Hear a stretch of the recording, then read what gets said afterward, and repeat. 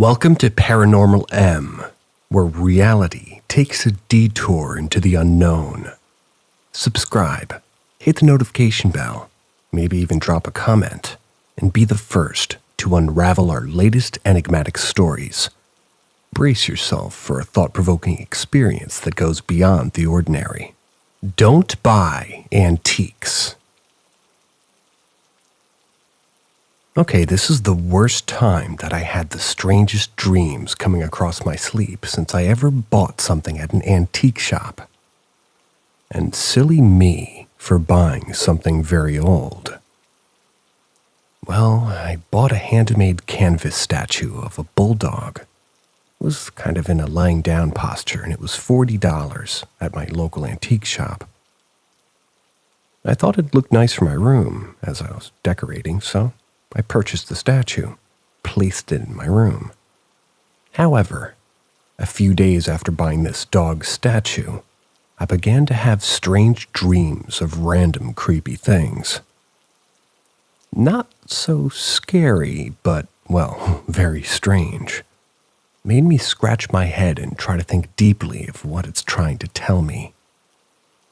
Until now, I had a very, very strange dream, and just made me decide to throw away the dog statue, once and for all.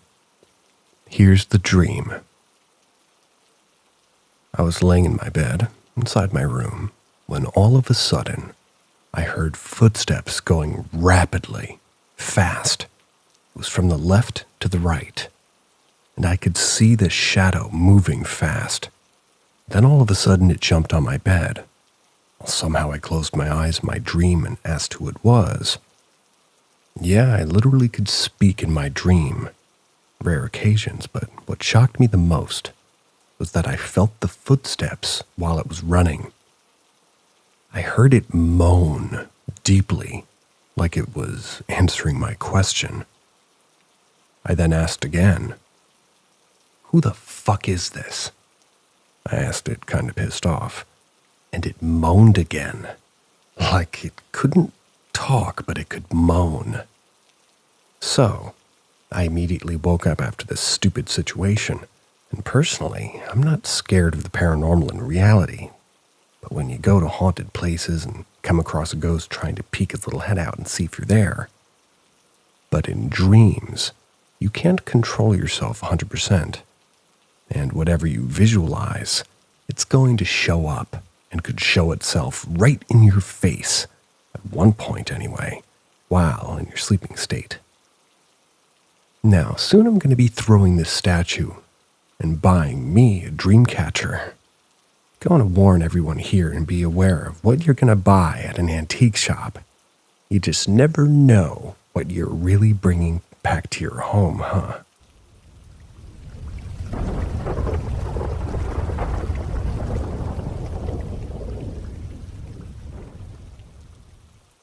Some interesting things happening.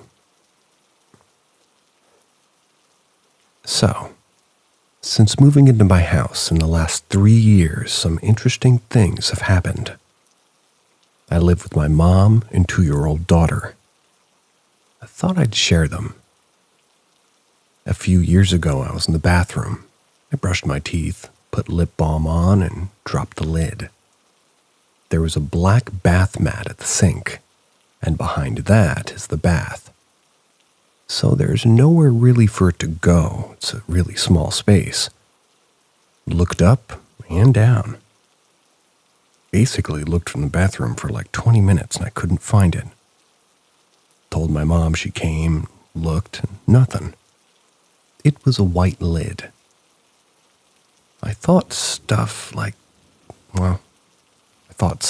it. I can't find it. I even said to my mom, it's like it fell into another world. I went back like hours later to grab something, opened the door, turned the light on, and clear as day it was sitting smack bang in the middle of the black bath mat. It sent shivers down my spine. It was so odd to me. There's no way it could have, how I could have missed it. So I picked up the bath mat and shook it while looking. In the last year, I lost a necklace of mine. Same thing. Looked all over the house, bathroom included. Couldn't find it. Then went into the bathroom late at night, and it was sitting on the sink. Right there, clear as day. Could not be missed. Right in the middle of the left side. I emptied the whole sink top off when I was looking. Everything. Wiped down everything too. And the sink while I was there. I didn't wipe over it. It just wasn't there.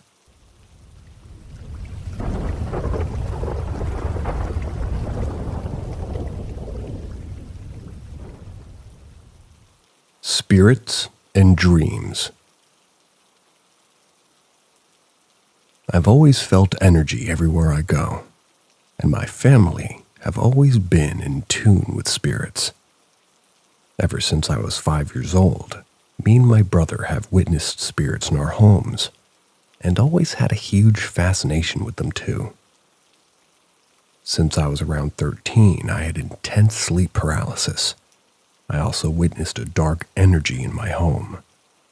My entire family also witnessed this dark mass of energy multiple times too. Around this time, my parents were super negative, always fighting. Dad super verbally abusive, and physically to my mother. Mother was an alcoholic, so it set a lot of shitty energy going around this room. I also started to receive visitation dreams from past relatives. They would pass on messages. Me and my brother used to hear footsteps in the attic, and an old guitar which was enclosed in a case would also play. That one freaked me out the most. As the years went on, and my brother always said that there was a dark energy in our home, but our parents could never see it or believe it. Eventually, my parents divorced around 2 years ago. I started to become more in tune with energy around 3 years ago, and my sleep paralysis began to stop. I guess I was in more control. These last couple of weeks I had an off feeling of energy, as if someone was going to pass soon. My grandmother had gotten very quickly in decline in health terms, which I feel will come to an end soon. Overall, my question is, do any of you believe I could have a connection with a spirit, or could I just be looking too far into things? Last week I had a dream. In this dream, I found out I was pregnant, and then had a visitation dream from my grandparents. They were so happy to see me, and that we were just catching up. As if we see each other all the time, actually. And last night I had a dream I was in a forest with about 10 women. Got a sense of family from them and protection, but they were trying to explain to me that I have this gift to connect with them, and how I can always reach out to them. I then further dreamt that I had a baby girl, unsure if it was connected to the dream from the previous week.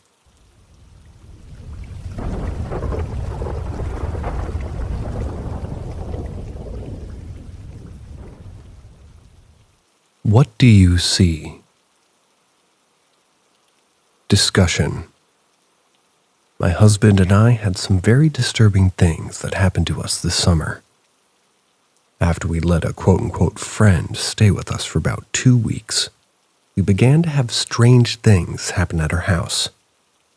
As crazy as it sounds, the guy we let stay with us claimed he needed somewhere to go because of, quote-unquote demonic shit.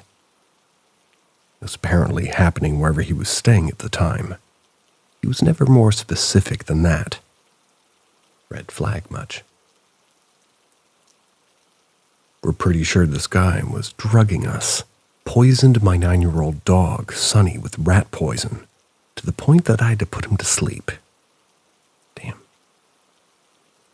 When I found out it was rat poison that caused his illness, it was too late. Sonny died while this guy was staying with us. After he died, we found rat poison behind the fridge that neither us nor our landlord put there. Sonny's food and water bowls were always up against the fridge near where the poison was hiding. Next to the poison, we found where somebody had made some sort of effigy out of a Q-tip and some of Sunny's dog hairs that was clearly made to look like our dog. So freaking weird. At this time, we were already hearing someone or something knock at our walls and windows at night. Always in threes. We were and are pretty sure the guy we let stay with us was breaking in and out of our house when we were gone. We discovered that he had made a makeshift altar out of random shelving that we had. We never noticed it while he was here. We're pretty hazy on some of the times, at least when we were there with him, which we've since figured out he was probably drugging us and possibly, hypnotizing us. We really aren't sure what we all went through, but he was there, and then after he left, I began questioning both mine and my husband's sanity. Every single night we would stay up, and without fail, something came knocking on our walls, on the ceiling from the attic. I thought we were going nuts, until one night one of our windows opened and we heard pigs squealing, or to be more clear, someone or something making that noise.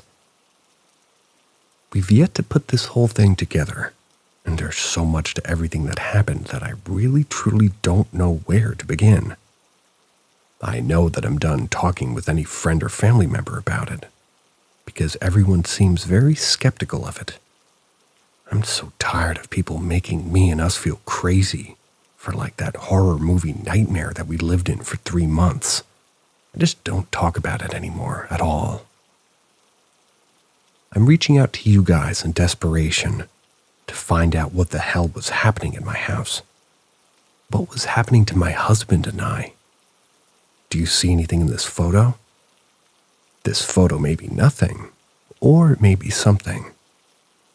This is one of those nights when I was up working on my laptop. We believe we were very guarded because we believed someone had been breaking into our house. We found a glass bowl of pennies with 2 bullets lying on top of it. It was on our nightstand by the bed, and all sorts of other strange things, plus the knocking sounds. I started to feel like it may be more than someone fucking with us, and felt like there was this bad energy. Sometimes I'd knock back on the wall, and then someone or something would knock 3 times again in return. Weird shit. Anyway, I was on the floor of my laptop near this window when we started hearing noises outside again, squealing and knocking. After a couple of minutes, I had decided to start taking photos outside the window to see if I could catch anything quickly. This photo was taken as I hurried to raise the blinds. I knocked them off altogether. It made a loud crash when I did so, but I still snapped the photo quickly. If that's a person's face I'm seeing, and I'm really not certain what it is that I'm seeing, at the time I thought it looked like a jester or something, but with an unsmiling face. I feel like a person would have looked shocked or caught by surprise, but the image I saw and still see today seems unmoved. Maybe I was exhausted and seeing too much into it. Maybe it's pareidolia, nothing more. Maybe there's more there that I cannot see. One of you guys can enhance the photo and see if there's anything else. Maybe it's a person. Maybe it's a demon. Maybe it's nothing. The only thing I'm sure of is that some weird shit was happening at the time and things felt not right. I lurk Reddit, and I don't post a lot. I thought about posting this with a throwaway, but decided against it because I wanted you guys to know I'm serious and not some person trying to get attention or shitposting. Regardless of what's in the photo, weird shit happened to us. Bad shit even. I've been, left very depressed over things that happened to us over the summer. I'm nearly 4 months pregnant now with my first baby, but I had 3 previous miscarriages.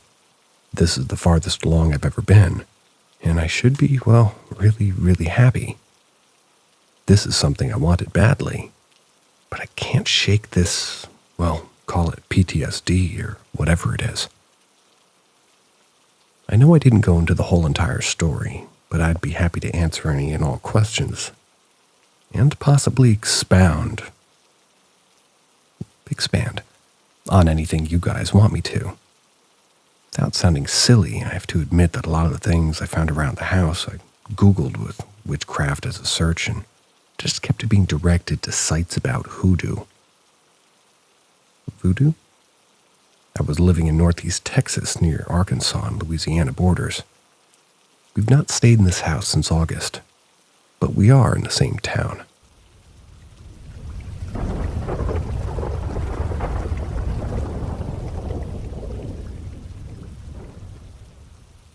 Ask Reddit. I grew up on a farm on the west coast of Scotland. This farm was on the top of a hill about 3 miles outside of the nearest village. The oldest part of the house, well, now used as the kitchen, along with the room above it. This part of the building had been continuously in use for at least, 500 years. Although there's evidence of people having lived on that spot for far longer.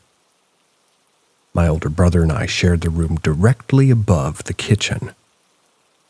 We had a separate staircase for everybody else. Several internal doors separated us from the main house. These doors could not be opened silently. Our grandmother, who we lived with, she told us not to worry about the noises at night, and that she thought the farm was haunted. We laughed it off to begin with, but I swear that once or twice a month we would be woken by heavy, fast-moving footsteps running up and down the old wooden stairs outside her bedroom door. Up and down for around 20 minutes at a time late at night. Far too heavy and fast-moving to be her grandmother. Sometimes the steps would pause, creaking on the floorboards outside our rooms for a minute or two at a time. We never ever left our room if we heard anything, and I'm still not sure what it could have been. Still spooks me out thinking about it. Got more spooky tales on growing up in a very old farm in Scotland, along with some of my grandmother's stories working in various old hospitals in Glasgow, if anyone's interested.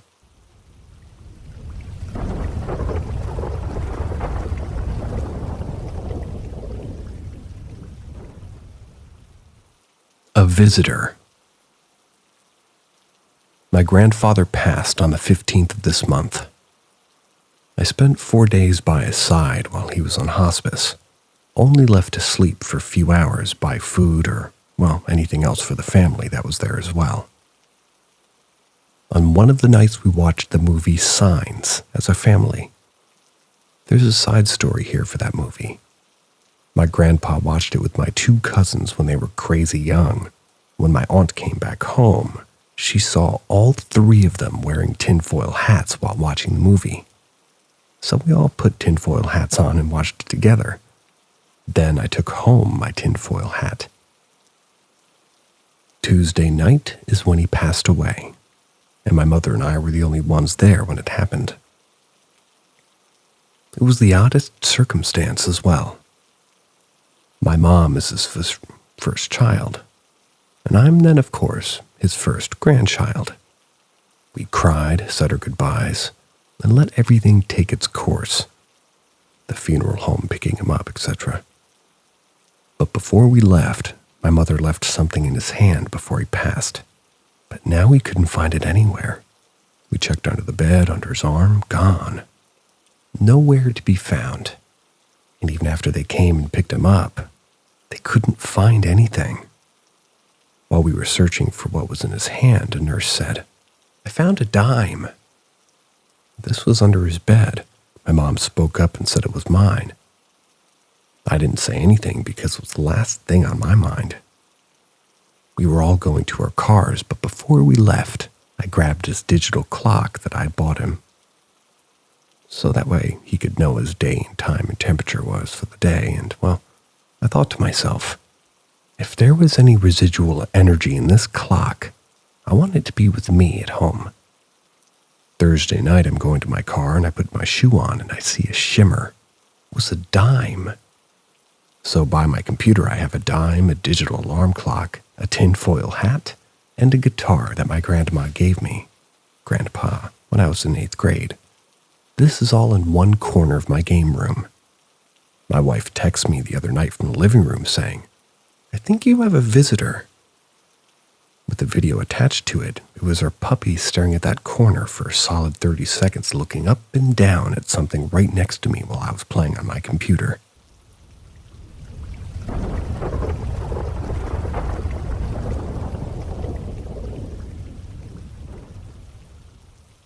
Encounter number 1. I want to start with stuff that happened when one of my best friends passed away. I won't get into the backstory.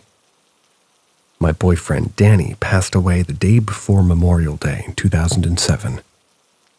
I took his passing hard. A couple of days after his burial, I came home and I was looking for a parking spot. Danny and I lived on the same block, still under the parents' roof, and the only parking spot that was available was straight up right in front of his house. I couldn't park there, not at first. I was still fucked by his passing. He was 26 years old, and I was 24. I must have circled the block a good 5 times until my girlfriend at the time kind of got fed up and told me to just go park.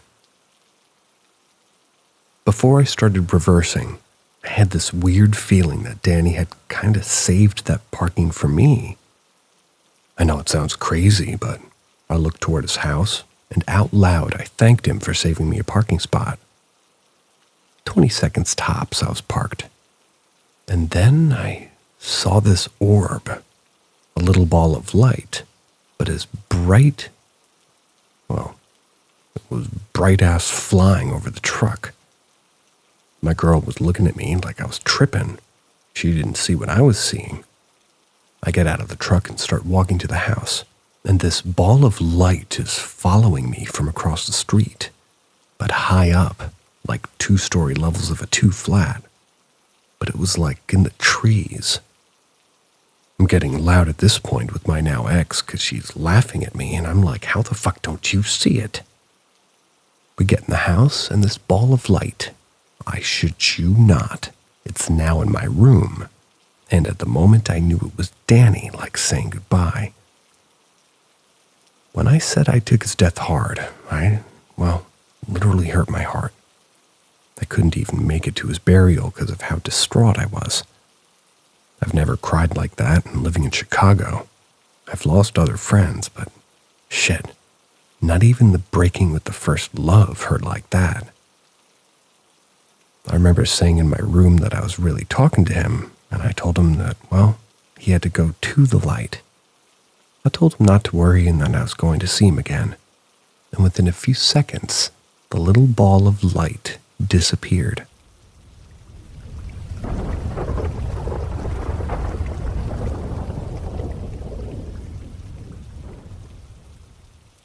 Encounter number 2. My second encounter with the boy Danny happened in a dream. A dream that felt all too real. In this dream, I was driving down a highway in an expressway. I was driving a nice white car. The interior was beige. As I was driving, I happened to look over at a passenger, and there he was. Danny was in the passenger seat. I was shocked. I couldn't believe it. And in this dream, when I looked at him, and he looked at me, I straight out in a shocked tone of voice asked him, "Danny, what the fuck are you doing here? You're supposed to be dead." I shit you not. He looked at me with a happy-ass smile on his face, and just chilling there, enjoying the ride, and said, "I am, but that doesn't mean I still ain't here with you." All I did was nod at him and said, "Fuck it."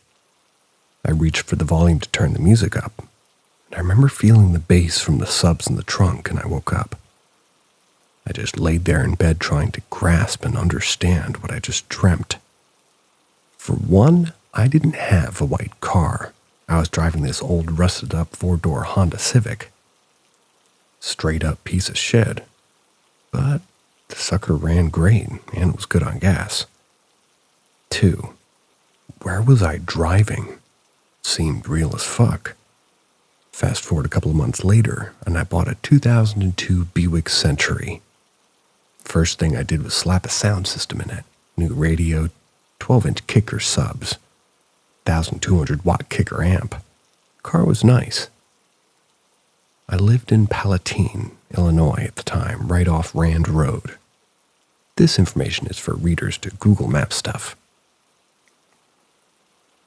I worked right off at the 290 in Higgins Road.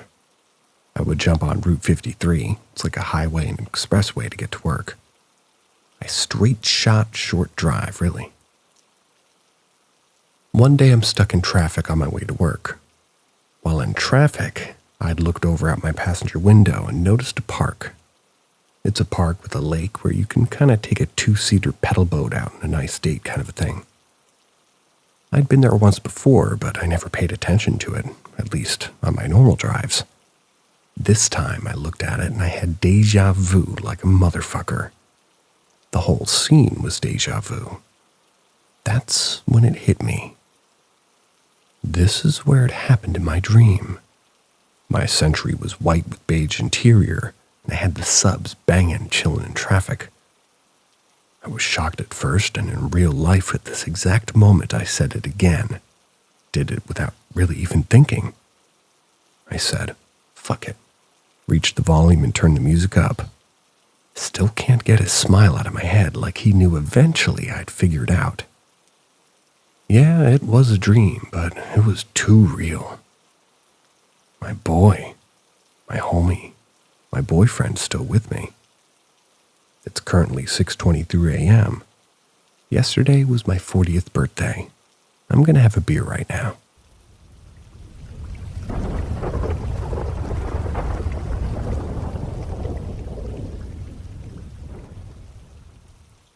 A house full of demon. I'm an investor. I purchase rundown houses and I rehab them as a bit of a side hustle. I sold my primary house in Massachusetts in 2020 and purchased a few rentals in northwestern Florida and the 2 adjoining lots in need of major repair. It's in a pretty run-down part of town. Took me 2 years to rehab 2 duplexes in a single house. I stayed in the single house.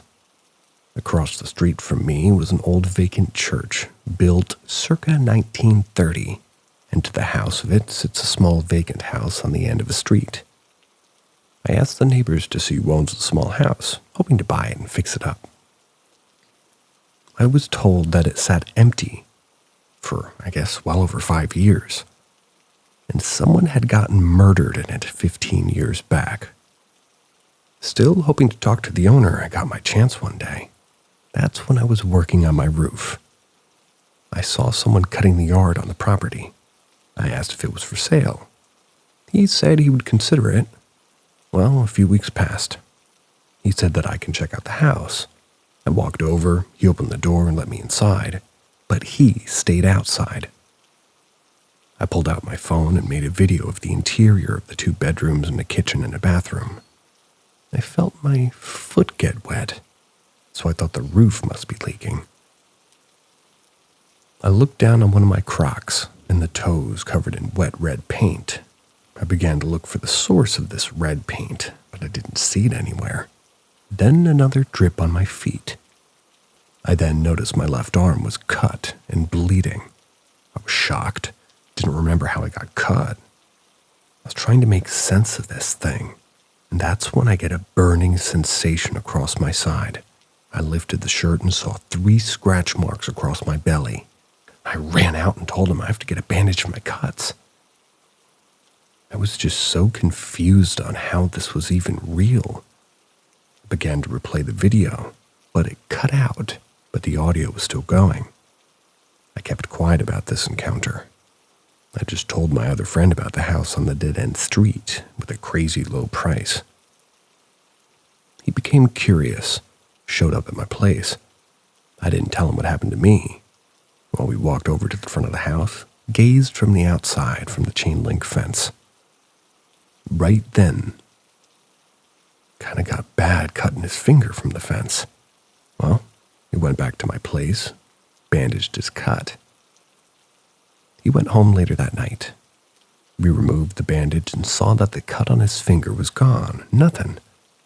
I then told the story to him. A year went by and the small house was sold to another investor. Many months of renovation went to an Airbnb vacation rental. A few months into the business, there was a large pool party in the backyard on a Saturday with over 100+ guests. I was outside making sure they won't park and trash all my properties.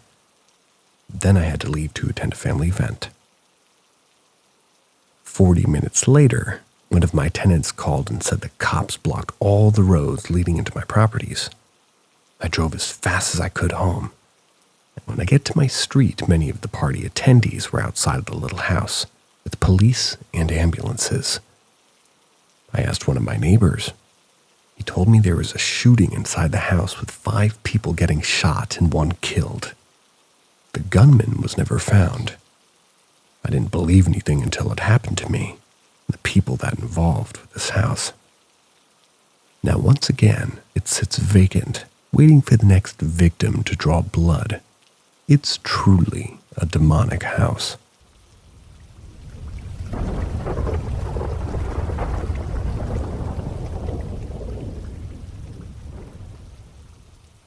Conversations with dead people. When I was 13, my 4-year-old sister was run over by the city garbage truck in front of our house. It wasn't the first, but the most traumatic death that I've dealt with. It was bad enough that the first responders were sent for counseling, and I still suffer from PTSD because of it. But this is my father's story.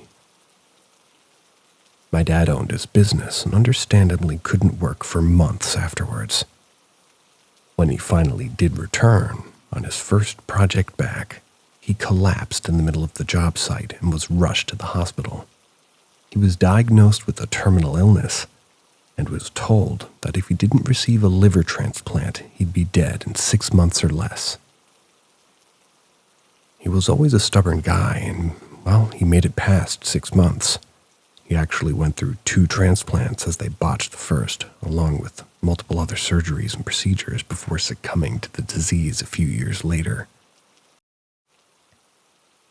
But I often wonder if what transpired during his transplant surgeries, if they may have been something to do with why he's been able to reach out since he passed. None of my other loved ones have. I don't know the reason. But I do know that the stories are worth sharing regardless. My father woke from his first transplant, and after the ventilator was removed, he mumbled a name or something to my aunt. She sort of dismissed it as a drug and stress-induced nonsense moment, until a couple of days later she was reading the newspaper, came across an obituary with the same name my father had mentioned. She asked him about it. He proceeded to tell her that a man was waiting for him on the other side of consciousness, that he had given my dad his full name and a message for his family, and proceeded to show my father his murder. Must be some strange coincidence or something, saying everyone's rational mind. But the more my father described it, prior to there being any published information about the death, the more impossible that became, including the murder occurring the same date and time as the surgery. The police were eventually called because my father was so insistent on the message, and it needed to be sent to this guy. His name was Brent, and he needed to send this to his loved ones. The detective that returned the call was obviously skeptical and dismissive. He basically asked my father quite sarcastically where the murder weapon could be found, since he had a front row seat and all. Brent had been in his girlfriend's house when her soon-to-be ex-husband showed up and shot them both. The woman survived, so the shooter was in custody, but Brent died on the scene. They had not recovered the gun. It was a detail really never made in public. To the detective's surprise, my dad told him correctly exactly where to find the gun. It was after that my father was told the man's mother would be calling him. He was able to tell her and the girlfriend that Brent loved them, and that they didn't need to worry because he was fine. My father kept in touch with Brent's mother over the years. I know how crazy it sounds, but it's true. The surgeons, as brilliant as they were, had not connected a bile duct in the first liver, so it was slowly dying. And so was my father. Actually, from the diagnosis, it seemed much more like a prolonged death rather than life. It was over a year before a second liver became available. My dad was in pretty rough shape by then. My family jokingly told him not to go solving any murder mysteries this time, and to just get through it. He laughed and said he'd try. I mentioned he was stubborn, but he was a sarcastic son of a bitch who taught me early that being a smartass was far superior to being a dumbass. So, he could dish the dark humor better than anyone. But this time around, there were no visions, messages, or conversations with dead people. But he was visited by one. He said that my sister sort of simply sat in his lap for the duration of the hour-long operation. He didn't see her or anything, he simply knew it was her. I don't know if the second one was that much harder on him or if it was just spending time with him and my sister, but he seemed to tip the scale even more to the side of dying after that. Not that he didn't fight, but that he had some of the fight taken out of him. Exactly 1 week before his 21st birthday, he died.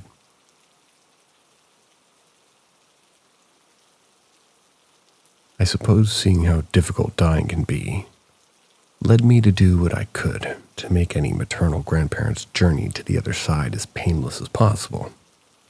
My husband and I, along with our 2 small kids, moved in with them 2 years after my dad passed.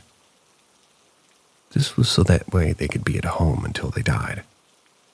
Caring for them and my little one full-time was draining, and despite it being the goal, I felt horrible when my grandfather passed. I often cried myself to sleep, worrying about my grandma and a million other things. I'd moved into the room my grandma had slept in to be closer to my grandma, which was also weighing on me. Then one night I had what I call a dream, but I considered it to be a visit from my dad, basically. There was no visual or auditory sensory impression of any kind, and the physical sensation was very different from any dream I've ever had. My father simply sat, held my hand through the night. I simply knew it was his hand, so, it was just so familiar, even though it had been 2 years, really, since I'd held it, and even longer that I'd held it enough to recognize it just by the feel, and yet I did. Still cried the following night, but they were tears of joy. It was almost like I was a little girl having a bad dream until Daddy came to wake me up, even though it was just the opposite. There aren't really any words to describe it, but it's something I'll never forget. I didn't notice how similar it was to my sister's surgery visit to my father for several years, long after both of his visits had concluded. We were still living at my grandma's second time he came. My grandma wasn't doing so well, and our boxer dog, Jake, basically my third child, had suddenly developed a huge tumor. Now, along with being stubborn, sarcastic smartass, my father was also a dog lover and a hippie, though only the dog lover part is relevant. He'd never not had a dog, and when my niece, his first grandchild, started to speak, she called him Grandpa Doggy. And it fit so well we literally inscribed it on his headstone. So upon the realization and devastation of having to put my dog down, but also the knowledge that my dad was around somehow, I went to the porch alone and hysterically sobbed, speaking to him out loud. I begged him to watch for Jake and let him into his heavenly dog pack or however it worked, but to please just watch out for him until we could get there too. I live in the Rocky Mountains, where the weather can be somewhat confusing. This was an afternoon around the end of April and close to 50 degrees Fahrenheit. Yet there were clouds overhead and an extremely light snowfall. I still smoked at that time, so after my blabbering and begging, I sat on the porch to smoke in a nearly hypnotized state, drained and staring north. I was staring at what I thought was nothing. You see, I'd been staring at a single snowflake since I sat down, which was close to 5 minutes now. I'd initially assumed it had fallen on a cobweb or something, until my brain kicked back. I realized that even if it had landed in the cobweb, it would have melted. Half the flakes were melting before they even hit the ground. There was a cold, electric, almost breeze all around me. I sat up straight, holding out my hand. I said, "Dad, if that's you, will you—" Didn't have to finish my sentence before the snowflake drifted up over a foot, and from my left side where it had been hovering and into the center of my palm, where it immediately melted. I didn't even have to finish the sentence. I could almost hear him sigh and picture him saying sarcastically, "Took you long enough, dumbass." To this day, I get goosebumps when I recall that time, and of course I cried again. It's been over 15 years since I last felt his presence. In the meantime, I've lost more people than I can say, including my mother and my son in 2017. I've had a moment or two of frustration or resentment, especially with my son, wondering why he can't just let me know he's okay or say hello, but I try to stop myself quickly. I'm lucky enough to have several experiences that continue to occur where I work. I've heard and seen things that, well, if logic were applied in an attempt to rationalize them, they'd make even less sense. I'm lucky enough to not have one but 2 occasions where my dad comforted me after his life was over.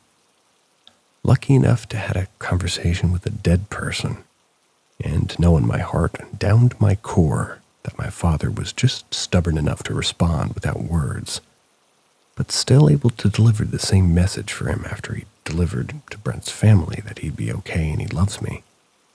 So I hold on to that as truth, really, for everyone I've lost. And I'm passing on the message for anybody else who could use a little bit of hope.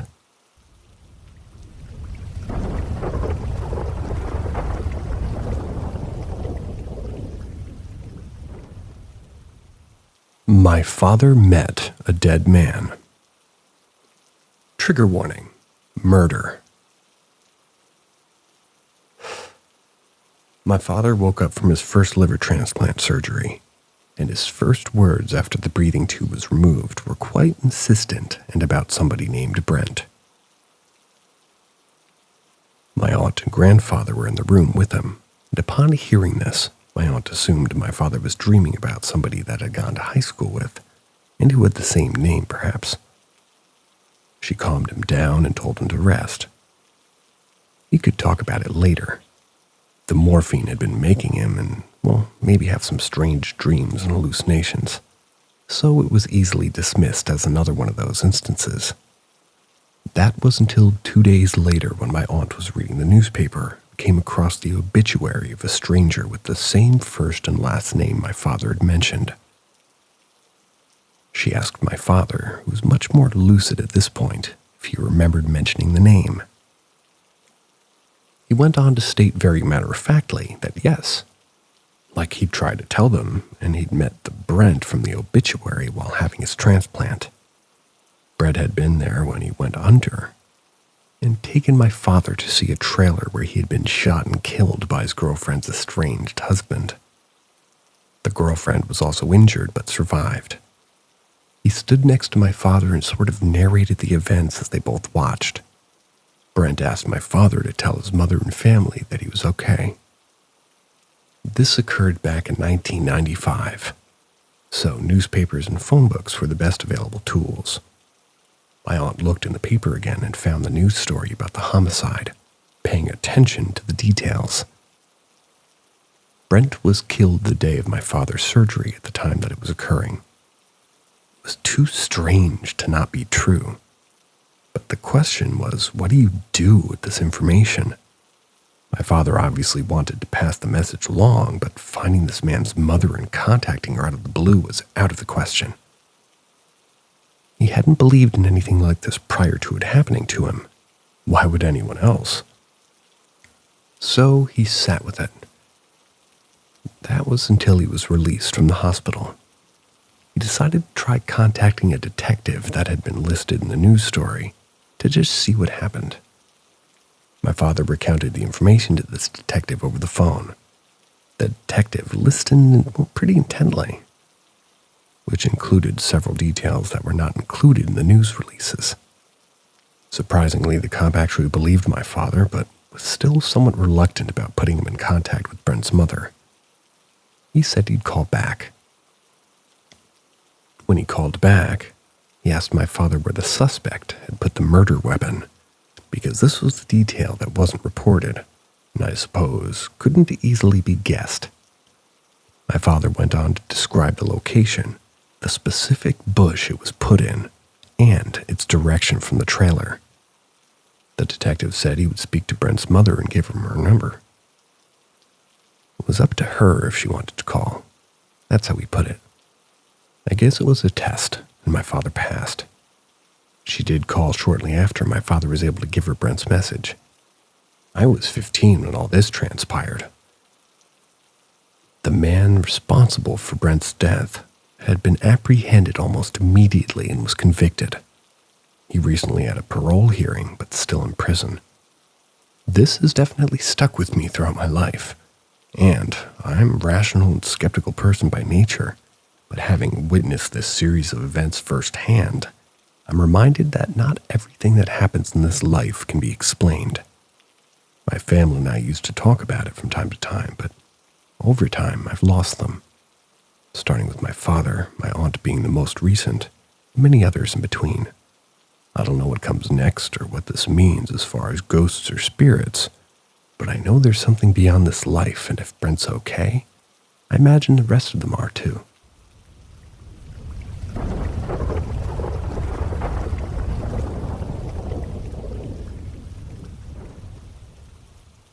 Exiting the simulation. Short, sweet, and to the point. Last night, while sleeping, I woke up in a dream to a location that seemed more real and more tangible than our current reality. Albeit brief, I felt more alive waking up while in the dream than I do now. When I came in my dream, I just was blindfolded, and then there were people there who were aware that I was awake. I sat up in a panic and they said, "You're not supposed to be here." And they shoved me back down into the dream. Being thrust back into the dream caused me to wake up into our current reality entirely befuddled. I've experienced sleep paralysis, and I've also experienced what I believe to be an alien abduction, which I've shared before. I'm not sure what any of this means, or if it means anything at all, other than the fact that I want to go back to wherever that was. That didn't feel like a dream. It felt more real than what I'm experiencing right now, typing this out. I don't know.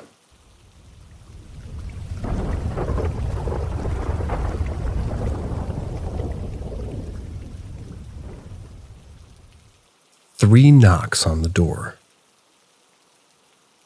My mom and my aunt live out in the suburbs, not much around them except for a horse farm and some woods.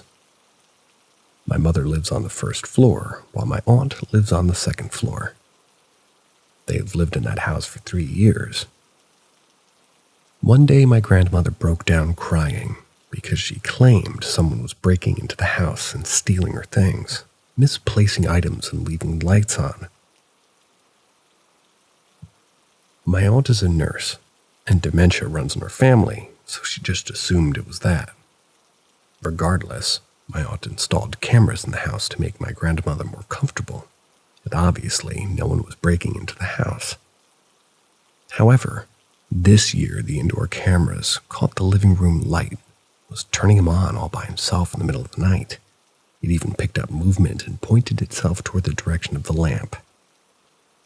I chalked it up to faulty electricity. My aunt called an electrician. He checked everything out and said everything was fine. They ended up installing solar panels shortly after. Another time, my mom was shutting off lights and locking her doors for the night.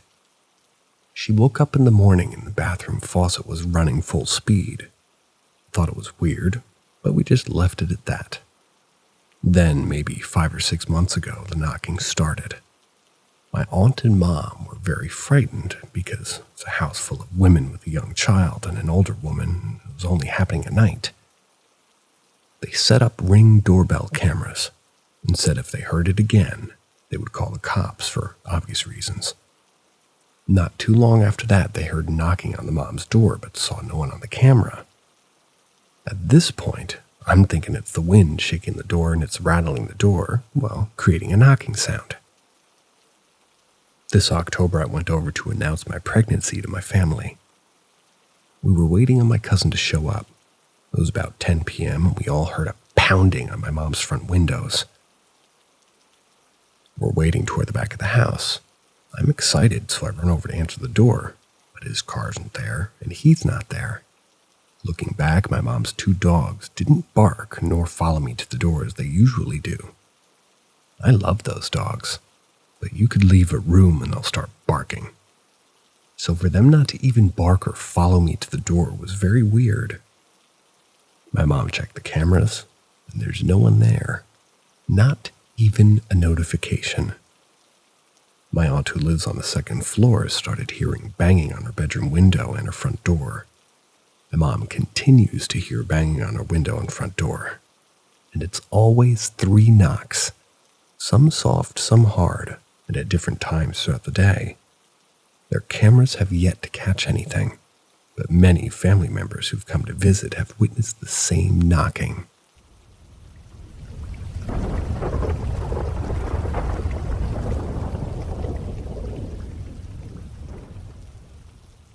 Heard footsteps walking around at 3 a.m.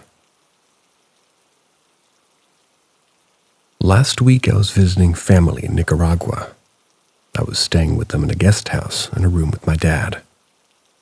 The room has its own bathroom, and my cousin set like a divider and made my bed and my dad's their own little private room with the curtain separating them. My dad had the habit of waking up super early in the morning and making a lot of noise when walking to the bathroom. However, the night before our flight back home, I was awoken by the sound of footsteps walking around. My initial thought was, there he goes, up so early. I expected the light to be turned on, but they never did and kept pacing around. My second thought was, why is my dad just walking around with no flashlights and won't turn on the lights? I grabbed my phone that was on my bed and checked the time. It was 3:02 a.m. At that moment, I realized it wasn't my dad, and I laid frozen in bed. By 3:20, I heard some sound coming from my dad's side of the room, and I see a flashlight. I asked him if it was up. He said, yeah. Then he got up to go to the bathroom, and as he walked to the bathroom, his footsteps sounded lighter than what I previously heard. The footsteps sounded heavy and fast-paced. I told my dad about what happened, and he believes me, and so did my cousins and family members. They said they've also heard strange noises coming from that room, usually when it's empty. I'd never been scared, but that night put doubts in my mind.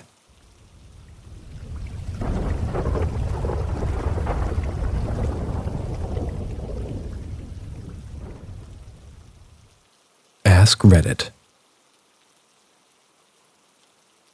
I was a teenager.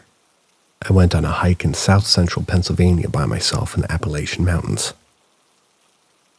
It was a day I was playing hooky, so there was nobody else at the small trail, at least that I could see. You had to drive there and there was no foot traffic. I was young and had been talking and singing and horsing around the whole time. totally unconcerned. I was yelling things off the top of the mountain, and on my way down from the mountaintop, I heard my dad's voice call my name and ask for help. I thought I was having a stroke. I stopped and almost started to follow, thinking, what the fuck is my dad doing here? Did he follow me or something? Then I came to my senses, told myself, my dad is sitting in his office like an hour or more away. I heard it 2 more times in the space of about a minute or two, calling my name and telling me to come here and help me. It sounded so insistent, like it was urgent, and it was without a doubt my father's voice. I never ran so fucking fast. I used to do this hike in bare feet, and I remember fucking my feet up hurrying down the mountain. Never went back, and to this day, don't know what the fuck that was. I immediately drove to my dad's office, and he was sitting at his desk working.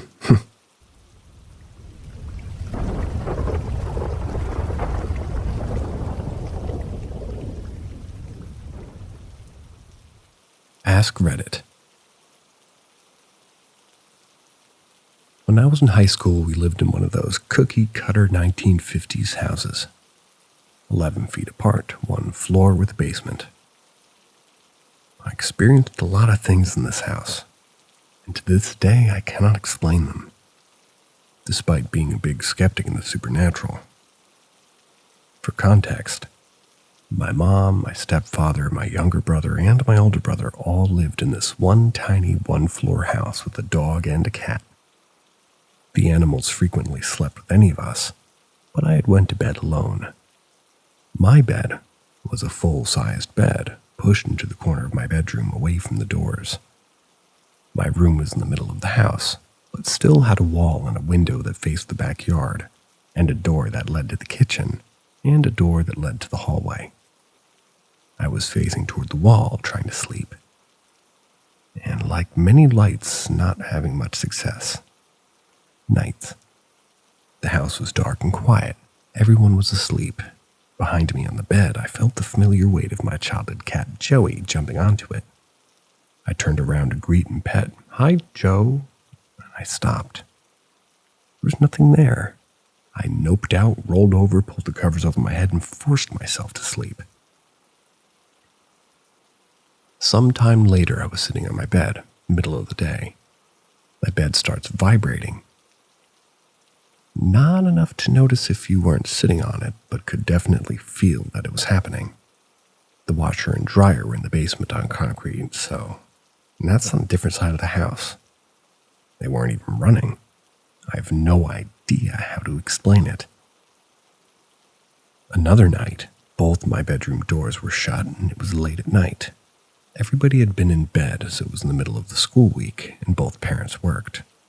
Dead silent except me waking up to a middle-aged man whispering, "Damn," in my bedroom at the foot of my bed.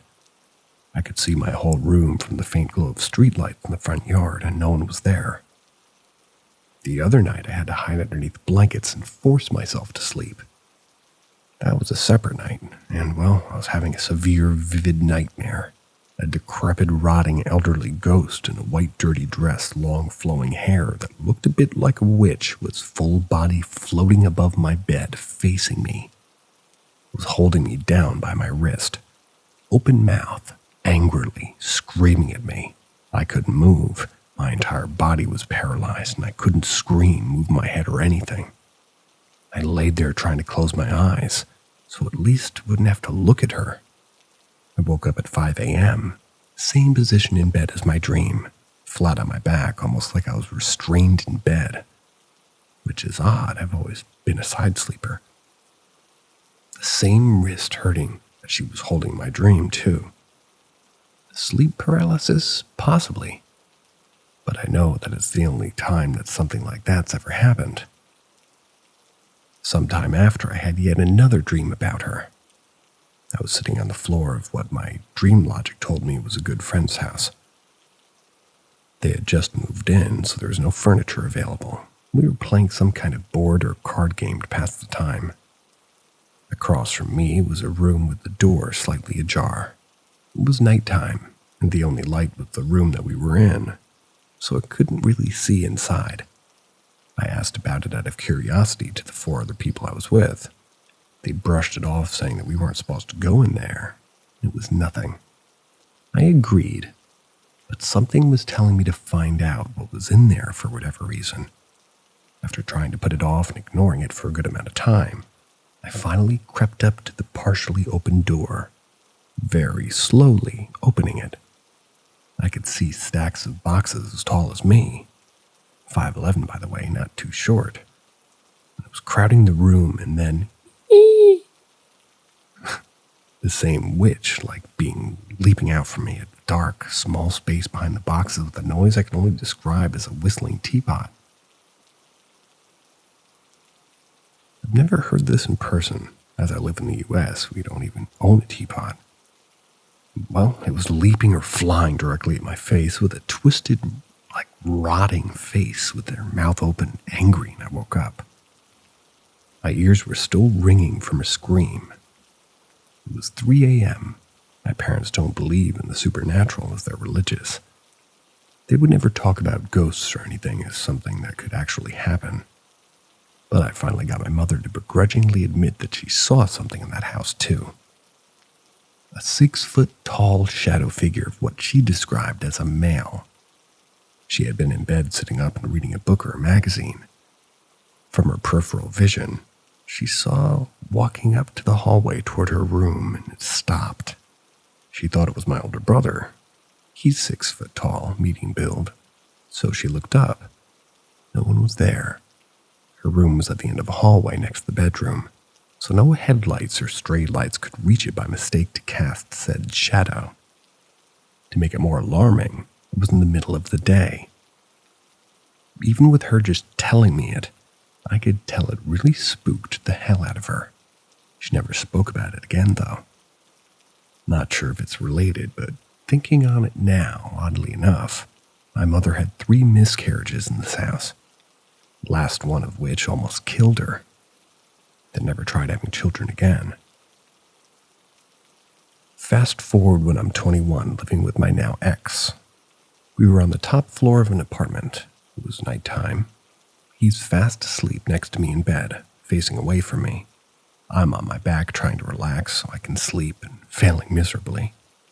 My eyes are closed, but through my eyelids I can see a bright, slow white flash of light at the foot of my bed coming from the dresser drawers that are closed. Which is odd. The curtains are closed on the only window in the room, which is to our left. The doors to the room are shut. It's pitch black in here, and there's nothing but woods outside our window. I saw the lights a few more times in that room over the years and still have no explanation for it. I've seen the same lights in a few other places, but very spaced out over the years, and always when I'm in bed trying to sleep, when I have my eyes closed too. Now jump to when I'm 22. My parents and younger brother and I moved to another state, to a house that had only had one other owner before us. So you could kind of think of it as a brand new house. We had finally gotten our things delivered by the movers, and it was just barely nightfall. My younger brother and I were in his upstairs bedroom. My parents were out to dinner somewhere local. My brother and I are on the floor chatting, going through a penny jar that he found that was left behind from a previous owner. They left a lot of trash behind. This is when we heard something hit the hardwood floor downstairs. We both looked at each other like, what the fuck was that? Knowing that we were home alone, especially. We finally gathered the courage to go check it out after a whisper fighting about who would go down first and what it could be. There at the bottom of the stairs, perfectly in the middle of where you would walk down from the stairs, in the kitchen was a shrink-wrapped brand new baseball. Weird. Our parents are sleeping and much too old for that kind of mischief. We picked it up. It was dry, no teeth marks. Someone would have had to pull the said baseball from the medium-height box it had been in from my parents' room. I remembered seeing it in the box along with other random things earlier that day. We passed that on the way down the stairs as it was directly at the top of the stairs. We threw ideas on how the noise could have happened. We determined it was the fact that it was from the baseball hitting the hardwood floor, but we would have had heard it go down every step, hit the wall on the landing at the bottom of the steps, then bounce into the floor if it was one of our pets. We specifically heard it drop once, no bounce onto the wooden floor. Testing it, somebody would have had to drop it from waist height directly onto the wooden floor. Still, no explanation for this, or why we even had a baseball, as nobody even actively played baseball in our home since I was 10, let alone any sports. A few years later in the same home, I'm sitting on the couch. It's really late. Everyone else had been in bed for several hours. The living room was a very open space that connected to the entire first floor. I'm watching TV. All the lights are off with the volume on low. I'm directly under my parents' bedroom, and in the insulation in this house, it's garbage, so you can hear people walking on the sidewalk outside during the day. That kind of garbage. The basement door faces the living room and sits under the stairs that lead to the second floor. This is just to give you a visual. The door is just to my left within clear view. I hear someone shuffling up the steps slowly from the basement as if tired. I leaned forward, and without sitting cross-legged on the couch, waiting for the person to come up, I distinctly remember thinking it was odd as my stepdad woke up really early on. Definitely sounded like my stepdad. He shuffles his feet when he walks, so I thought it was him. I waited to tell him how I didn't realize he was down there as it was so late. I waited for about what felt like forever, but had to have been only about a minute. And that's when it clicked.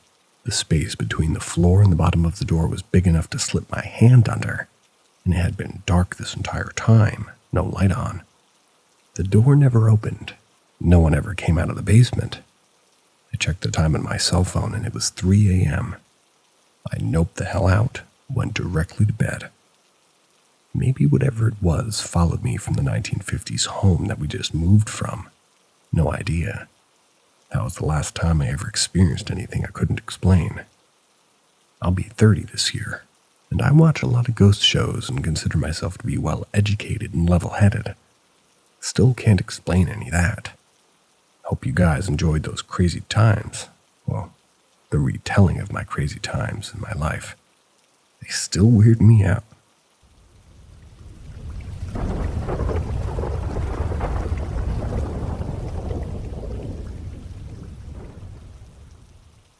Black silhouette woman figure pacing back and forth in my great-grandmother's kitchen. I was pretty young, not quite sure my exact age, but I was old enough to know what I saw. I was probably 10 or 11. I was staying at my grandparents' house to visit with my grandfather and play with my little cousin for a week or so. I had an air mattress set up in the living room to sleep on while my two cousins slept on the couches that are in the living room. The way the house is set up is you can see right into the kitchen from the living room, especially where my air mattress was. It was a perfect view of almost the whole kitchen. I was sleeping and everything was fine. No nightmares or anything like that. I didn't watch any scary movies or anything before bed. I woke up from my sleep and just looked around for a second. When I looked straight, I noticed a black silhouette woman pacing back and forth. I could only see above the waist because she was behind the kitchen table. She was just pacing back and forth. When I saw this, it freaked me the hell out. Got up and sprinted to my great-grandmother's room to wake her up. I told her I saw a ghost. I remember my heart was pounding. She got up to go check, but when we went out to the kitchen, the figure was gone. I've never seen it again. At least any other time I'd been there over the years. My grandmother says I was seeing things from playing, well, too many video games as she put it. But I know what I saw, and no one can tell me otherwise. I don't know what else to make of the situation, just kind of freaky, and thought I'd share my one only true experience of seeing a real ghost. I guess my only question is, why would they be pacing back and forth?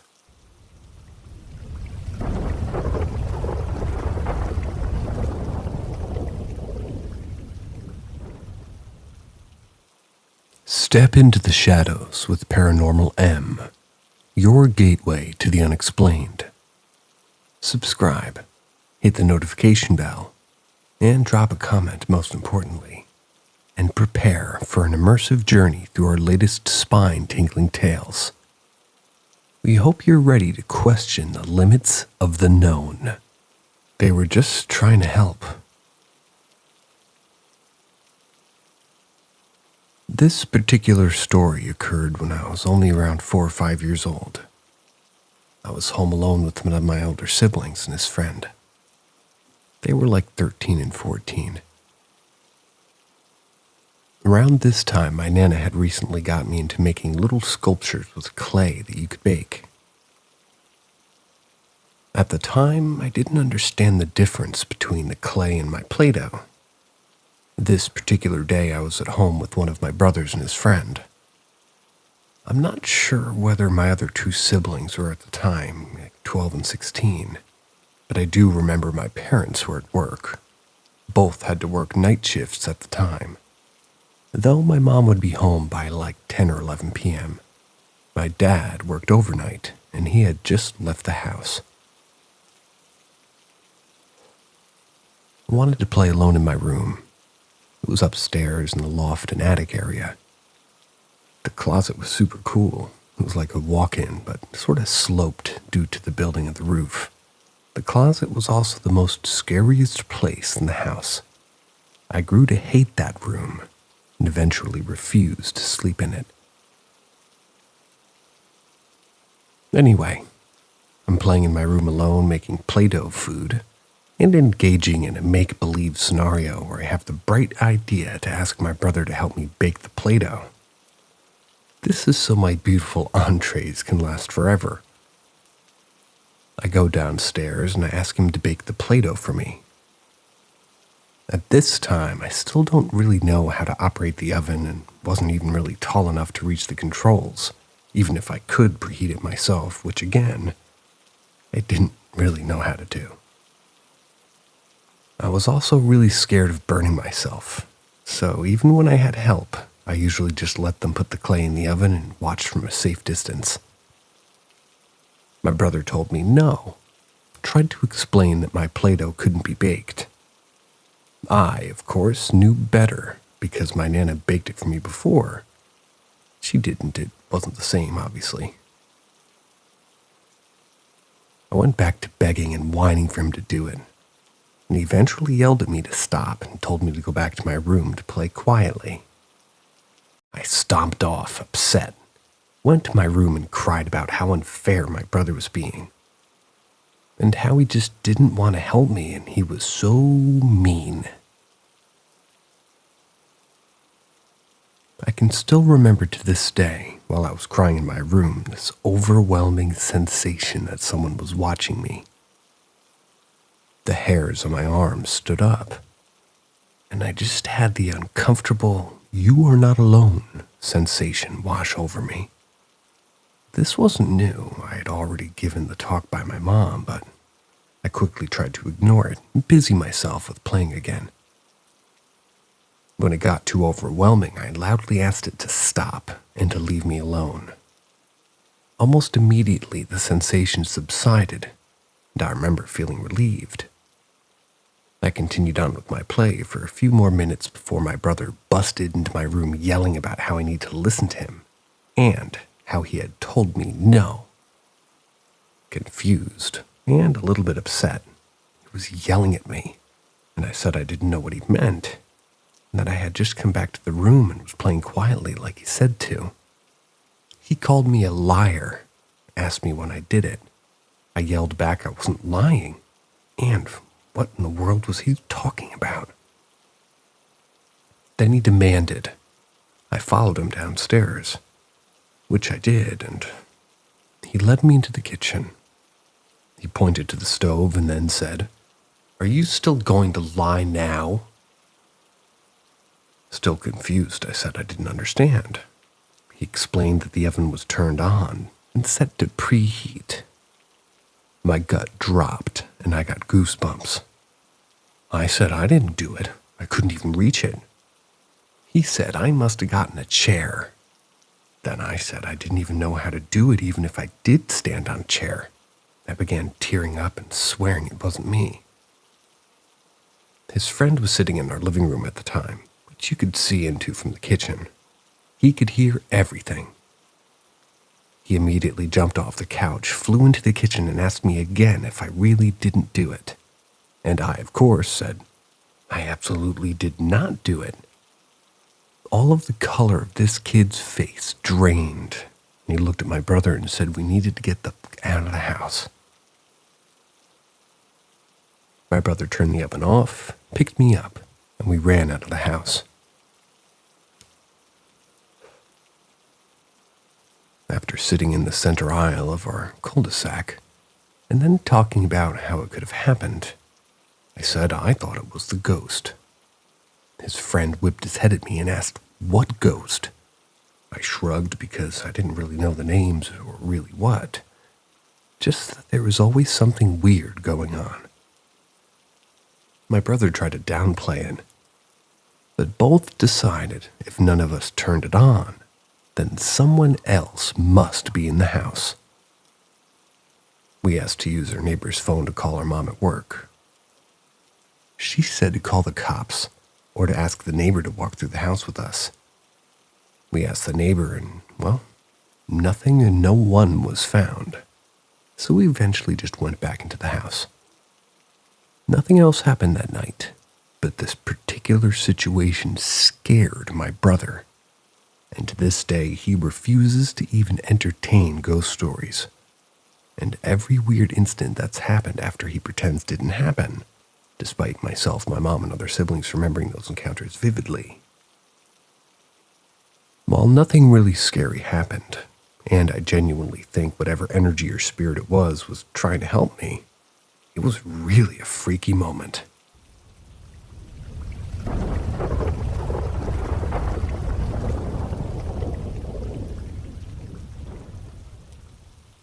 More than just a dream. This happened to me when I was 18. It was just a week or so after my abuela had passed away. For context, I was still an agnostic, not just in a religious sense, but spiritually as well. It's not that I don't believe in ghosts, but, well, I don't believe in ghosts. If that makes sense. Regardless, I fully believe that this experience was a spiritual encounter, and to this day, it makes me question the possibility of an afterlife. I was dreaming. Just a dream about something random. A normal dream whose plot I can't remember. Nothing deep. When I was interrupted by a flash of bright white light that filled my entire vision so fast. Then right in the middle of it, appearing just as fast, my abuela's face was there. She was smiling at me and covered in this white light. I was so startled I was jolted awake, sitting up in my bed with an audible sharp inhale covered in cold sweat. I've never done this, not even for a nightmare. The thing about this experience was she came to me so abruptly, so unrelated to the plot of the dream, and the feeling inside that I had just by seeing her face then caused this feeling of discomfort. It wasn't this pure, comforting feeling, but this visceral gut feeling like all my primal instincts, like they were just going off, seeing something like that. And like I said, I'm spiritually, well, I guess you could say spiritually agnostic. And having told this story to family members, I can kind of taste their doubt, and I accept it. Nobody can ever be 100% certain about the possibility of an afterlife, or a visitation without having experienced it. And because it happened during a dream, most people just brush it off as such. But to this day, I know what I saw. I know that wasn't part of my dream. I know there was a force behind her smile. Looking back, the story brings me comfort, knowing I saw what I saw. but I'll never forget that feeling of uncanny fear in the moment as long as I live. I guess that's what happens when you've seen a ghost. If anyone has any stories that relate, please share. I've never heard of anything like this.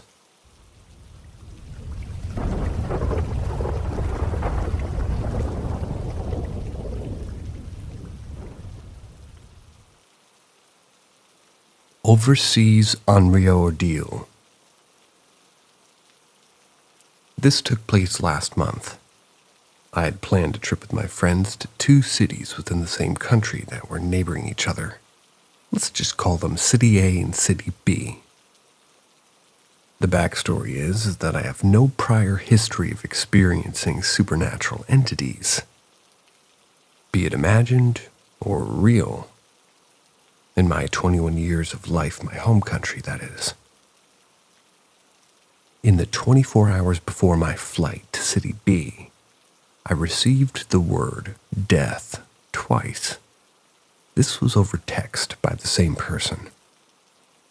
I considered this an omen. Thankfully, I touched down safely in City B. My friends and I then took a bus from City B to City A. My friends and I failed to observe many Chinese superstitions when selecting and entering a hotel room in City A.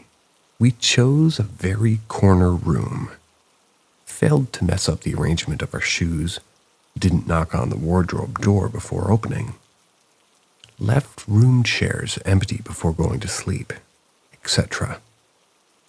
It didn't help that the room opposite our corner room was a numberless room, despite it being on a high floor with a beautiful city view.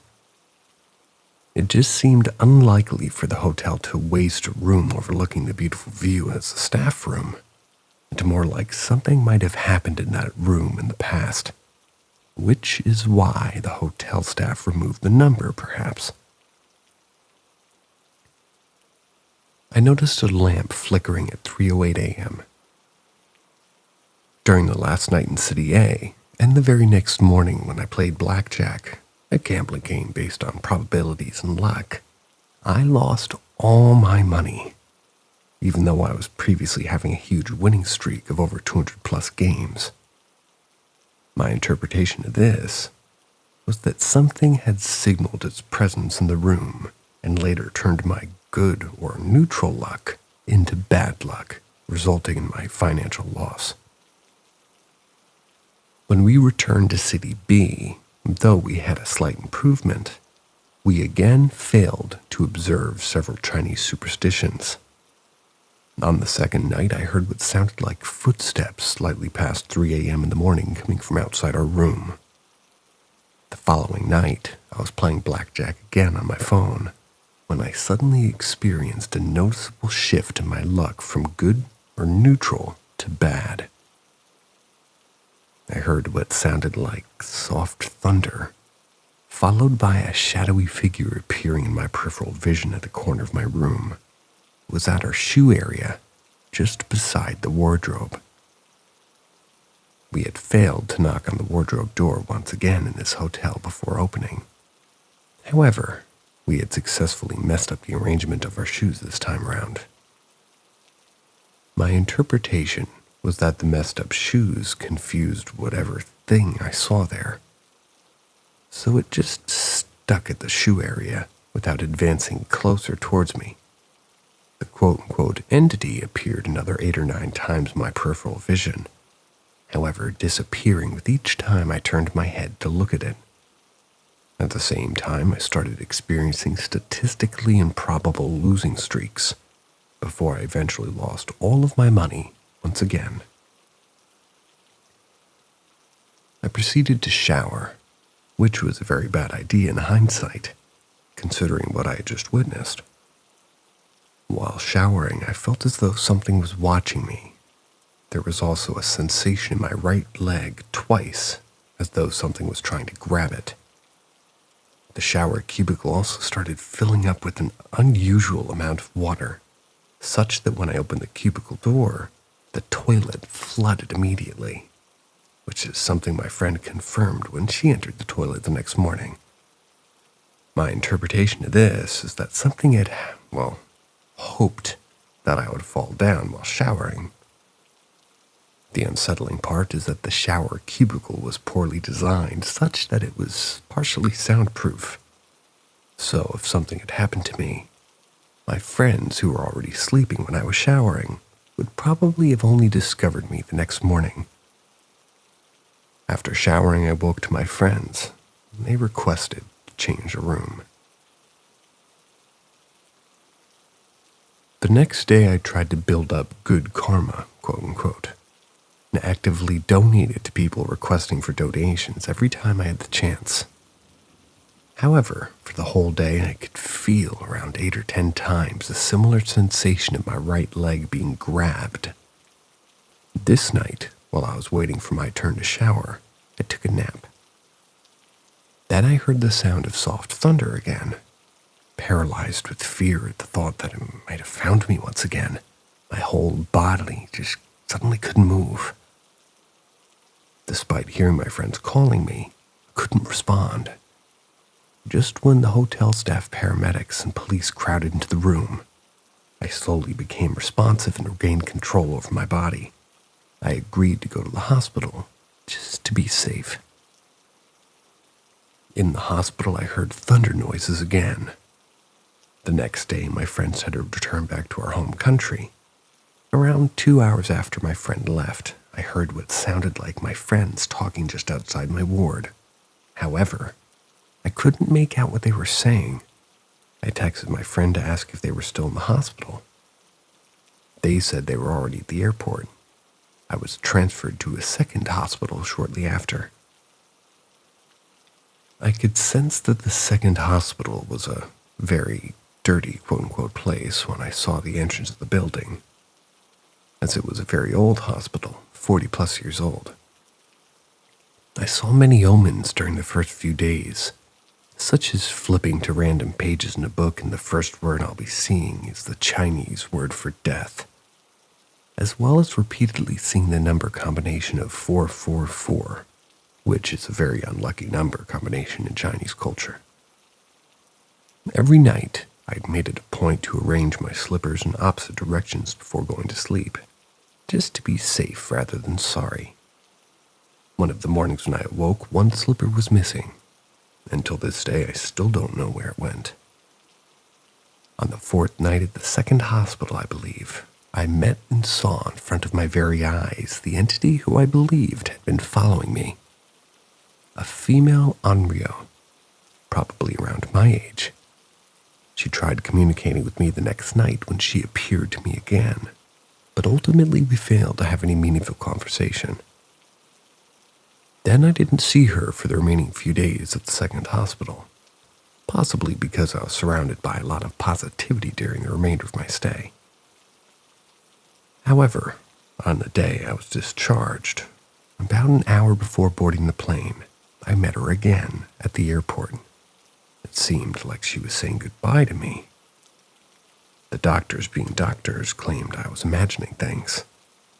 But you can't argue that the omens, the lamp flickering, me losing all of my money in my gambling account twice, and me losing one side of my pair of shoes, especially during or near the times of the supposed supernatural encounters, like they were all uncanny incidents. So what do you think? Was this all a figment of my imagination, or did I encounter something supernatural? I'll leave it up to you to decide. I vote the latter. At least on this one.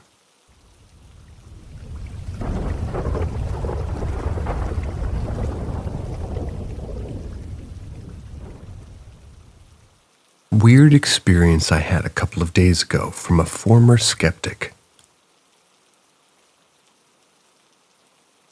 So a couple of days ago, some weird paranormal thing happened to me. I've been going like a whole week trying to debunk it, but I can't. A couple of days ago, I woke up at 5 a.m. to use the restroom. And things like kind of normal for me. Sometimes I like to wake up in the middle of the night to use it. I wasn't groggy or anything when I woke up. I splashed water in my face too.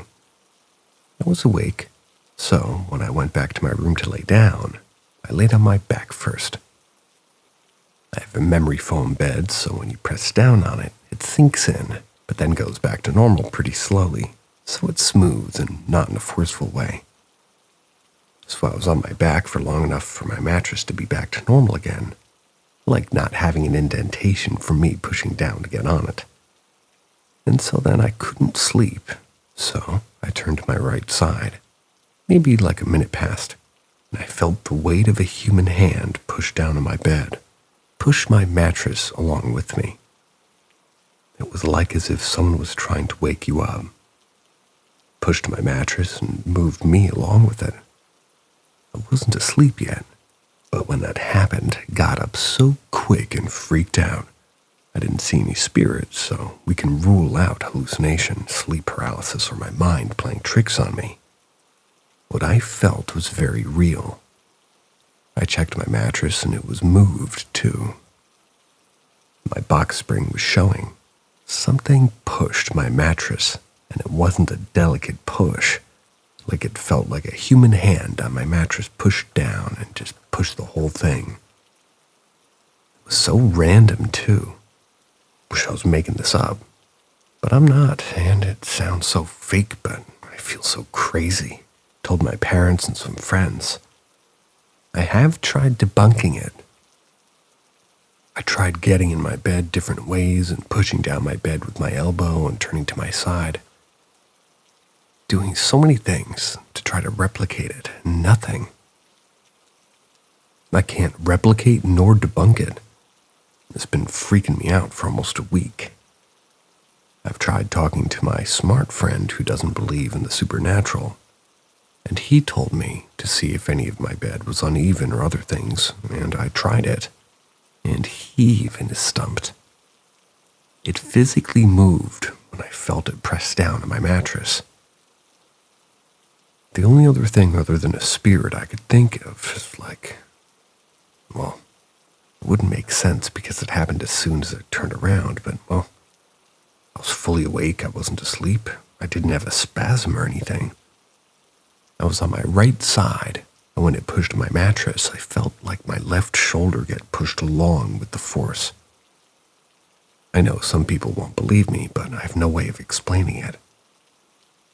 I've tried getting in my bed like forcefully to replicate what I felt, and I've tried pushing down first, then getting on my bed. I've tried elbowing my bed to push it down as far as I could, turn onto my side to see if I could make it happen among other things, but nothing at all has replicated that.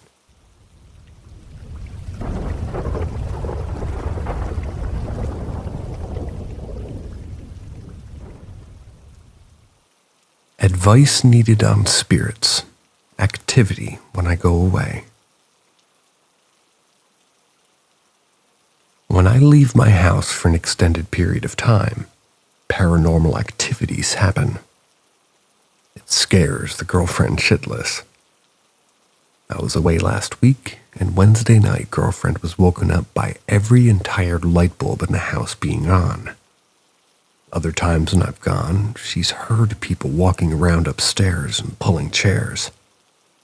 She wasn't a believer until she met me. I've met mediums, and they say I have the gift, and I feel them too. Worth to note that when I return home after an extended period of time, when I come near the house, I can feel a clear, bitter presence. It feels hostile, grumpy, and unwelcoming. We lived here for years, and moving out isn't an option now. Why are the spirits coming alive when I'm away? Is there something we can do? I do feel their negative presence affecting my mood. I've sometimes wondered if they'd leech off my energy and become mad when I'm gone. We would really appreciate some advice. What can we do? Is there something my girlfriend can do to calm them when I'm away at least? There's a crawl space in the attic which I rarely visit because the presence is so strong. It makes me afraid, to be quite frank. It doesn't help that you have to crawl an inch yourself for 10 minutes to get there. Last year there lay a dead little black bird there on its back. I don't know how it got there or died, but it doesn't help the creepy presence. Haven't removed it yet. I just got a really bad vibe from it, like I'm really not supposed to touch it.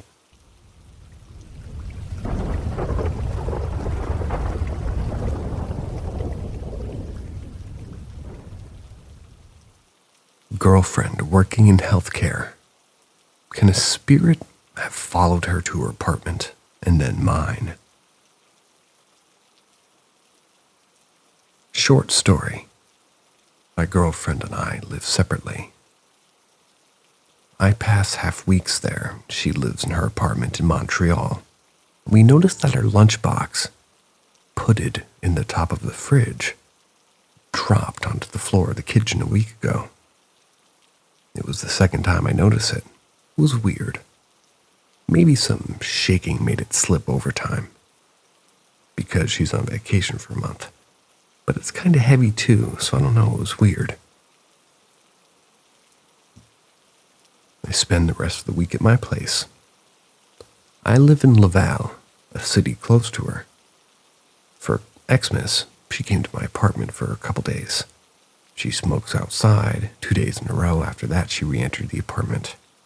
We both hear a sound similar, like a window or door being shut. But it is, and we're in the living room next to that window door. She used to go outside. The cat also hear it, because she fixed the door for a couple of times. So yeah, those weird things seems to be when my girlfriend is around. I game mostly in the evening for years in that apartment and never heard that sound before I would have noticed. My girlfriend works in emergency, so she deal with death people. Maybe some spirits glued to her body and follow her.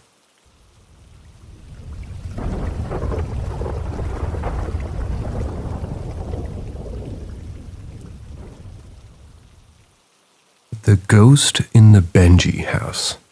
An experience I'll never forget.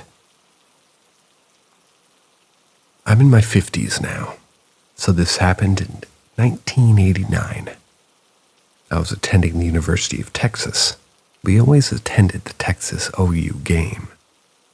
There were 4 of us staying in my boyfriend's best friend's childhood home in McKinney. His parents were out of town, and their home was used in the Benji movie. The scene where Benji runs through the white picket fence. It was a historical Victorian home, 3 stories.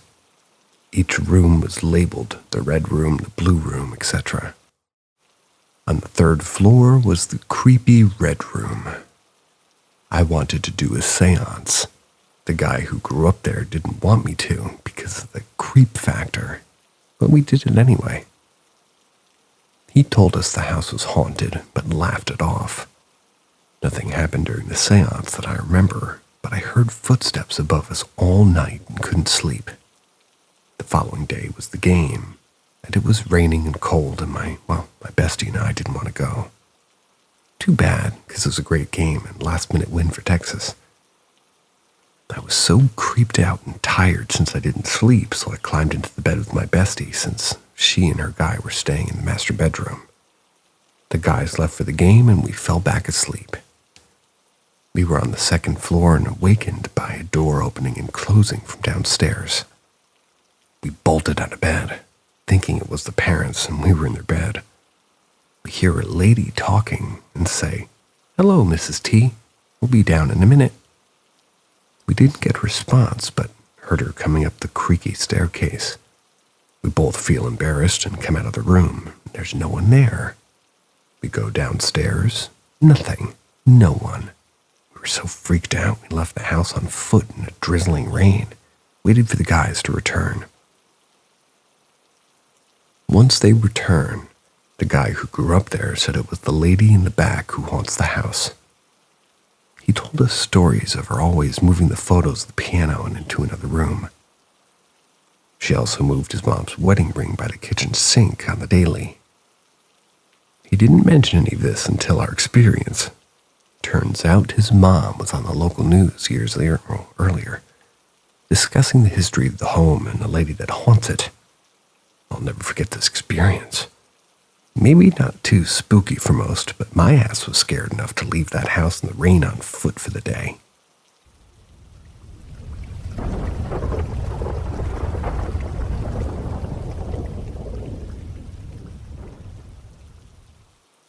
This happened 15 years ago, but it haunts me to this day. In high school, late 2000s, I had saved up all my money from summer jobs to afford a nice trip to Italy, where I'd study abroad for a bit. Since I paid out of pocket, it was important I behaved to stay on the trip, or else I could be expelled or shipped back home early, losing out on the extra money I paid. Mostly hotel fees and ticket costs, but anyway, it was the boys and girls separated, so we all got assigned roommates. We'd always be buddied up each hotel that we stopped at. I really liked my roommate. We got along well. After hitting southern Italy, we moved up north, heading to Milan. The tour bus we were on got a flat. After we changed to the spare, we were told that we had to stop by a neighboring town to change it to an actual tire needed. This town was in a tiny rural area where no one had cell reception because of how far out it was. The only access to the outside world was through a huge desktop computer in the concierge of a clearly old building that was repurposed as a hotel. We checked in and began unloading our bags. Now, once we're in our rooms, we're usually locked in with tape.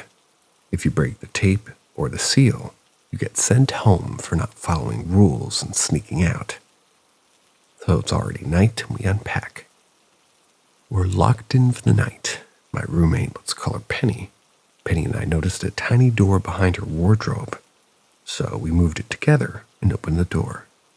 Think of like a Harry Potter's closet room. Like that, but inside was like much bigger. Tons of dust inside the room and dark as hell. Using our phones, we found a tiny light switch and we yanked it.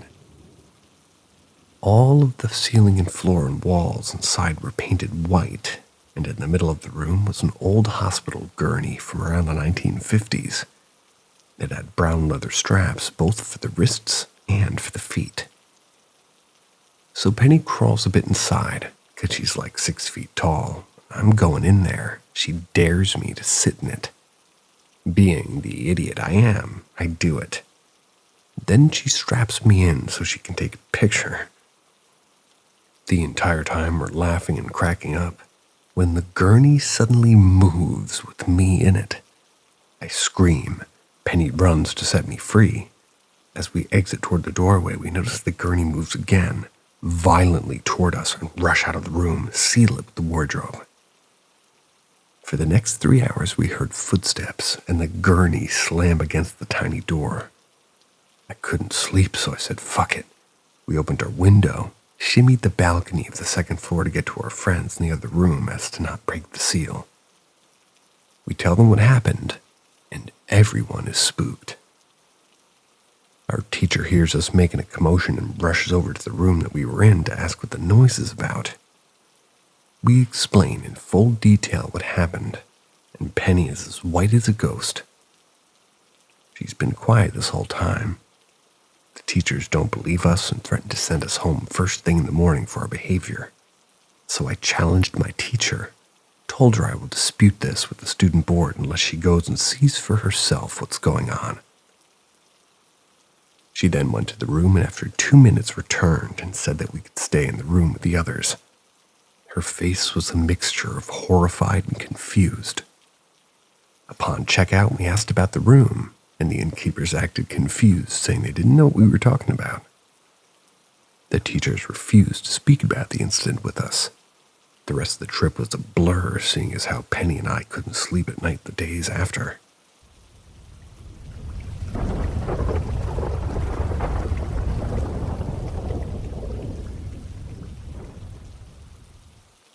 Moving painting at grandmother's house. When I was very young, my grandmother had a painting that hung in the living room of her old house. This painting was of 2 women in yellow dresses at a piano, one playing while the other listened and pointing at the music, as if in the act of teaching the song. I would often sleep at her house as a child. I have countless distinct memories of seeing the figures in the painting moving at night. Not in an intelligent way, but in a sort of acting out the scene sort of way. Like how a GIF is on the internet nowadays, constant looped actions. When the figures moved, the woman playing the piano would begin to actually strike the keys and tap her foot to the rhythm, while the other woman would nod her head in approval or disapproval as she judged the performance. Occasionally tapping the sheet music too, perhaps to draw the other woman's attention to something she missed in the piece. There was no sound. I was so young and saw the painting do this so often that I thought nothing of it, simply accepting the idea that some paintings can move on their own. I remember being confused at first when Harry Potter came out and seeing Harry being astonished at paintings and pictures moving in the wizardry world. This was my first indication that what I witnessed wasn't normal. I didn't think too deeply on it at the time. Decades later, I remembered the painting and noticed that I hadn't seen it many years. I asked my now very old grandmother about it. She told me she had wrapped it in a cloth and locked it away in her closet.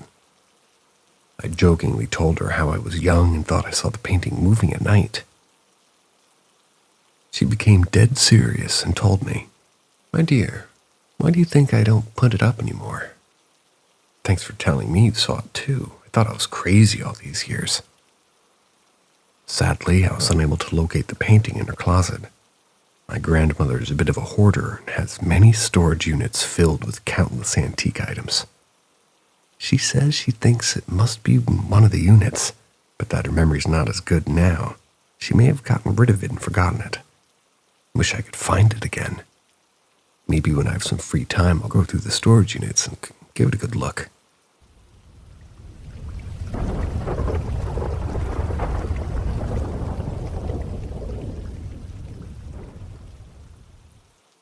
Something in my house mimicked my mother's voice. I'm 30 now. This happened when I was 16, and it's always stuck with me. I was playing some original Paper Mario one afternoon after school. As I was playing, I heard my mother call me from downstairs. LEDN42. LED42. Okay. So the false mother is saying his name, and his name he's posting as his Reddit title. Got it. I'm calling him Steve. Steve! I paused and called back. Yeah, what's up? False mother. Come down to the office, please. I need some help with something. Okay, I'll be right there, I said, good, helpful son. I went downstairs to the office to find it empty. Confused, I went to the kitchen, my mother's bedroom, all the places she'd normally be. I went to the garage to find that her car wasn't even there. Went to the living room to find my father reading the paper. I asked him where my mom was, and he said she wasn't home yet. I stood there for a while processing that information before my dad asked what was wrong. I told him that I definitely heard Mom asking me for help in the office. He simply shrugged and said that he didn't know what to tell me, went back to reading his paper. So yeah, something called out to me in the voice of my mother asking for help. It's confounded me to this day.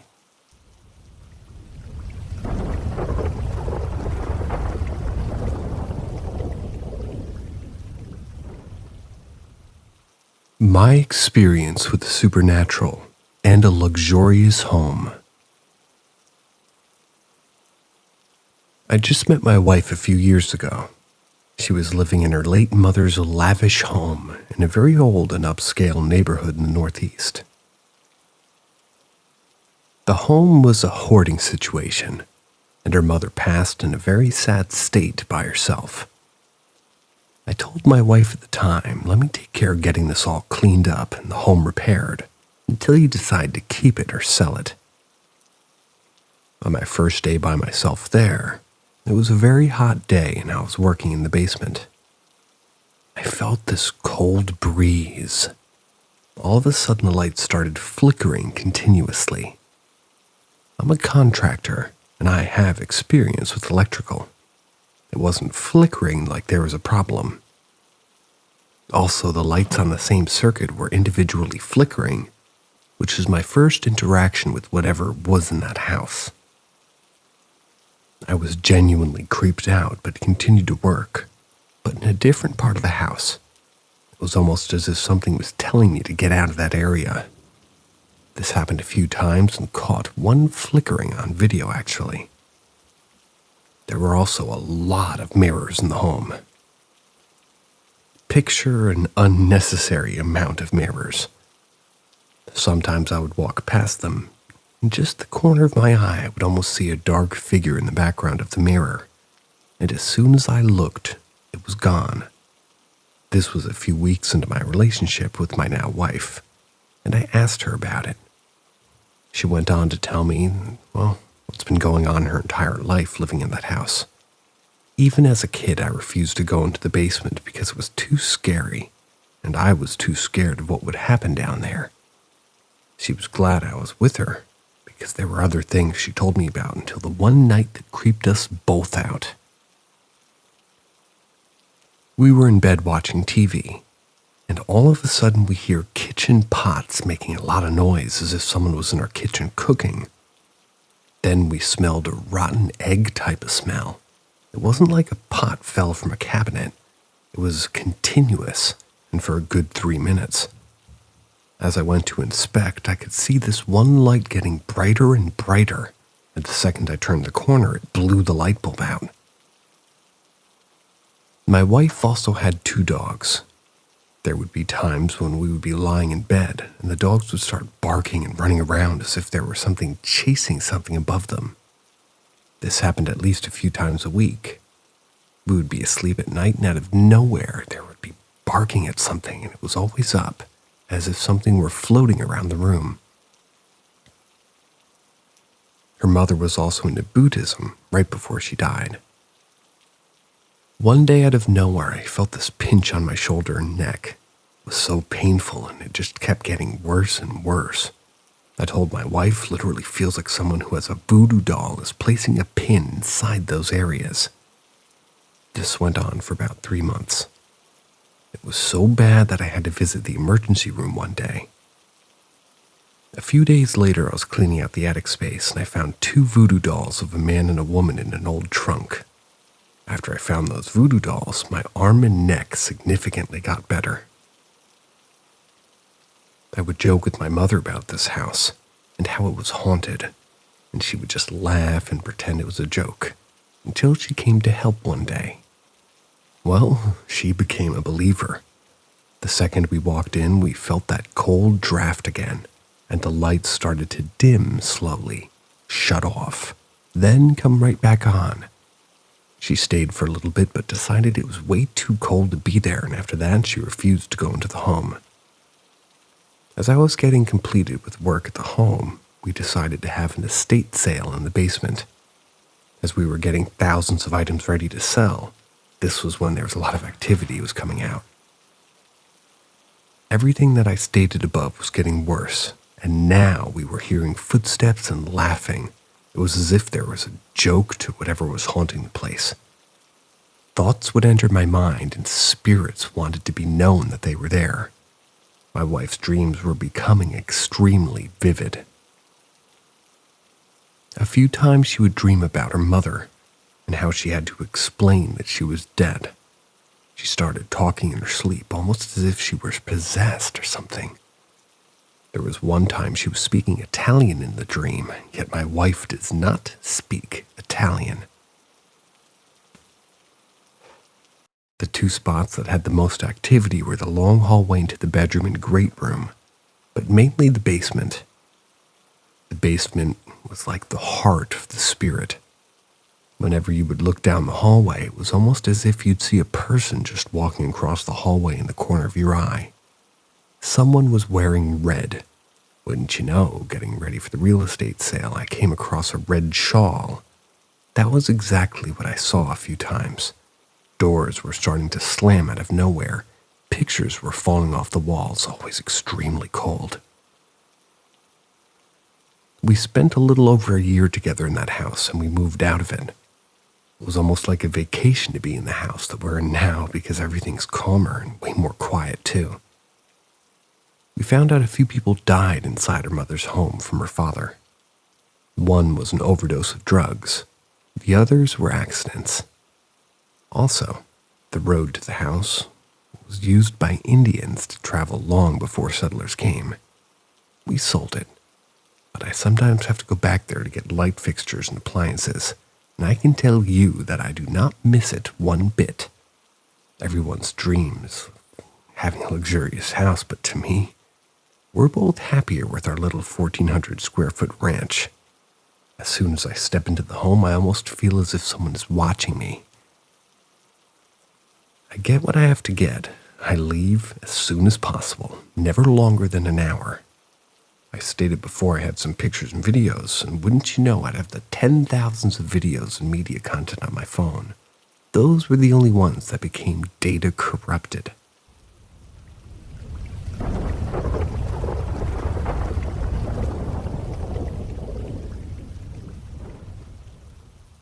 Girl ghost crossing the street during an accident. This has been this tragic story in my old town about a man who was hit by a drunk driver getting into his car from a store. It was extremely sad, and this person was well known by everyone. Future politician, blue-collared business owner, just a great guy. Apparently there was this beautiful girl who was crossing the street after this happened. She crossed over from where the accident was looking over from where that person was responding to. Most passers-by were vehicles, and they didn't realize. They were more focused on the accident, but a good amount of people stated that they saw this girl.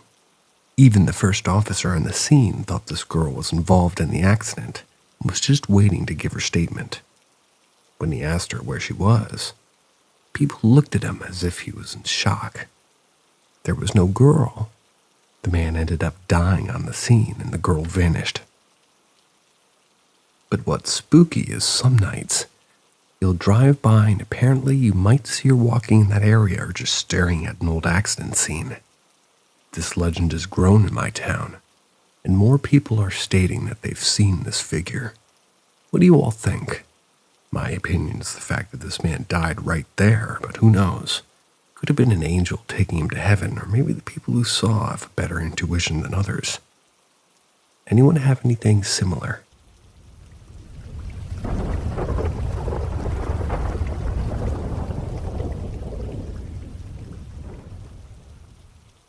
Do I work in a haunted fire station? Need advice. Station 4 Ghost, 9/29/22, 10 p.m. Heard a large bunch of keys rattling in the hallway leading to outside. No doors opened or closed. While sitting in the living quarters, didn't hear anyone, just keys. Looked around, no one was left in the building. Locks were all electromatic. No physical keys are used. 2/18/23, 8 p.m. Going through some equipment on the trucks. Lights blinked on-off twice. Not like they lost power, but turned off and on. About 5 minutes later, they turned off. Asked the guy I was working with why he turned them off. He said he was in the kitchen and didn't do it. 3/10/23, 11 p.m. Doors slamming shut upstairs while both of us are in the living quarters. No classes and no cars in the lot. Checked upstairs. No one in the building. 6/26/23, 11:25 p.m. I was laying in the bunk on my phone and I saw a head look around the corner. Couldn't see anything but a silhouette. No noises, but I was sure someone looked at me. 7:12, 2:30 a.m. Sleeping. Woke up to roll doors, the truck being slammed shut. Went out to the bay to look, everything was closed, and I vaguely remembered leaving one of them up. 9/12/23. 10:30 p.m., lying in my bunk. Upstairs, opening and closing, heard doors. Heard it twice. 12/17/23. Busy night. Got to bed around midnight, and at 3 a.m. I heard doors being slammed upstairs to the point I woke up. I've been sleeping with a loud fan on because of these noises, but didn't use it tonight. Also heard the roll-up doors on the trucks being slammed shut. Next morning, the guy I worked with asked me what I was doing out in the bay at 3 a.m. He heard the same things. This station has a lot of history. A lot of firefighters have passed through these doors. Many others claim about hearing similar sounds as well. Mostly doors upstairs and on the trucks. I had many other similar experiences, but I just started logging them this past year.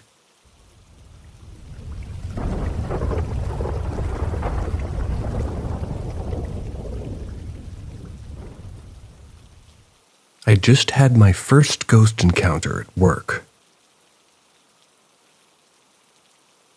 I work in a relatively modern office building with 3 floors. There's toilets in the cellar and the first floor. I always go to the first floor because they're more modern, and in my office, it's on the same floor. So I just sat there minding my own business.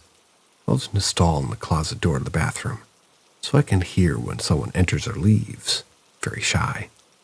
The door stayed shut the entire time. It's a creaking wooden door with a giant glass panel. So when you open it, you can hear the creaking noise from the glass wobbling inside the wooden frame. All of a sudden, unprompted, the urinal just starts flushing. I just wondered, no one's entered the bathroom. Maybe the sensor just got bugged about. But I didn't even finish that thought, and I hear the tap slightly open and water flowing from it. All right, somebody must have gotten in without me noticing. The tap closes gently and then silence. I specifically wait for the second of the door of it opening and closing, but nothing happens. So, I quickly finish my business. Get up and get out of the stall. The tap is still slightly open, so it dribbles just a bit. There's no paper in the bin from someone drying their hands, so I wash mine, completely close the tap, and get out. So I go back to my office, check which colleagues are in the building. It's December 29th, so naturally there's not a lot of people here today. Turns out I'm just not the only male coworker in the entire building.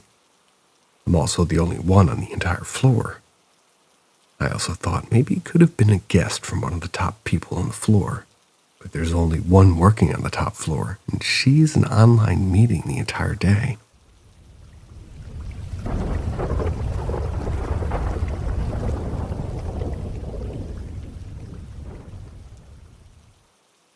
My paranormal experiences in my old house.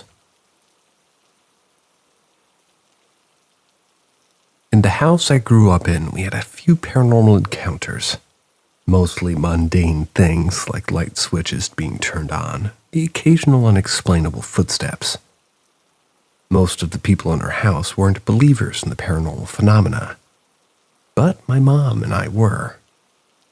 A few years before we moved out, there were a few weeks where the happenings became more frequent and more intense. The first happened to my mom when she was home alone doing laundry, just before I came home from school that day. By her account, while she was doing laundry, a hat that had been sitting on a laundry pile had fallen on the ground several feet away from the pile.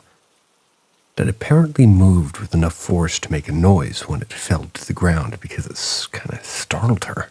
She turned around. When she went to pick up the hat, a penny that had been sitting on the washer flung at the back of her head. She initially thought my brothers and I were playing a prank on her, until she went upstairs and she saw me getting off the bus, and no one else was in the house. When I got in the house, she looked terrified. She told me everything that happened. We went to the basement to investigate. It was a pretty comedic scene because she had a Bible and I had a cross made from wooden spoons. Sure enough, there was no one in the basement. and I saw the hat on the floor and the penny as well as the change pile of the washer where the penny came from. We stayed down there only a couple of minutes when we heard something fall, and we both ran upstairs. About a week later, my mom was doing laundry once again. She came rushing upstairs into my room and asked if I'd heard anything, to which I said no. She asked me if I'd been in my room while she was in the basement, and I said yes. She proceeded to tell me that she was about to walk up the stairs and she heard an angry man's voice yell, "Hey!" into her ear. She dropped the laundry basket and ran upstairs to find me. After this happened, we decided to put a camera in the basement. We set up her Kindle tablet on a shelf with a stand so it couldn't fall. We turned off the lights and just left it overnight. It was an unfinished basement with no windows, so the only light was the one coming from the screen. What we saw the next day made me firmly believe what my mom had experienced, because at that point, they were just stories, and I hadn't really witnessed anything myself, or had anything happen to me. It seemed to just be her. We saw an orb of light manifest and slowly move across the top of the screen and then down.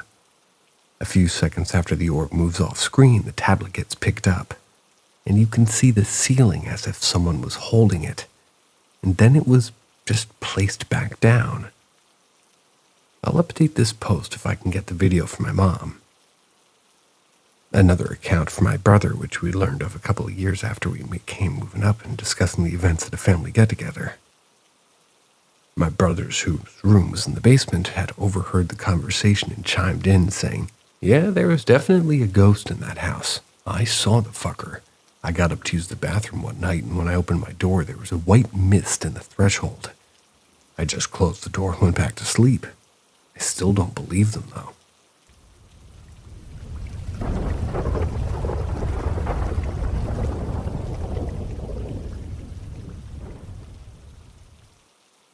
Some ghost stories my family has told me.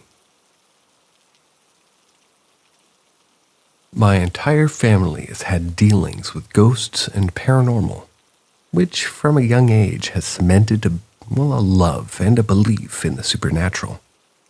Here are some tales from my family. 1. My mom in the early 90s had a typewriter that she was typing a small 2-sentence poem on. She heard my second oldest brother crying in the other room, stood up to calm him. As she was walking back to the kitchen, she heard the sound of a typewriter typing. She goes in there, and the 2 sentences that she had written were repeated a few times, all by itself. 2. This one takes place when my mom and dad had started dating. After going to dinner and a movie, my dad decided it would be funny to prank my mom by driving past St. Patrick's Cemetery in Wadsworth, Illinois. As they were going down the road, a creature that my dad describes as looking like a bear with the face of a dog rushed out of the forest and started chasing my dad's car. My dad hits the gas in his Beretta GTZ and doesn't lose the creature until hitting about 55 or 60 miles an hour. My mom said it had pitch-black eyes. A paranormal researcher said it sounded very similar to a hellhound. 3. My second oldest brother spent the night at his friend's house, and according to his testimony, woke up in the middle of the night and saw a little girl in front of the bottom bunk he was sleeping in. The little girl asked, "Do you want to play with me?" My brother kicks the top bunk and says, "Your sister's in here." His friend goes, "Dude, I don't have a sister." Needless to say, my brother didn't stay long. Has other stories from that same friend and his haunted house, but this one sticks out. 4. My sister told me once that a clock on her wall, which had a thing you flipped up and then hung on a wall so it wouldn't fall, meaning you'd have to lift it up first and then pull it out to take off the wall, and it flew off her wall and hit my then 7-year-old nephew in the head. Still has a scar from it.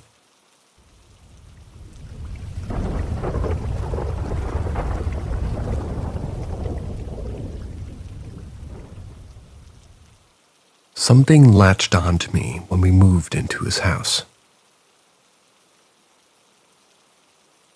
Some years ago, my sister and I, together with my grown-up sons, decided to move together into a large old house that we had found for a ridiculously cheap price. We were so pleased with the amount of space that we didn't ask any questions. Like, for example, why was it so cheap? Well, my eldest son and I went there for our first night. It was in April, and it was very cold. The heating hadn't been switched on yet. We found out later that it didn't work at all, but that's a different story. Because of the cold, we decided to sleep in the attic. My son slept in what was going to be his room, and I was on the landing. The night I had one of the worst nightmares of my life. One of those where you pray thanks and you're back in reality after you wake up. Well, next day after breakfast, I pushed it from my mind. We proceeded to move in. A short while later, I started getting sleep apnea. I'd never had it in my life. Put it down to me getting older and putting weight on. It was quite horrifying. Constantly feared that one of these apneas would literally kill me. But I plowed on and went to work and did lots of work around the house. At some point, I began having these extremely weird dreams where I would endlessly regurgitate a light-colored, grainy, pulpy substance. It wouldn't go on and on and on until I'd finally wake up.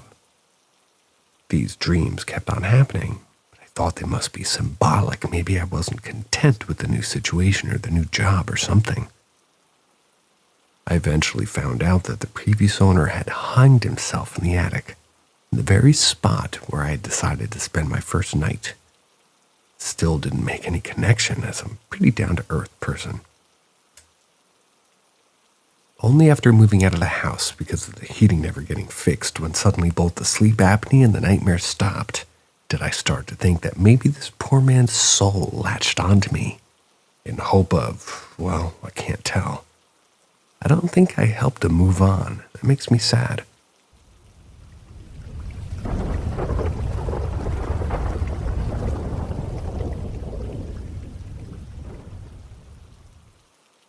Have you ever experienced bright, billowing mist or smoke?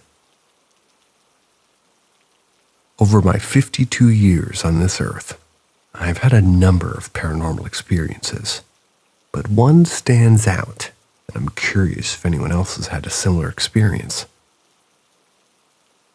About 6 years ago, my wife and I were renting a 3-bedroom split-level home in northern Colorado. Over the 10 years we lived in this home, we came to realize that something just wasn't right about that place. It was, I was a hard skeptic before then, but after watching the water faucets turn on by themselves multiple times, hearing footsteps and voices, and even a growl in my ear, I was becoming less and less of a skeptic. One evening I was lying on my bed watching television, and for no reason at all, I looked up at the ceiling. Immediately upon doing so, a large white mist appeared, or what I can best describe as appearing like bright white smoke. However, this was different. It was about 6 feet long, 2 or 3 feet wide, and the edges were billowing or appeared like blowing smoke, hard. The center was just white. Didn't have the same billowing appearance. Imagine someone blowing cigarette smoke really hard. You might understand what I mean. This wasn't something I was seeing out of the corner of my eyes. I was looking directly at it, and I watched it appear out of nothing. I don't recall it having any particular shape other than it being about 6 feet long and about 2 or 3 feet wide. After about 5 seconds, it suddenly disappeared. This was just as quick as it had showed up, really. Interestingly enough, it didn't leave me in fear. In fact, I was kind of left feeling very curious about what I had just seen. Normally, I would chalk it up to humidity or something like that. But considering all the paranormal activity we had experienced over the 10 years, and the fact that it was during the winter, I just can't help but wonder. I'm really hoping someone out there may have experienced something similar. Keep in mind, I'm not what I would call a spiritual person, but I do have my beliefs in higher power. But I'm all about rational, and I approach the paranormal with science in mind. I don't believe in, the psychic aspect, but faith tells me that this was something beyond my understanding, which overrules the skeptic side of my brain. It was truly amazing. If you've experienced something similar, please comment. Wish I could explain it, but I just can't.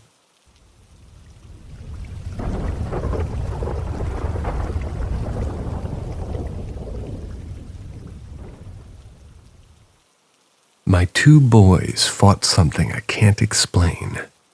Terrifying event. This happened about 25 years ago, but I still think about it on a regular basis. At the time, my two boys were around 6 and 8 years old.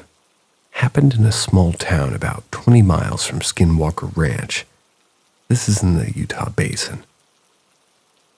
Having grown up there, I had more than a few personal experiences that still give me chills.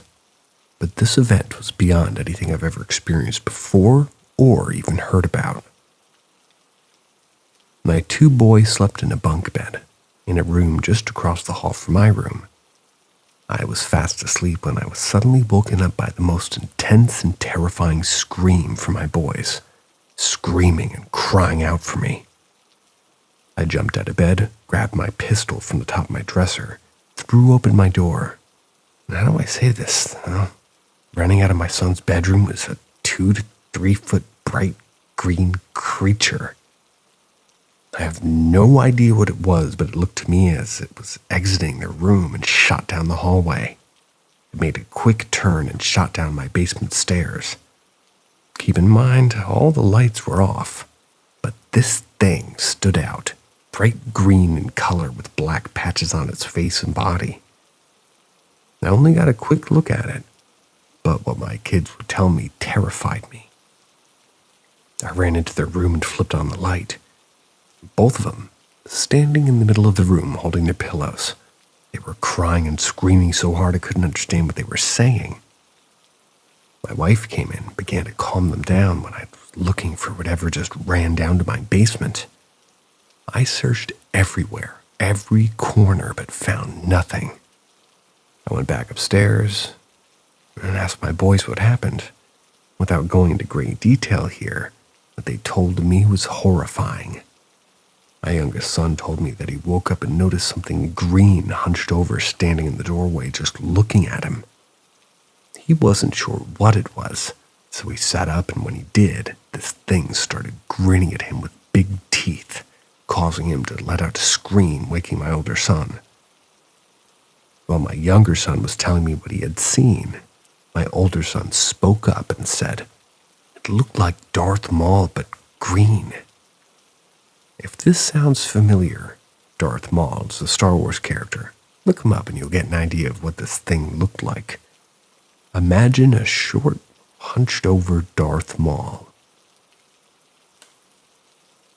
Now, I guess out of fear, my youngest son grabbed his pillow and started hitting this thing, which had now moved into the room closer to them.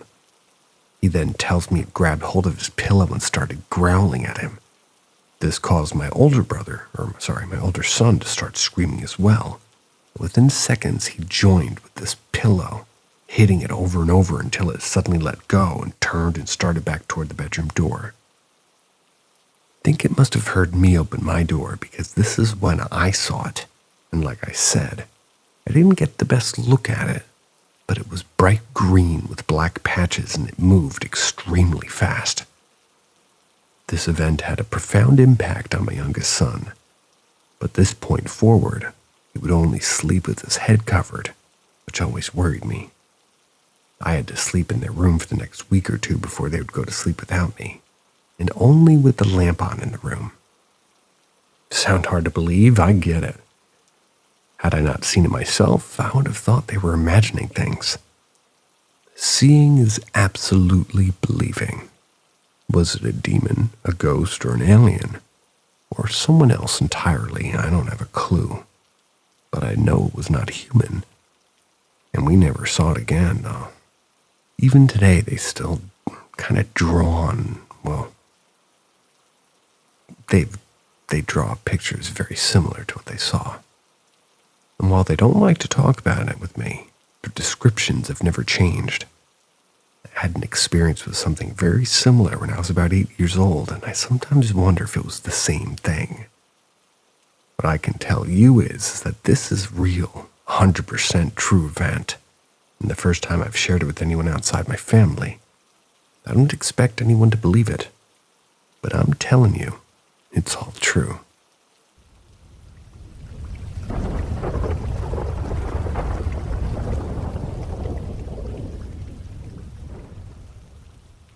Greetings, truth seekers and mystery lovers. Paranormal M invites you to subscribe and turn on notifications and drop a comment for a front row seat to our latest mind-bending tales. Get ready to explore the extraordinary. We promise it's a journey worth taking. A spirit, my imagination, or night terrors. For about 3 years straight, late into my teenage years, I started seeing a small girl, dressed in what I could see as a white dress, with black straight hair standing at the corner of my room looking at me at night. The entrance to my room had a small sort of alcove, so you have to take 2 steps or so to get into the main portion of the room.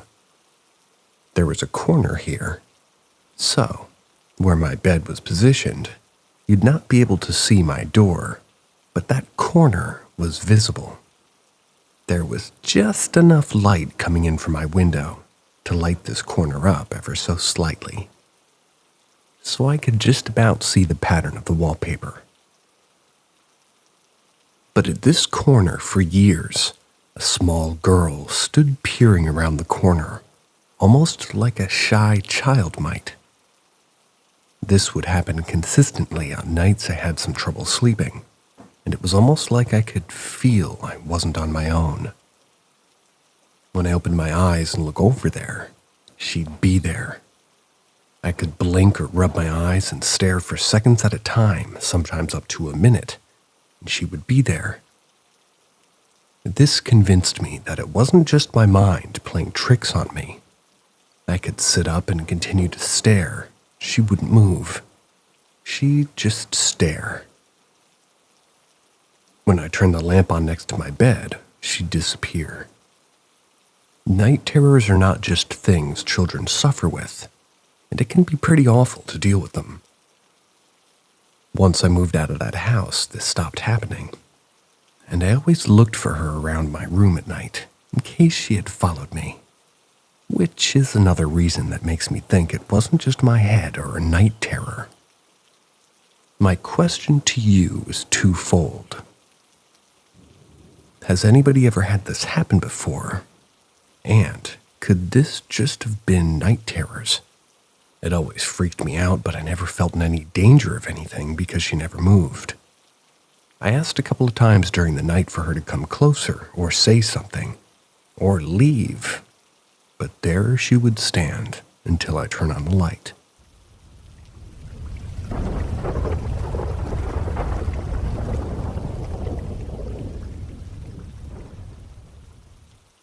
I've had many paranormal experiences throughout my life. These are just a few of them. In my childhood home, I remember having an imaginary friend.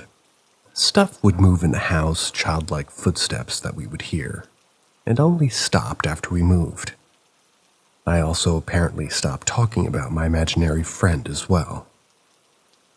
I don't remember much about the time.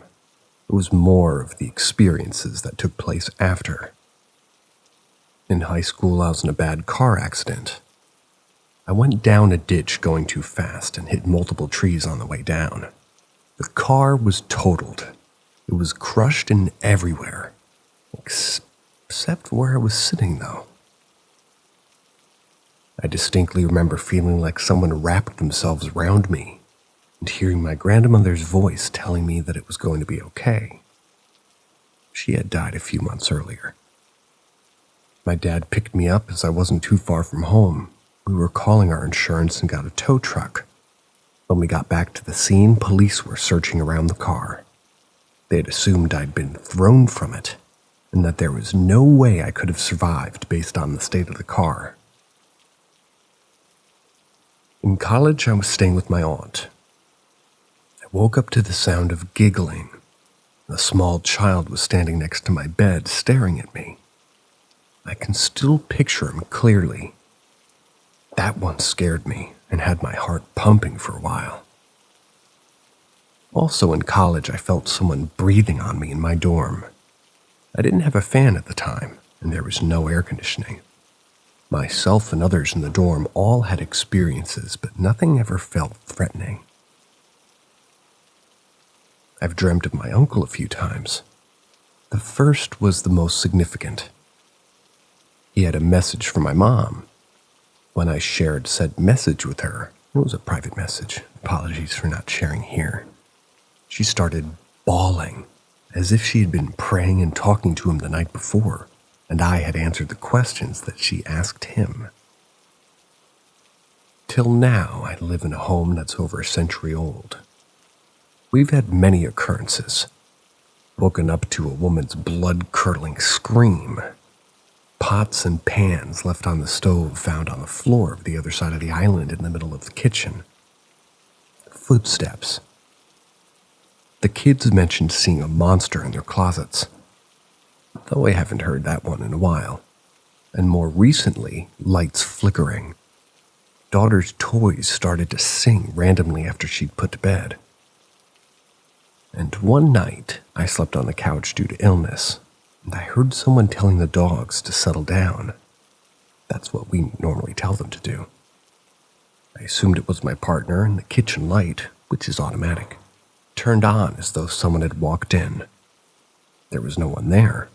Kept turning on and off throughout the night, and the dogs wouldn't look away from the kitchen and would growl randomly with their haunches up. Things have settled down again. They amp up, then they settle down, etc. So I'm enjoying the reprieve.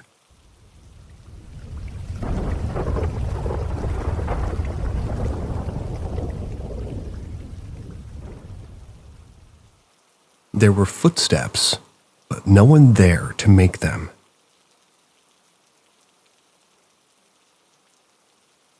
This happened to me back in the summer of '05. Let me set the stage. Oakwood Cemetery, Syracuse, New York. Main entrance. Hot August day, somewhere around 11 or 12. Sun streaming down, bright blue sky, not a cloud to be seen or a breath of wind. All was utterly still, warm and quiet. I was the only person there. Oakwood is a beautiful, old rural cemetery within the confines of SU's campus. It's been around since, 1859, so as you might imagine, there are some impressive monuments and statuary on the cemetery's grounds. I was in town to visit a friend and had some time to kill, so figured I'd take a walk into the cemetery and have a look around. As previously noted, I was standing at the main entrance, which is just off the main road. There were no cars on the road at the time. This, compounded by the stillness of the day, made it ridiculously quiet. It's important to stress how quiet it was because, well, the driveway into the cemetery is made of gravel. On top of the gravel was a small scattering of dead leaves, twigs, and small branches. So with every step I took, there was an audible corresponding crunch. Imagine my surprise when I heard similar crunching footsteps on the gravel just behind me as I walked. I stopped, turned around. No one was there.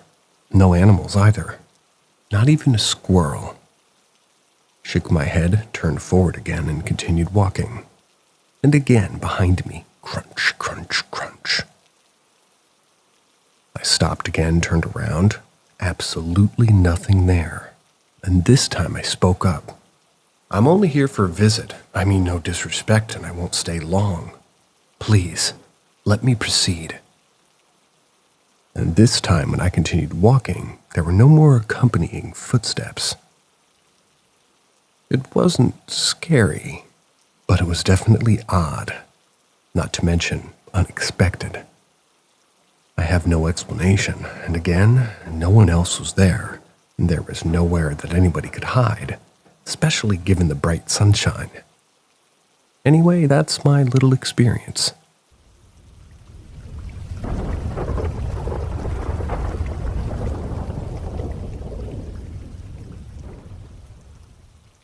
I think I experienced a paranormal activity on the 24th of December. Firstly, I recently finished my last semester of my grad school endeavor. So I've been enjoying much of my break by staying up ridiculously late, like up to 4 or 5 a.m. On the 24th, I decided to go to bed at approximately 4 a.m. A few minutes went by and I heard my door open, which I assumed was one of my parents, since they wake up at around that time to go to work. However, they usually check my room to see if we're, okay. I supposed wrong. I didn't hear any footsteps, and all of a sudden I heard a tss, tss, tss, tss, as if someone was calling a dog to come over. Moreover, this was right beside me. I opened my eyes, and I was face to face in the opposite direction. My bed is in the corner, so whatever was making that sound was to my right, and my face was facing the wall, otherwise known as the left side. I have a small nightlight that shines light toward the wall I was facing, and I kid you not, I could see a female shadow with their hair floating. I couldn't turn my head because I was in a state of shock, nor as if I was in sleep paralysis. The noise ceased, and I let a few minutes go by to lessen the shock state I was in. Afterwards, I got up, turned on the light, went back to sleep. I woke up at around 11-ish and went to the kitchen, where I found my mom cooking dinner. I told her what happened. She just kind of stared at me.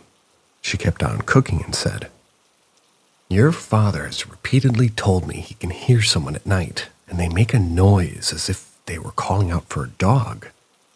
It seems I have 2 crazy people in my home." We both looked at each other, and I let out a small laugh and joked about the topic and headed back to my room.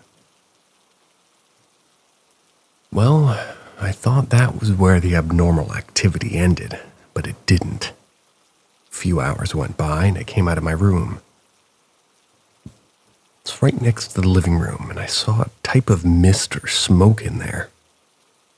I assumed it was my mom's cooking, but that hypothesis went out the window and I felt a mist and a smoke cloud go into my mouth. I raised my voice and asked my mom if she was cooking tamales or burning chili.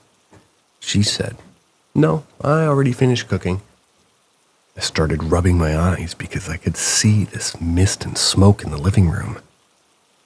My brother, who was in the living room, noticed my state of despair and asked me what was wrong with me. I responded, "Don't y'all see this mist and smoke?" But my mom and brother responded, "No, what mist or smoke are you talking about?" I went back to my room and locked myself in there until we had dinner. I haven't experienced anything of late, but I do feel uneasy staying up, so I'm now taking melatonin to knock out earlier.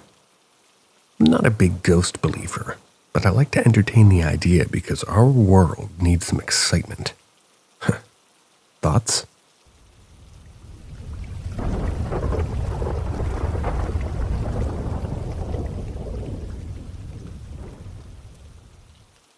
Accidental haunting. So I used to be really into the paranormal and ghost hunting and all that. I worked in a haunted ice arena, and I used to host scary movie parties and such. Some of the regulars decided to go ghost hunting one night and are begging me to go with them.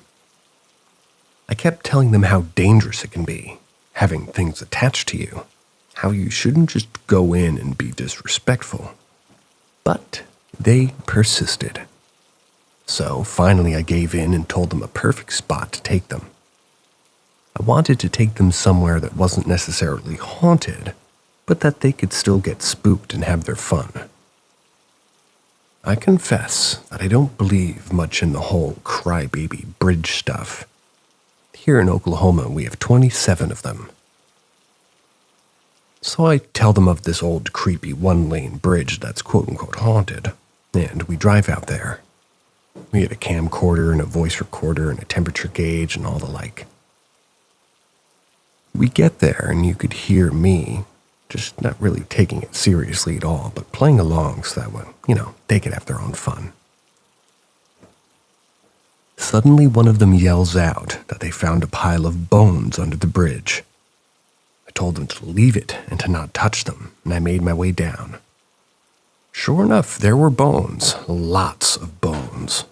Most of them looked like cattle bones in nature. But we did find a skull that resembled a very large dog with weird-looking canines. We also had found a cat that had been skinned with its fur piled down like you had taken a sock off. Now, the creepiest part of ghost hunting to me has always been the creeps that hang out in those places. The types that hail Satan and spray paint pentagrams everywhere. Well, that's exactly what we found under this bridge. It was unnerving to say the least, so I suggested that we leave. At about that time, one of my friends started saying, there's something coming up the riverbank. Sure enough, moving towards us was darkness. Like, when it's dark, but if you stare long enough at one spot, it gets darker? That. Like you could see the oak vines disappear behind this thing as it was moving closer. So we got to getting. We made it back home base and the haunted ice arena and started going over our evidence. Now here's where I started to shit my pants. As I'm listening to the recording, you can hear me clearly not caring and joking and mocking at the crybaby bridges with my friend. We were at the back of the pack. Just she and I are about to cross over the halfway point of the bridge when the recorder picked up static and white noise. It wasn't wind, because you could clearly hear the difference of wind hitting the recorder, and this was different. Shortly after that burst of static, in a low, hushed whisper, we caught a male saying, "Leave me alone, I'm dying here." Freaky, right? It gets better. The camcorder that we recorded everything on was suddenly wiped clean.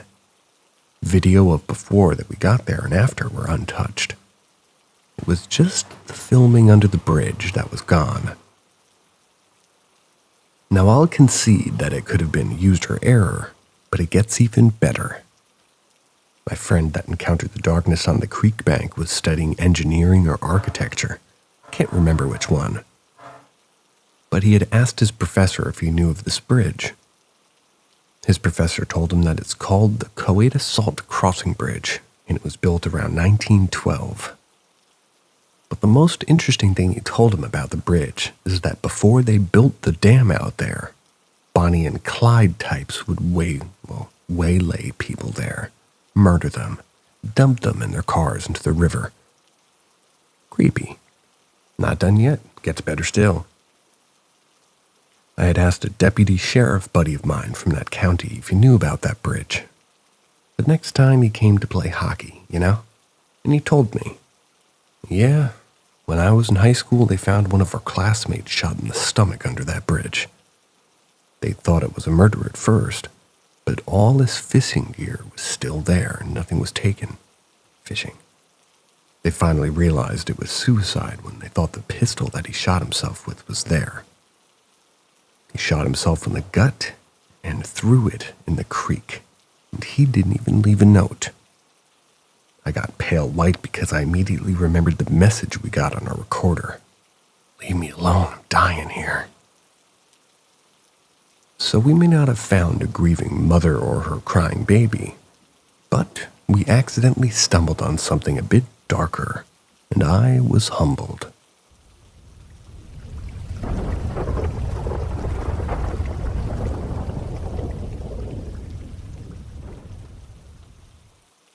What visited me in the night? I was young. I grew up on the outskirts of a small town in the Midwest. It was close to the Great Lakes. The town had a population of about 8,000 at the time and was established in 1833. We lived well outside of town in an area that was mostly, either forest or farmland. There was a small trailer park fairly close on the other side of the railroad tracks, built on a raised mound, so high that you couldn't even see the trailer park from the second floor of our house. But to give you an idea how remote we were, the half-a-mile stretch in the other direction only had 3 other houses, and only on one side of the road. After that, there was a 2.5 stretch of pretty much nothing but trees or crops before you reached the town proper. At the time, I would have called the farmhouse we lived in a mansion, but I was very small. We lived there for about 5 years, moving in about the time I just entered kindergarten. In retrospect, and looking at it on Google Street View now, it was a fairly small farmhouse, probably built in the early 1900s. The property. While this isn't directly related to the events I'll discuss later, it occurs to me it might be relevant, so I'm just gonna include it now. We owned 6 acres of land, and even then I knew I was fortunate to have so much room to explore and play in. The property was much longer than it was wide. The house sat fairly close to the road, and the mass of land had been cleared that I now assumed to be used as farmland for crops. There was a ring of trees around the perimeter, and a well-worn walking path adjacent to the ring of trees. Outside of a very small grove of apple trees directly next to the house towards the front of the property, the rest of the land was an empty field full of tall weeds. While I spent most of my time playing and exploring in the closest half of the property, I would never go back in the acres alone. The stretch of trees to the north didn't bother me, nor did the patch of trees and thick forest to the northwest. The patch to the southwest, however, terrified me. I would never go anywhere near it alone, or even if I ventured that far with friends or adults. It made me extremely uncomfortable being near that forested corner. I occasionally still have nightmares about that patch. The wood pile. Closer to the house, right at the start of the path to the back acres, was a massive wood pile that I spent a good deal of my time playing in. It was easily 5 feet if not 6 feet high, as tall if not taller than an adult, and I'm pretty sure larger than our house. It was composed of irregular shaped planks that were made by cutting the slightly rounded edges off trees. I'm not a woodcutter, nor do I know the process, but it always hit me as odd that so much timber was left behind. While the planks were too rounded and irregular to be in shape for use in construction, it seemed like a lot of timber that could have been ground up to make particle board. I assume the wood pile was like a byproduct of clearing the land for farmland. Again, not a woodcutter, but I will mention that there were no tree trunks to be seen, nor were any stumps left in the wood pile. They obviously must have been piled up in the clearing process, but no idea what happened to them, or why they were hauled off while the irregular planks were left to rot. I can only assume this mini logging operation had happened a number of years before, probably decades. The planks were extremely old and weathered from the elements, and very, very brittle. Even though many had sections as thick as 2x4, they were prone to break under the weight of my small frame, and if I had put my mind to it, I was capable of breaking them in half with my 5 to 10-year-old strength. I only bring all this up to establish that the land was not being used for what it was intended to be. In fact, pulling it up on Google Maps to this day, those 6 acres are still not used for farming, even though nearly all of the surrounding plots now are. The house. The house was completely square. On the bottom floor, half was divided between a dining room and a front room, and the other half split between a master bedroom with the remaining space divided between the kitchen and 2 flights of stairs. One leading down to an entryway, which included another flight of stairs down to the basement, and the other leading upstairs. I don't think it was remodeled. I think the upstairs were designed to basically be a livable attic. You went up half a flight of stairs to a small landing, then had to turn 180 degrees to another half flight of stairs that led up to a long alcove. From the alcove, you had 2 doors on either side, one to a small bedroom and one to a slightly larger L-shaped bedroom. Both bedrooms were equipped with 2 insanely large walk-in closets and storage areas. They sloped due to the roof, but they were large enough that my older brother used one as his bedroom, so he had enough space for couches in the bedroom proper to hanging out with his friends in. The slightly larger bedroom that eventually became mine was large enough to fit 2 double beds in comfortably, plus a large chest of drawers and plenty of floor space to play in. Closets are scary when you're a kid, large ones even more so. Mine were large enough to fit every conceivable monster my mind could imagine. More than enough room for Dracula, a wolfman, the boogeyman, and plenty of room for a Bigfoot or 2. My parents weren't much for mollycoddling, and I was expected to go to bed for myself every night. There's a small window on the stairway landing that allowed some light from the yard security light, but when you made that 180 turn, you were standing at a flight of stairs leading up to pitch darkness where the next light switch could be found.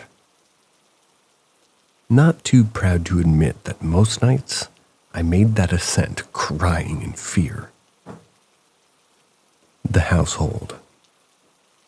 I have a large family, but my siblings were all much older, and every year saw another one striking out on their own, and a number of us just dwelling there getting consistently smaller. One might come to visit or stay briefly when times are tough, but we went from 6 when we first moved in to eventually 2 to 4.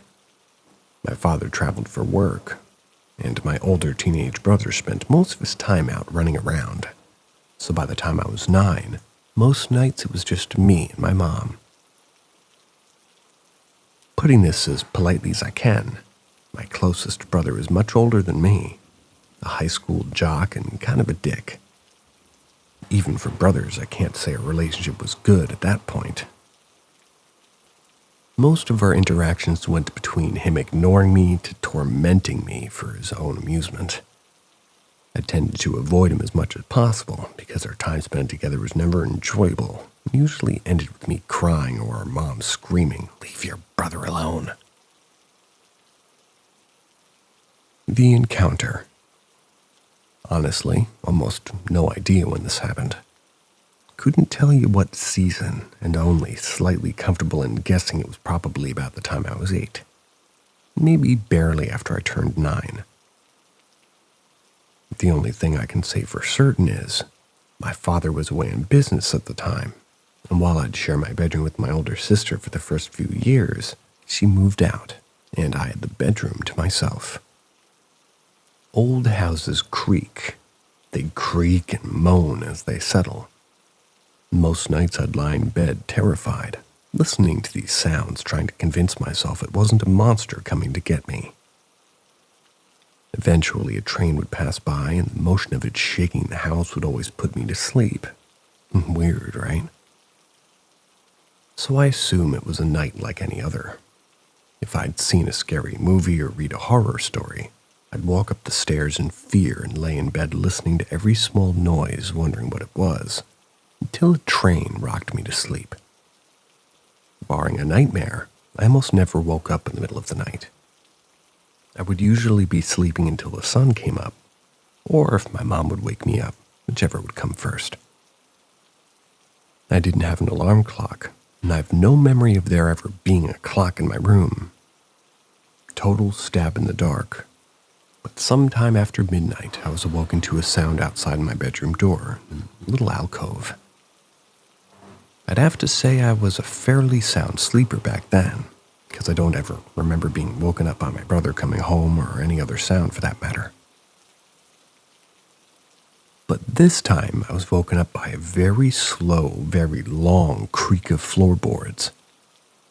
The first immediate thought was it was the house settling, and I turned over to go back to sleep.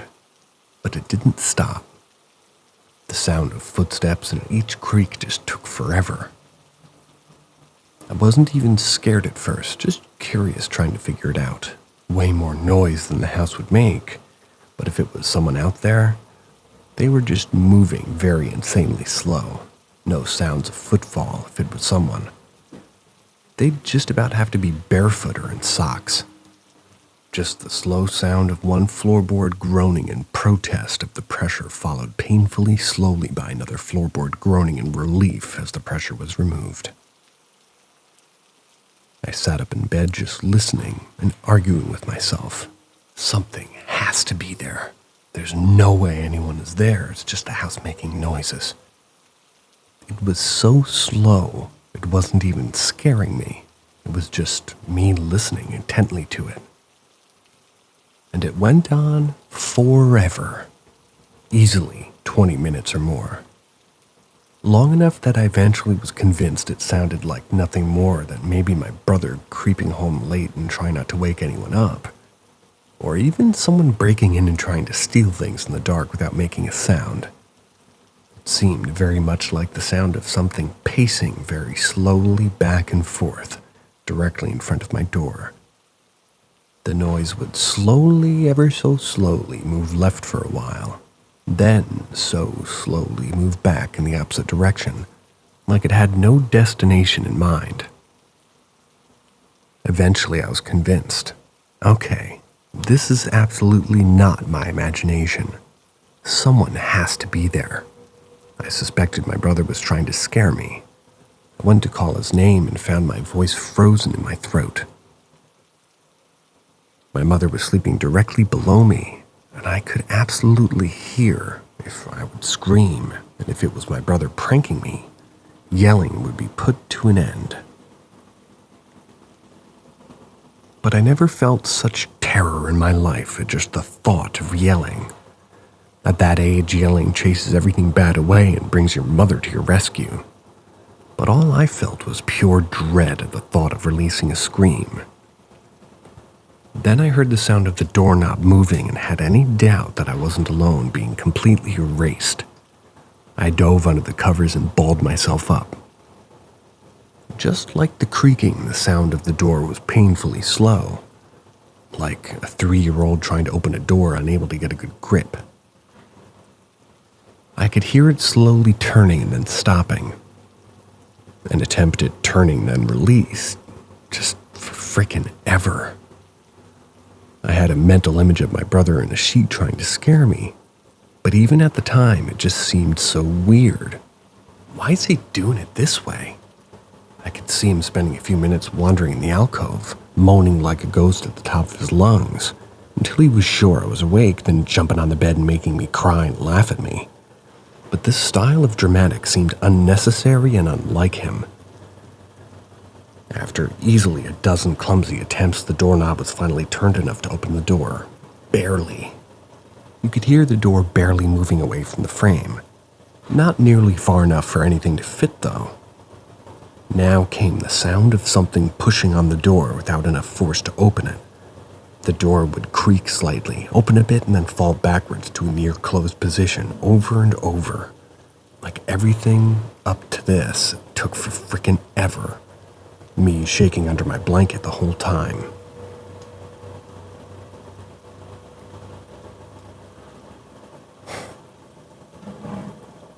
Even allowing for a child's perception of time, I can say with confidence that we were easily at the 30-minute mark at this point. Probably much, much longer. Minimum of 30 minutes from the first time I heard the creaking of the floorboards outside of my room to the time the door was finally pushed with enough force to finally swing completely open. And that's when the groaning started.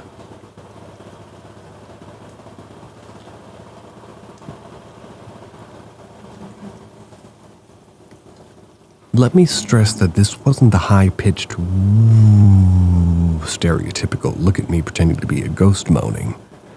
This was sporadic elderly person trying to get out of bed groaning. When the door opened, I was expecting or hoping for a grand finale of my brother running around making a ghost noise at the top of his lungs. But what I got was a continuation of the slow creeping on floorboards toward my bed, now accompanied by a low groan. Like everything else so far, it was insanely stretched out and just painful waiting for what was going to happen next. By this point, I was completely balled into a fetal position, trying my best to not even cry or breathe, terrified to make even the slightest sound. Spoiler, this shit goes on for hours. I'm fully aware time moves slower for kids, but this would extend until just shy of dawn. Even if it started as late as 3 a.m. during the summer when nights are shortest, and I'm pretty sure it didn't happen in summer. I don't remember feeling overheated under the blankets. We're still looking at 2 or 3 hours minimum. So the entity circles the bed in what felt like forever. Somewhere about an hour in, it starts touching me. I can feel a barely there brush that would eventually, oh so slowly, become a very light poke. Somewhere before dawn, it just stopped, while I allow for my eventually falling asleep. I can't imagine sleep taking me when I was so frozen with fear and quivering violently. It just stopped. The touching and poking came at a snail's pace. And when I went 5 minutes without being touched, it felt like it was just looming over me. I never heard the sound of leaving. No slow departure, no creaking of floorboards. It just stopped. I waited until the room was completely illuminated, not even feeling safe to come out from under the covers when I could tell the sun was breaking. I scrambled down the stairs to tell my mom what happened, and I'm fairly certain it was a Sunday morning. Didn't have to go to school and wasn't worried about watching cartoons. Started babbling to my mom about seeing a ghost. She was irritated and didn't get a lot of days of sleep in, and wasn't willing to give up her extra sleep for my imagination. She wasn't interested in hearing about it, so I caught a few hours of sleep in her bed. For years, I'd tell my friends about the night I saw a ghost. But as I got older, I realized it probably was just my older brother playing a trick on me. The reveal. My brother is still a bit of an ass, but that's just his way. When I reached adulthood, we'd get closer and form a much stronger bond. He's got his own way, but he tried to be a better big brother after I hit my teens than he ever did when I was a kid. But he still revels in the various pranks that he might pull on me. He very frequently feels the need to remind me that at one point he held all the cards. If I was playful or sometimes resentfully bringing up some of the shittier things he did, he'd gloat about it with a big grin as if remembering better days. So one holiday when I'd hit my 30s, I stayed late after a family dinner, and it was just the two of us drinking coffee and talking. He has always brought up something he did to me when I was young, tricking me into eating dog food when I was 3, making me lick 9-volt batteries, tricking me into thinking on accident meant intentionally. So it was harder to snitch on him. Take your pick, it's a long list, and I realized that we'd never talk about it. So I threw out dressing up as a ghost to scare the shit out of me, and he countered with, "What?" I figured this had to be the biggest jewel in his prankster crown. Without a doubt, the most elaborate and time-intensive trick he'd ever pulled off on me. Figured he'd laugh heartily and brag about how he scared me and how he got me. You know, and gave some details to jog his memory. I never did that. Considering he remembers every crappy little thing he did to me when he was 8, 10, and 12, etc. Can't imagine something this big slipping his mind. And like I said, it never seemed his style. He was big, well, he wasn't big on subtlety. Way more of a quick scare, make you laugh and cry in your face type. Usually very low effort for his payouts. I don't think he forgot. I have no reason to believe he's lying. Not admitting it is not his style at all. So, what happened to me?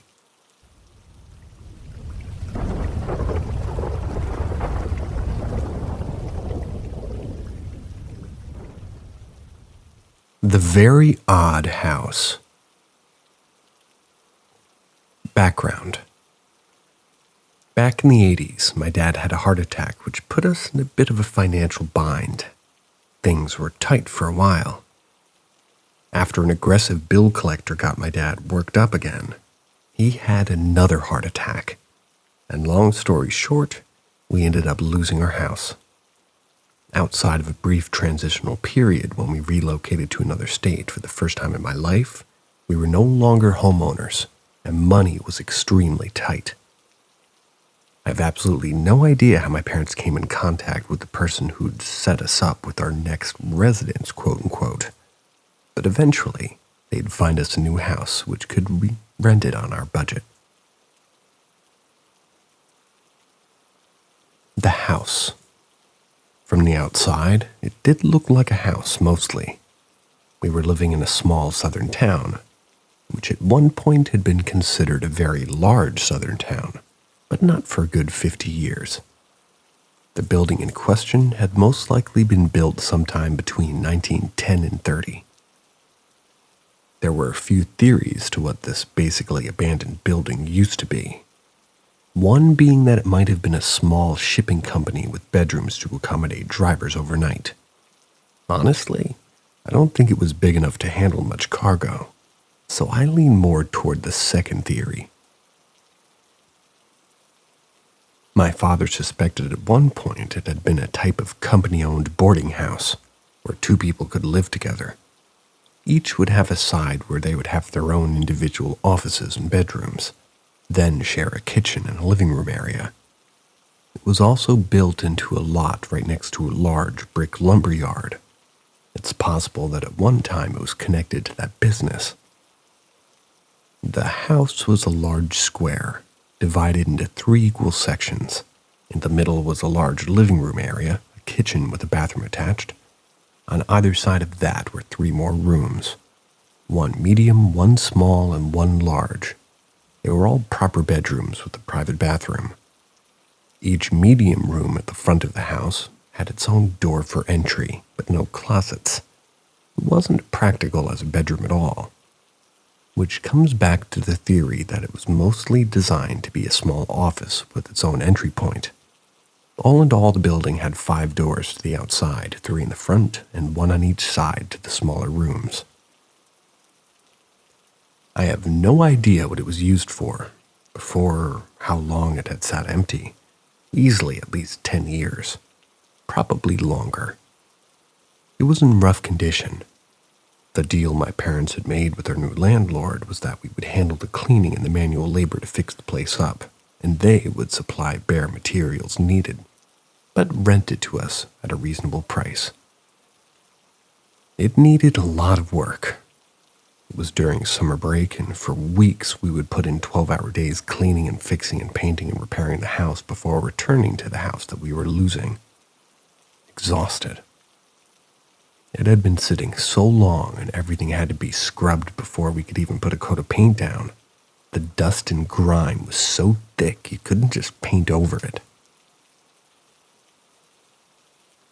All the rooms were covered with the ugliest, faded, most out-of-date wallpaper you can imagine. Probably from like the 50s or 60s. The 3-dimensional type with the fuzzy textures. We put up wood paneling over it, and it was a dramatic improvement. After weeks of work overlooking the really weird layout, we had a fairly homey-feeling residence all to ourselves. If you overlook the massive weirdness in my room, the screen windows. This was the first thing I noticed, and it creeped me out for a reason I couldn't really describe. All of my screen windows were covered with bobby pins. The screen windows were old, the likes I've never seen in my lifetime. Thick, solid wood frames covered with chipping black paint. The metal mesh wasn't anything like we're accustomed to in the modern age. At least twice as thick, probably more, and made from an alloy that wasn't weatherproof. They were all rusty. But on each window screen, there were at least 20 or 30 bobby pins inserted into them. If it had just been lower down, I wouldn't have thought a bored little girl maybe might have put them there. But they were all over the whole screen. Even an adult would have had needed a ladder to insert higher up ones. There was no discernible pattern, and I could recognize at least. All I knew is that it seemed to be very deliberate. It wasn't something done on a whim or out of boredom.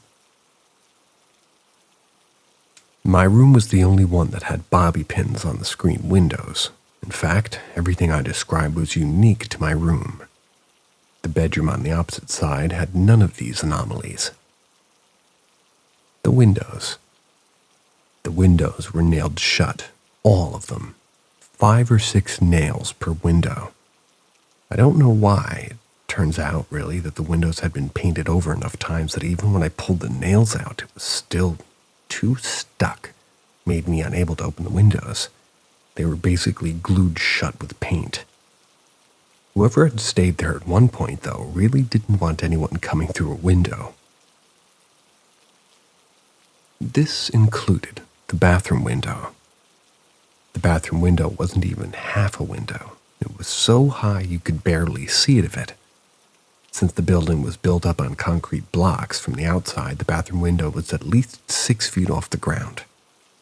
Even if you could fit through it, you'd need a fairly tall ladder to access it. Nonetheless, it was nailed shut. Again, only in my room. No other windows were nailed shut in the house. The bathroom. All original fixtures. The bathtub was exactly that, an old-school 1920s standalone porcelain bathtub, complete with little feet. That's called a clawfoot tub. The most offsetting part about the bathroom, though, was the sliding lock. It wasn't inside the bathroom like you would expect. There was no lock inside the bathroom for privacy. But the biggest sliding lock in the whole house was on the outside of my bathroom, as if someone was so afraid that something was going to come in for them that they needed an extra layer of protection on top of having the window nailed shut. And yeah, it did cross my mind that maybe it was being used to lock someone into the bathroom, but that didn't really make much sense. If they needed to, they could just break the window and escape that way. The other 2 bathrooms in the house had hook latches on the inside, like you'd expect for privacy. The closets. Both bedrooms had 2 closets. One smaller closet that was just big enough for our hanging clothes and slightly larger storage closet. It's all about to get a whole lot weirder. Nothing was odd about the smaller closet. There was a lot going on with the other one, though. It was a decent-sized closet, large enough that you could walk into it. It was big enough to fit my dresser and a rack of bookshelves above it and on one side. The other side had a set of deep wood shelves that were large enough to hold a full old-school stereo system, which is what I used them for. Outside of bobby pins, the next thing I noticed was the doorknob to the closet was different. It was different than any other one in the house. All the other doorknobs were rounded and made of tin or lead or bronze. I don't know. Whatever old doorknobs are made of. This one was painted white with an oddly shape to it. I had suspicions, and after testing my theory, sure enough, it was of crystal or cut glass. I spent part of the day cleaning off all the paint and felt weirdly fancy for having a nice doorknob. Weird part was, it was the only one on one side. There was no knob on the inside. The door could not be opened from the inside, and like the bathroom, there was a sliding lock on this closet's door. Inside the closet was the weirdest part. The picture. The picture was adhered to a large, smooth, rounded-edged square of glass. I believe it was made to be a paperweight. The glass was at least an inch thick and had some weight to it.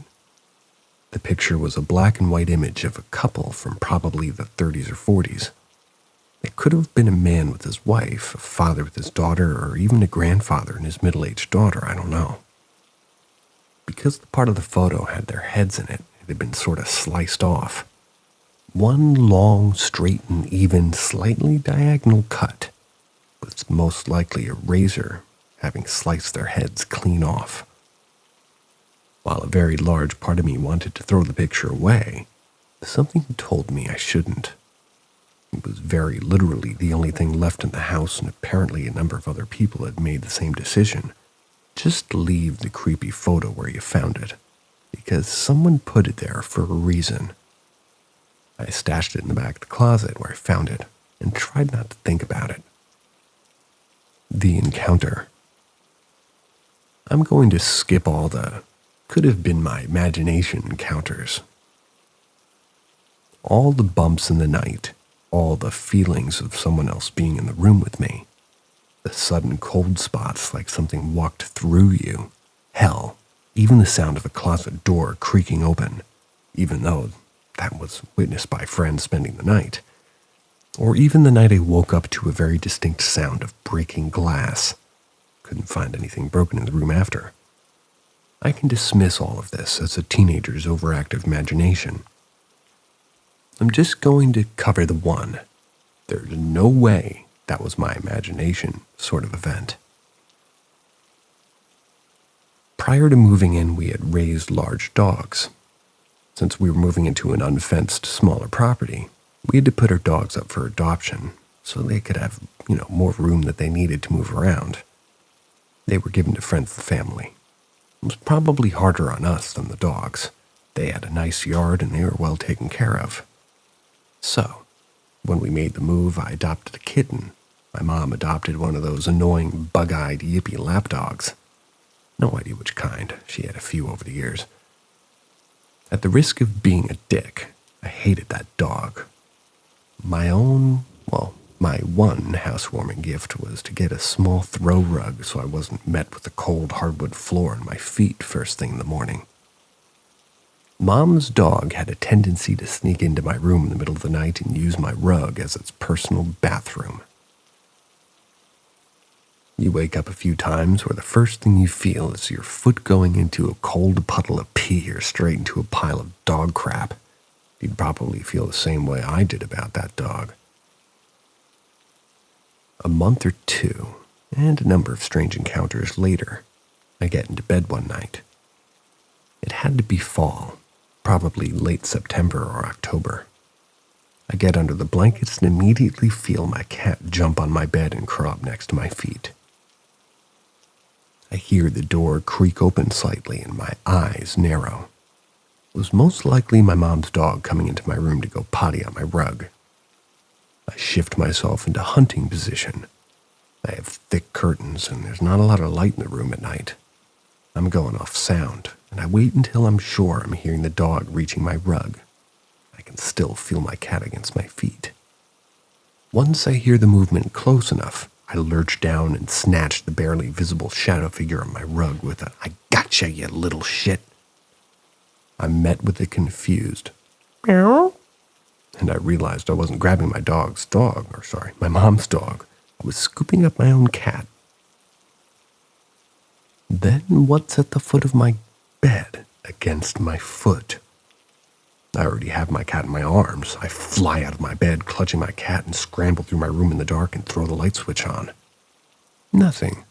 Just me and my cat. Nothing on the bed at all. I go to sleep on the couch.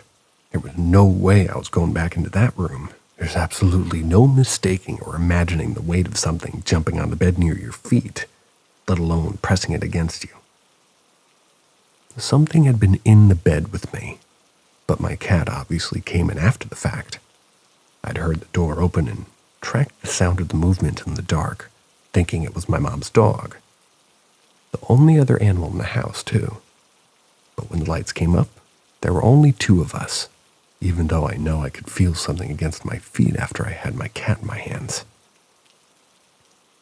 Aftermath. My friends were already well familiar with all the weirdness of my new place. A few had already spent the night and found it unsettling themselves. On a friend's recommendation, we go and talk to that one weird teacher I'm pretty sure every school has. The one that's into white magic and astrology or other assorted hippie-type activities. Usually the art teacher, or it was in our case. From her advice, I started filling my room with various crystals, mostly amethyst, since it's supposed to have protective powers. A good part of the money from my part-time job would go into buying crystals for a while, geode crystals and whatever. I had dozens of them all over my room after that, most of them in or around the one closet with the lock on the outside and the creepy picture inside of it. After a while, the activity would almost completely stop, leaving just a general creepy vibe. I'd never talked directly to my mother about any of this, because I didn't want her to blame it on the music I was listening to or the games I was playing. Other Gen Xers will have a better idea of the general attitude towards certain bands or Dungeons and Dragons in the 80s. Mom apparently felt something was off in the house too, though. She was a Christian and always had a house blessed before he moved in. The local pastor would come in, say some prayers, sprinkle some holy water around. This time was no exception, outside of the fact that it didn't seem to help. 6 or so months in, my mom did something unusual. She decided to have the house blessed again with a different church. I wasn't there for the first blessing, but I was for the second. I followed behind them, curious to see how they'd react when they hit my room. It was a different pastor and 3 or 4 members of the church. They would walk into each room and instead of holy water, the pastor was anointing the corner of each room with olive oil.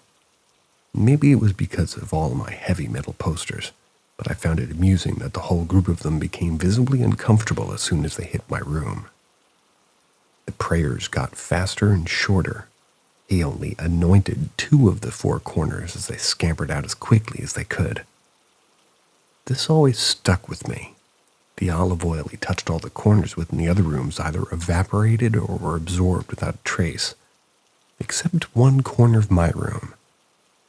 In only that one spot it left a fingerprint-shaped stain in the wood paneling that may still be there to this day. I can vouch that it lasted for at least 7 years afterwards. No idea why, but it reacted differently in my room than it had in all the other rooms in the house. Pulled it up on Google Maps, and it looks like it was the southeast corner of the room, in case anybody has a theory about that.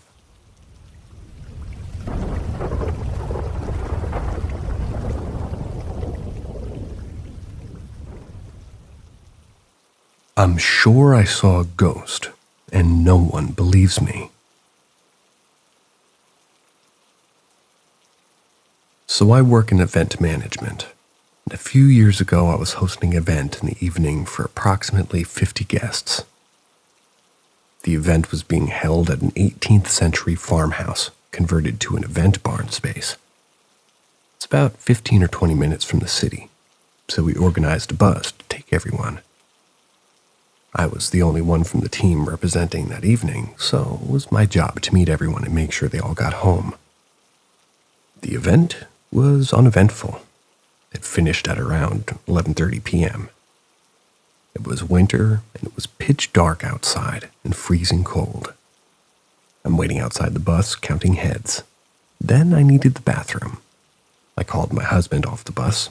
He had come along for free food, and asked him to take my place. I went inside. The place was empty as everyone was on the bus. I went to the toilet, washed my hands, then went to leave the bathroom. As you do so, you walk through a small rectangle-shaped room, or a corridor. Now, it's kind of a warm light, not pitch dark, but certainly not bright. As I walked through this room, a figure passed me. Now, I say figure as I just couldn't tell you for the life of me what that face was like. They kind of brushed past and were quite dark. By dark, I mean I don't remember face or clothes, just that it was a person. Now, the person took me by surprise as everybody should have been on the bus and the place was empty. So as they brushed past, I kind of said, "Oops, sorry." And they just very quickly kept going. It was all in a split second. I just had a weird, uneasy feeling, but that was maybe down to the lack of communication of them being in there in the first place. To me, I thought it was a lady. As I got out of the bus, I told my husband that we have to wait. There's a lady inside of the toilet. We waited some time, but it was getting late, like 15 minutes or so. My husband went back in to check if she was okay. No sign of her. We went into the back where the man who owns the barn was. He helped search the entire barn and toilets, couldn't find anyone. We did a head count, and we had everybody on the bus, after all, really. I felt really, really weird about it for weeks, just a strange vibe I can't really explain. I'm convinced it was a ghost. I casually caught up with the man who owns the place a few months later, and he told me it used to be a stop-off for market traders, and there's certainly reports of haunting. Does that sound silly?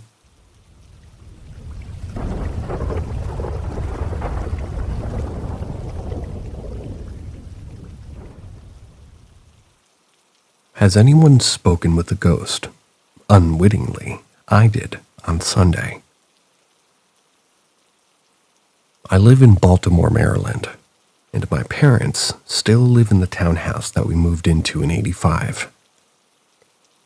Growing up, other farm members would have minor experiences that could be written off. Now, I'm 44 and still visit daily. My sister has 3 kids that stay with them in that home, 2 of which were younger than 5 years old. I'm completely convinced now that there's this little boy ghost that's living there as well. Sunday afternoon, I was at my father's and I needed to swipe some TP from my apartment. You dig? So I went up to grab some toilet paper out of the bathroom on the second floor. All the bedroom doors were closed. My mom was out to church, so it was dark and quiet. I knocked to see if anybody was in the bathroom, and I heard, "Hello?" I said, "Oh, sorry, buddy, you using the bathroom?" And he replied, "Nope." So I opened the door, and the freaking bathroom was empty. I shouted to Monk, my sister's nickname, who was in her room and the door was closed. I asked her about where my nephew Kai was. He was in her room with the door closed. They were in there watching TV. She didn't even know I was upstairs until I knocked and shouted through her door. I swore Kai was in the bathroom and didn't even realize what happened until it was over. Thinking about it further, I realize now that the voice didn't sound like it was in the bathroom, but maybe closer. It was faint but distinct. That's why I asked if my nephew was in there using it. The thing that gets me is it happened in real time. I spoke and it frickin' spoke back. You dig? A bit of background on this child ghost, if that's what it is. My older nephew had an imaginary friend that he proved to me was real. One day when he was young, about the same age as my nephew Kai is now. But that's another story if you want to hear it. The short of it, he described him to me as a little boy with black and white striped shirt. He also said, "He looks just like me." Kinda creeped me out. My father was born with a veil over his face. He served in the Navy, a serious man. He's seen things, doesn't talk too much about them, but he has told me about things he sees in between sleep and waking up. Calls it twilight. One day he said he thought he saw my nephew was playing on his bed while he slept. He woke up and saw a little boy sitting at the end of the bed. He smiled, hopped off the bed, and left the room. My father shrugged it off, but when I asked him how he looked, he told me the little boy had a black and white striped shirt on. That's all he really remembered. This was years ago. My younger nephew still has an imaginary friend, but not sure he's so innocent anymore.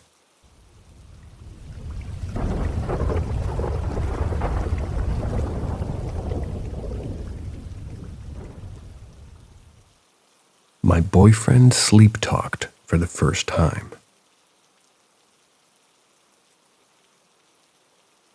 I will add that since the plot of the story has happened, nothing as strange has happened since. I, a 19-year-old female, have been with my boyfriend, 21 male, for over 4 years now. Throughout our relationship, he told me he keeps experiencing sleep paralysis, and that it became more and more frequent. He had maybe 1 or 2 in the first 3 years, but last year they kept getting worse. We're both students, and for the past 2 years he's been living in a rented apartment with a good friend of his. Sometimes I'd spend the night there as well. One time in May, he told me he had experienced sleep paralysis again, and that he was aware and awake but wasn't able to move or say anything, like his lips were glued together. He said he tried to scream my name to wake me up so I could help him, but nothing ever came out of his mouth. He also mentioned that he kept seeing one of the corners of the room as a big black shadow that made him feel nauseous. He eventually got out of it and went back to bed. Next day, I was still there. He asked me to stay with him in case something happened again. Starting to get a bit scared, I guess. I tried to stay awake in case something happens, but I think I immediately fell asleep. So this is how I woke up in the middle of the night. I heard some sounds. I immediately opened my eyes. Here was my boyfriend, laying on the side with his back to me, resting his head on my hand, saying some random shit in a language I've never ever heard before, looking at that exact same corner that he mentioned about when he had sleep paralysis. The weirdest thing is that it seemed like he was having an actual conversation. He would talk and then would stop, like if somebody was answering, and then he would talk again and so on. I was like, what the fuck is he doing? I called his name. He immediately stopped talking, and then the heaviest silence filled the room for what seemed like an eternity. Then, he started hysterically laughing for a few seconds, then passed out of nowhere. I checked to see if he was okay, and he started snoring. At least, I knew he fell back to sleep. I wasn't able to sleep that night. I turned around and cried until I saw the light outside. Next day I told him about it, and he apologized for scaring me. I said that it wasn't his fault, but it was clear that he felt bad. We asked his friend if he heard anything, and he said no, which made me feel like maybe I was just dreaming. But then he added that he woke up as well that night but wasn't able to move, felt like he couldn't breathe, and claiming that he saw the weirdest shadow in the corner of his room. The apartment is consecrated, but I always feel uneasy being there. Another thing I'll add, although I don't know if it's important or not, but my boyfriend's roommate has nightmares pretty often, would wake up screaming every time.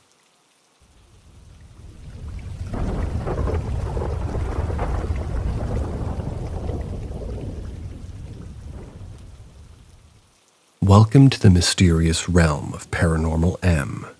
Subscribe, tap the notification bell, and drop a comment. Stay in the loop with our latest mesmerizing tales.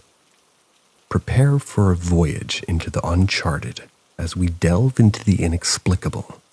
We hope you're excited. Shadow people driving a car. So this happened a few days ago, and I still get the chills. I swear this is real, and I'm not making up this story. One evening I decided to drive to an abandoned hospital with my girlfriend. Just because she's socially awkward, and that seems like a good place for hanging out in the past, so I was pretty confident that this was going to be a pretty normal place at night. I was wrong, however. There were people, so I kind of wasn't afraid or worried that something paranormal was going to happen. We went a bit farther away. After a while, we were talking, but my girlfriend wanted to have the lights on, which in my opinion is stupid.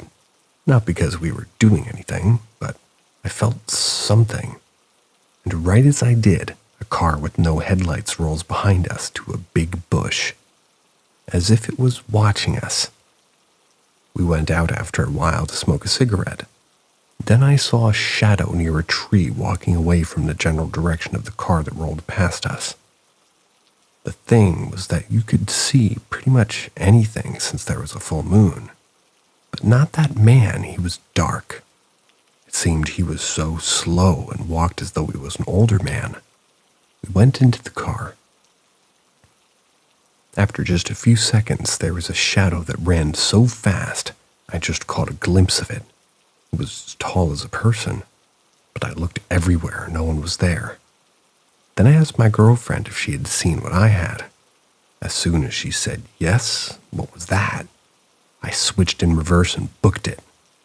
This has never happened to me, and I wasn't a believer in the paranormal. After that night, I've been watching videos on this topic and found out that what we saw wasn't human.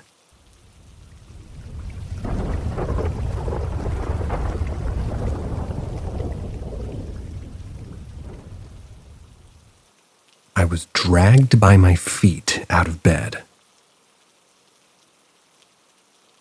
My husband was working in a town called Moose Jaw in Saskatchewan. We usually just rent a short-term room or a house where he's working, since he moves around a lot. This time, he was renting the attic of an old house on Main Street. It was a large old home with multiple levels. Each level was being rented out as the owner renovated the home. I'm the type of person who loves staying in older houses. I especially was excited to stay in this house because of the strange architecture. You had to take a steep staircase on the side of the house up multiple floors to get to our suite. Once inside, you walked right into the bedroom with the kitchen and the bathroom along the back wall. As soon as I got into the house, I had a strange feeling, like chills down my spine strange. I told my husband, and we chalked it up to the moving jitters. Things got stranger from here. The bathroom and kitchen were both tucked into small cutouts in the house. The roofs were so short I could barely stand straight up, and I'm 5'2". In the bathroom there was a little door and a little hidden wall behind the old clawfoot tub. Every time I would go to the washroom or take a bath, it sounded like somebody was lightly tapping on the door. A couple of nights in, I started to have really, really bad nightmares. Ones where my husband would have to wake me up because I was screaming so loudly. It felt like I was pinned to the bed and I wasn't able to escape. I had never felt anything like that before. Can't explain it, but it felt like I wasn't wanted. Like something was warning me to get out or else. I stopped sleeping during the night. I was so scared of having nightmares. I would sit in bed and look out the window just hoping for daytime again so I could leave the house. I must have drifted off to sleep at one point, because the next thing I knew I was being dragged out of my bed by my feet. My husband was sleeping next to me, and I remember grabbing onto him as though my life depended on it. He freaked out, jumped out of bed, and whatever was pulling me stopped right in front of the steep stairs. We didn't stay there another night. I still sometimes doubt that it even happened, but thankfully, my husband witnessed it and can reassure me that I'm not crazy. Whatever was in that house was not friendly and didn't want me there. I will never go back there again.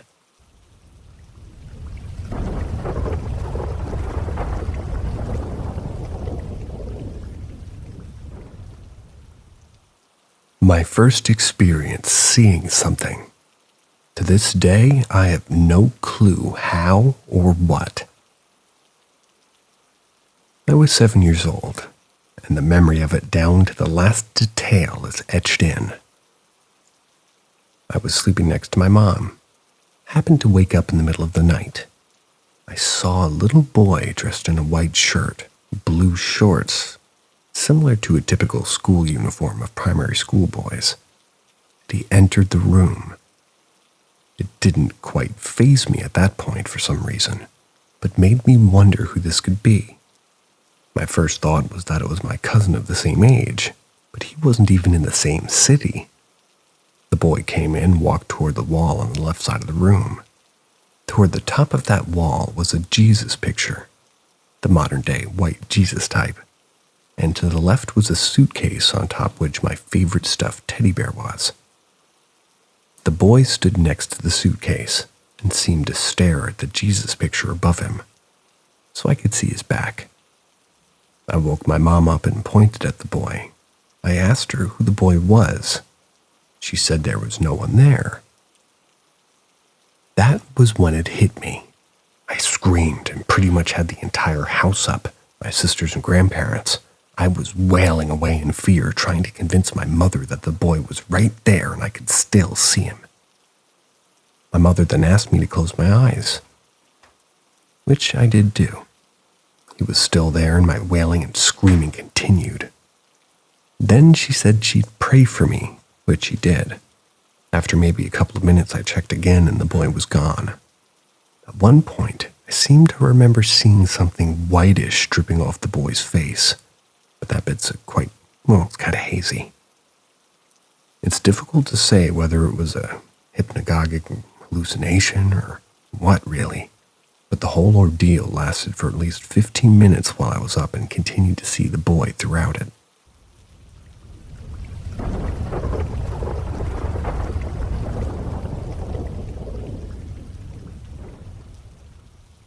My ancestral home, a hotbed for strange sightings and sounds. The house in question has been my grandmother's ancestral home, which I've inherited and plan to renovate and refurbish. Although right now the house itself is unoccupied, we have relatives living in an adjacent house within the same property. I pretty much grew up in that house, and as a kid, between 7 and 11, I once saw a little ghostly boy walk into the room, and no one else could see it. A few years later, I saw a figure of a woman lying right next to me in bed, which froze me in fear. I tried to wake up my mom, but I was too scared to even make a noise. Almost 2 decades later, it was just my grandmother who was living in the house. The mother of my aunt, aforementioned relatives, passed away under undignified circumstances, to say the least. She was naturally unpleasant, prone to picking fights, cursing and yelling, and overall an unpleasant person. Not too long after her death, my aunt and her children allegedly started experiencing strange phenomena, like randomly opened doors and disheveled wardrobes where everything had been pulled out. Even hearing strange noises and seeing the weirdest things like legs suspended from their ceiling. I have to verify some of these claims, however. And then at 7:30 p.m. on the dot, my grandmother started to hear her voice around the house, cursing, yelling, and retching. This continued for a number of days until she brought over a priest to bless the area or something like that. Last year, my grandmother passed away. But just a few days ago, my cousin who walked toward that house to find her kitten had gone missing swears she saw the disembodied head and face of my grandmother just looking at her. She says it was just a face, no body, but that it didn't scare her at all, and that all she felt was good about seeing her. Despite my own experiences, I still don't know what I believe about these. But I'm inclined to figure it out, given that it's my house. Would like to know any thoughts. Thanks.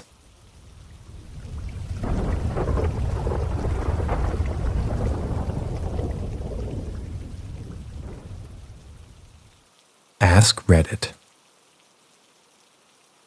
When I was 14, I got home from school. I was in my room playing Sims. My room was right off the kitchen and dining area, where we also had our sliding door that leads to our deck, which led to a backyard but had a gate on it. I did this for maybe an hour. My brother wasn't home due to about 5, and my dad about 7. So I was just playing my game when I heard what sounded like someone or something on top deck. So I kind of froze. I started to listen in case there was something going on. Then some ringtone went off that I didn't recognize. It was clearly a phone's ringtone going off, and then my 2 dogs started barking right after. So me having more balls than I thought, ran straight into the dining room area, and the ringtone had stopped, but my dogs were persistently barking at the backsliding door. Let them out to have a look at whatever it was. I waited and looked around inside a phone or something that could have caused the ringtone. Nothing. I followed my dogs to the deck, looked all around outside for someone to be hiding. Nothing. Our gate wasn't open either. I was freaked out, so I went by my friend's house who lived nearby, waited for my dad to be home when I told him he just brushed it off to me being paranoid. Second, this is the second instance in this house, and it was when we were moving out. Now, we had lived in this house for about 10 years, and it was a nice neighborhood, keep in mind. Well, my dad had met the one, and we were going to move in together in a new home. I was about 18 at this point and had a boyfriend, and we wanted to spend the night together, but neither one of our parents would have approved. Then I got the great idea that our house hadn't sold yet, and I still had our garage door opener to get in. So we wound up lying and said that we were spending the night at a friend's house and got some blankets on my laptop for what we thought would be a romantic night. We get there, set up my old room, and we're just getting ready to watch a movie on my laptop. Then we hear a loud-ass bang. Now, the house was empty, and no one had access to it by my knowledge. Plus, it was about 11 p.m. We both just kind of stare at each other with a look of, what the fuck was that? Then another loud bang. Okay, at this point I'm like, the only reasonable noise I could chalk it up to is our basement doors that led to either side of the basement. Well, that means someone's here in the house, or it's a paranormal thing, and either way, nope. Not trying to die tonight. My boyfriend gets up and says, "Get behind me." Just kind of stands in the doorway. I wait a second, then say, "Let's go." We grabbed our stuff as quick as possible and ran out to our car and made sure the garage was closed. We sat and waited to see if anybody would pop around the house, but nothing. That was the scariest thing to me because I've slammed those basement doors before, so I know it had to be that. And there's no explanation besides someone being in the basement, doing who knows what. Or a ghost.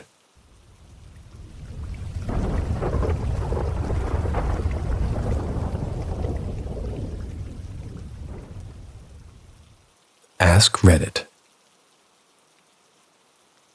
One night when I was about 12, I was home alone with my dog. Shiner was unusually very calm and relaxed about everything. But tonight, she was acting a little antsy, so I opened the back door and let her outside. It was a nice night, so I stood out there with her. She was barking and growling at the end of the yard for some reason. I figured it was the neighbor's cat going under her shed again, so I went over there to calm her down. When I was about halfway to her, the motion light pointed at the shed that it was flicked on. Shiner came running back to me, whining. She stayed between me and the fence, and seemed to be trying to lead me away from it. I saw something move behind the shed. It stopped to where part of it was sticking out for a few seconds, and then it went the rest of the way behind the shed. I have no idea what it was. The part sticking out from behind the shed was a few feet above the ground and just curved downward. It looked kind of like a pipe. My dog wouldn't go back outside the rest of the night. When I went to my bed, my bedroom was the closest room to the shed. She sat on the corner of my bed looking at that window all night. She would just stare out there and growl every so often. And every once in a while, the motion light would come back on. For a few days after that night, Shiner would not go near the shed if I took her out of the fence.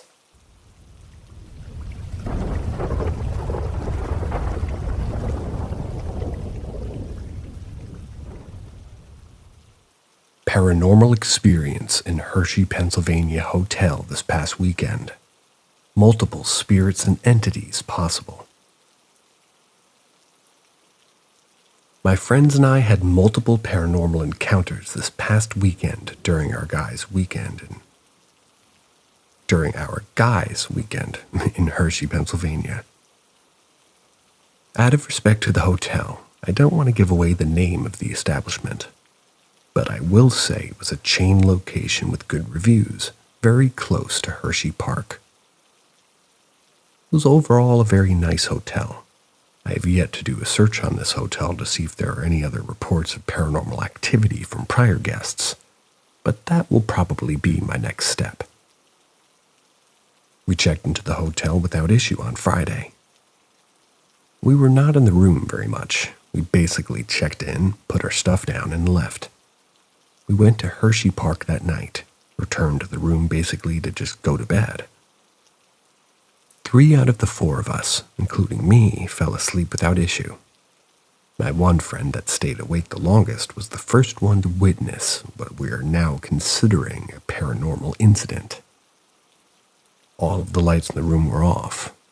As he was just laying there in bed on his phone at around 12:30 a.m., he claims the lights next to his bed began to flicker on and off. This happened for approximately 2 minutes before turning itself on. He didn't think much of it and thought maybe it had been a light like a loose bulb. Maybe the switch might have been on, who knows. But he got up, made sure the bulb was in tight, and ensured the switch was off, etc. He was only able to get the light off by unscrewing the bulb and screwing it back in, which he thought was weird. After getting back in bed, he said that this happened again approximately 30 minutes later. The light flickered for several minutes before turning itself completely on, despite all the switches being off. He claimed he was slightly unnerved at this point. He once again got up, unscrewed, and re-screwed in the bulb to turn the light off. Was unable to force himself to sleep. I slept through this, so I didn't witness this flickering or light-on incidents. My first encounter happened at approximately 2:30 a.m. The lights were out.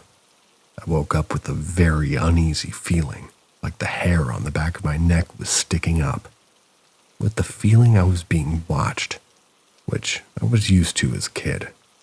However, within a matter of a few seconds, I was immediately filled with dread, as I began hearing what I can best describe as snarling coming from the room. I immediately tried to pass it off in my head as one of my friends snoring, but I've camped with them, and I've roomed with them several times in the past. I know what their snoring sounds like, and this was not it. It was an evil growling and snarling that was actually coming from above their bed. I lie completely still, trying to rationalize it, and this noise continued on and off for approximately 60 to 90 seconds until I quietly shut my eyes and said a prayer, asking for the spirit to depart, which I did when I was a child. And after I did this, the snarling noise stopped. I was extremely uneasy, and I wanted to wake my friends up and leave, but out of fear of being laughed at, I laid there and eventually went back to sleep. I slept through the rest of the evening, unaware that anything else happened, which it did. The next morning at the continental breakfast, I jokingly brought up that our one friend must have had some wild dreams last night, because when I heard him snarling in his sleep, when I said this, I noticed that my friend, the one that also had a light bulb experience, looked at me as if the blood had just drained from his face. He said, "You heard it too?" I told him yes. I heard the growling noise around 2:30. He said that he was also awake and described the noise as a werewolf growl coming from above the bed. He said he was lying awake most of the night, terrified. He said it wasn't snoring coming from the other friend that was sleeping, and that the noise was coming from above the bed. Like I described, really. He also said the light bulb incident happened again at 03:30, but this time he left the light on because he was too afraid to get up and turn it off. Our other friend confirmed this when he said he woke up around 4 and thought it was weird the light was on, turned it off by clicking the switch a few times and playing with the bulb. Finally, he said growling noise happened again, one last time around 4:30. After the light was turned back off, he was very frightened by the whole ordeal, said he was tempted to leave the room and sleep in the van, but didn't. He ended up being extremely tired all day Saturday, and he got little to no sleep Friday night. One of our friends slept through everything, made fun of us most of the day Saturday when we would talk about what happened. He was very skeptic and didn't believe in the paranormal. He would roll his eyes at us and acted perturbed when we went to speak about it. He passed the noises off as our friend's snoring, and the lights as an electrical disturbance due to old or faulty wiring. Our other friend that just witnessed the light being on at 4 a.m. was very shook, agreed that he did feel uneasy in the room, but couldn't fully explain why.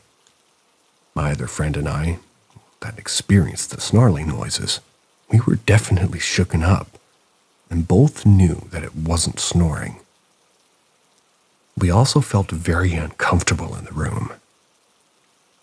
What was also abnormal, which I'm now just thinking about, all the paranormal activity seemed to be focused on one side of the room where my two other friends were sleeping.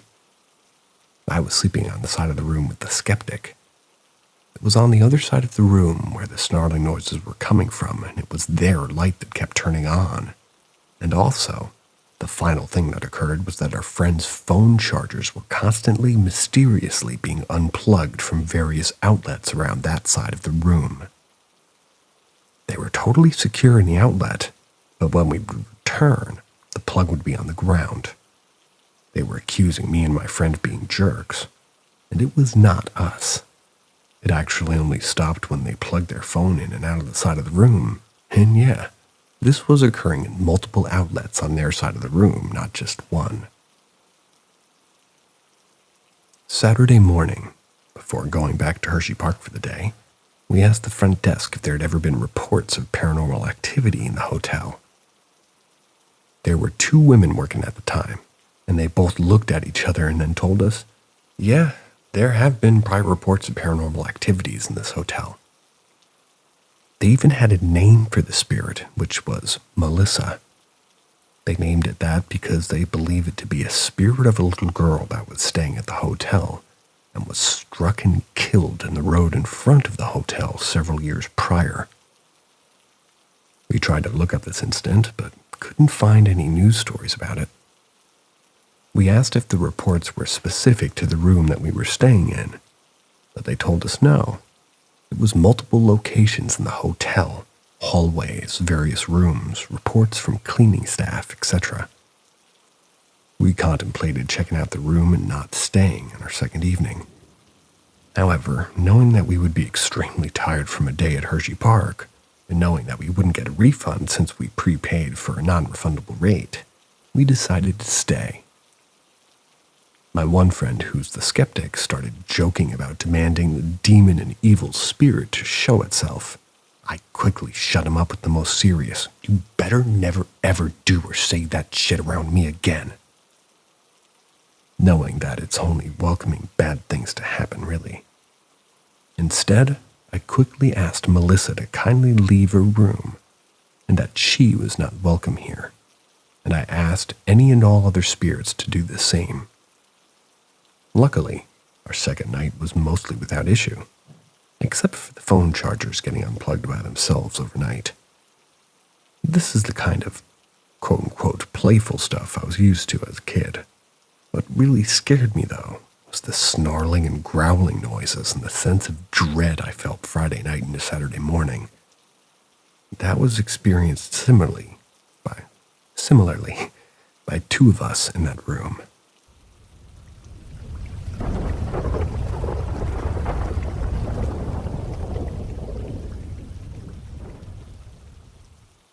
Ask Reddit. During college, I experienced what I thought was a potential haunting due to certain events that made my room scary to hang out in. Everyone agrees it was a haunting, especially after we did a ghost hunt and got EVP. I'll post that at the end. The first event happened while my sister was in school and parents were on a date. My grandmother was in her room on the other side of the house.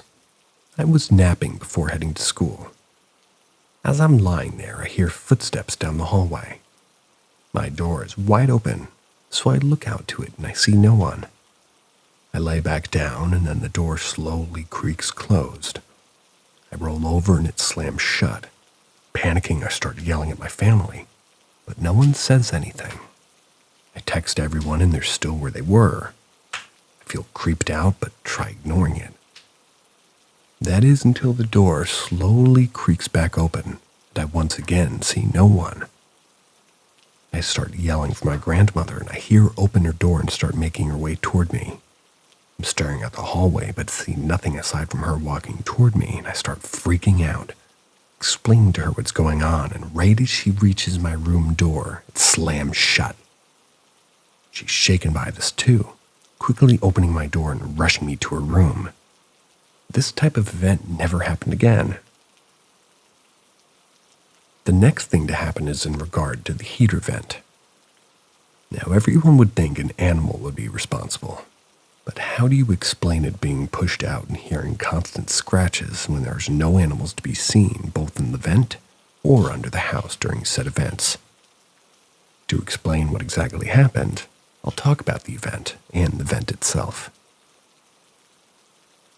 You can find it at the foot of my bed, which is where my sister's bed now is. It was positioned between my bed and the television, and then my computer was to the right and the wall was to the left. Not long after the door event, I was playing my computer and started hearing faint scratches. Living in the woods, you would get used to animals under your manufactured home. Well, it was weird, but I ignored it. Until there was a banging against the vent. It looked like something was pushing up on it. Picked up my feet just in case, and I just watched it. But nothing else happened. A few nights of this happened, and my dad decided to check it out. Putting on gloves, he lifted off the vent, but nothing happened. The scratches continued without the vent being in place. My dad lowered in a camera, but nothing was in the vent. He then went outside to look under the house, and sliding came off very easy. Still saw nothing but heard the scratches. He kept an eye on it, even having an exterminator check it out, but, well, nothing came up. I started freaking out over the idea of something grabbed my feet and began putting my huge textbooks on top of the vent. I'd hear the scratches go on all night, fall asleep, then wake up to the books toppled over and the vent popped out. Nothing ever showed itself in my room. I had the door locked because my boyfriend lived in the room with me, so no one was coming in to mess with the books. This went on for a couple of months before just stopping abruptly. The night it stopped, we had another event. This was just as simple, but scary as hell. My boyfriend and I were sleeping. We noticed that the scratches were gone, and were in thought, just wondering what the hell was going on. As we lay there in the dark, we feel pressure on our legs. Next thing we know, our blanket is literally being ripped off of us downward as if being pulled toward the vent. We panic and scream and turn on the light, only to find that the vent is in the place along with the books. This also never happened again.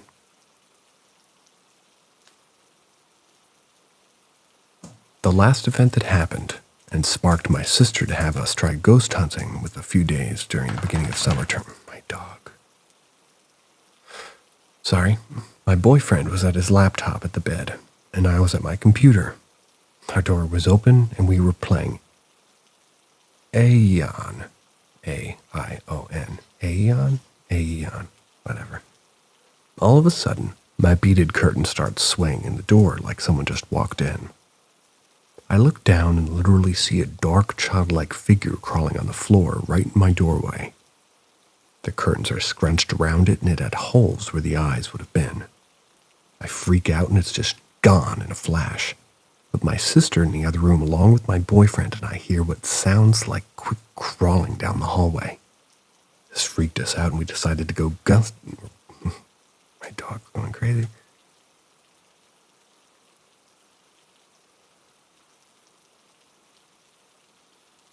This freaked us out, and we decided to go ghost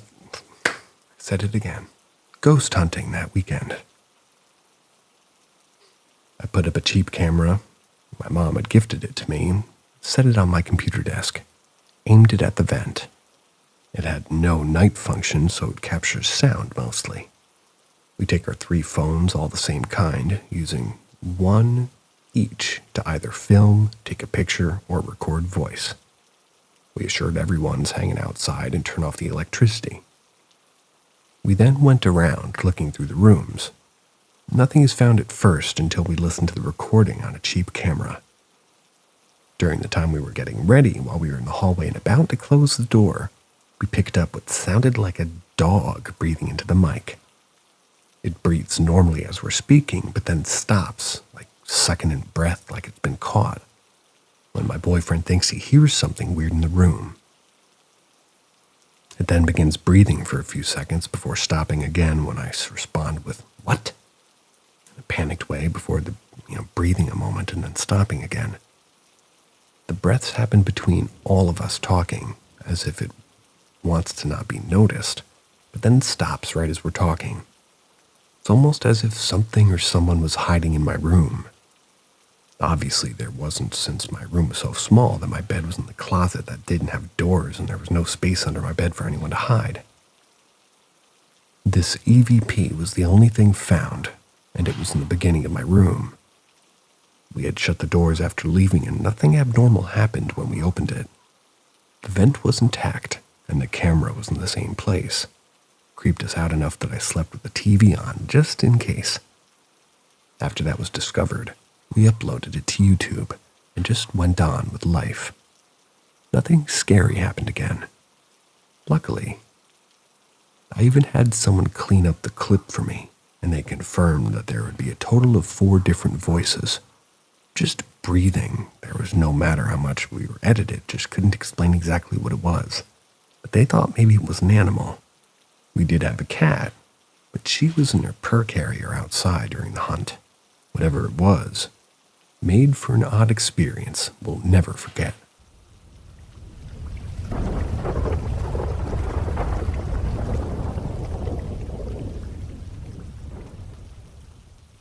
I'm pretty sure my childhood home was haunted. I live in a pretty big family home for 26 years. The house itself is only about 34 years old. My parents built it. We were the only owners until we sold it. My grandma passed away when I was 7, and I think she would often visit us in the house. I can tell because she smoked, and we would smell cigarettes every now and again. No one else in my family smoked, or our friends don't smoke, and it wasn't all the time. Then I'd be sleeping and feel someone poking at my head. I initially chalked it up to my covers touching me, but it happened even if I wasn't covered. I also felt like someone was resting their hands on mine. I had my own room at this time, so no other siblings were in there. I could often feel someone standing by my bed or by the door or closet. It didn't always feel eerie, and it wasn't every day, but still. Then one night, I dropped my sister off at her friend's. She said she would call when she was ready to be picked up. I sat in my room alone, just playing on my computer with a huge bang and knock came crashing into my bedroom door. It wasn't the floor settling or anyone downstairs. I opened the door and no one was there. I was so scared I drove to the store until my sister came home. Rubber bands would also randomly appear, another sign of my grandma. The neighborhood was not far from an ancient Native American burial ground. This all very well could also just be sleep paralysis and nothing at all. However, I will say I've always felt very connected. For example, before my grandma passed, we were in her apartment getting her ready to go to the hospital. And when I looked out the window and saw a bunch of motorcycles and cars, no connection to those, but they are vivid in my mind, I thought to myself, she's going to heaven. I didn't know she was even sick. I also saw a black and white version of my mom emerge from her bathroom closet when I was on the toilet. My mom's alive and was in her bed at the time. I was using her restroom. Then I had a random dream about my brother-in-law getting in trouble in a very certain way, and the next day he did. Nothing criminal, just personal trouble.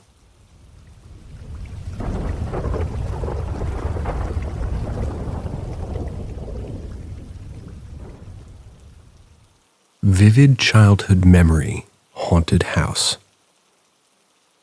When I was young, which is like under 5, my parents were still together, and my younger brother and I spent a lot of time together at our dad's brother and father's house.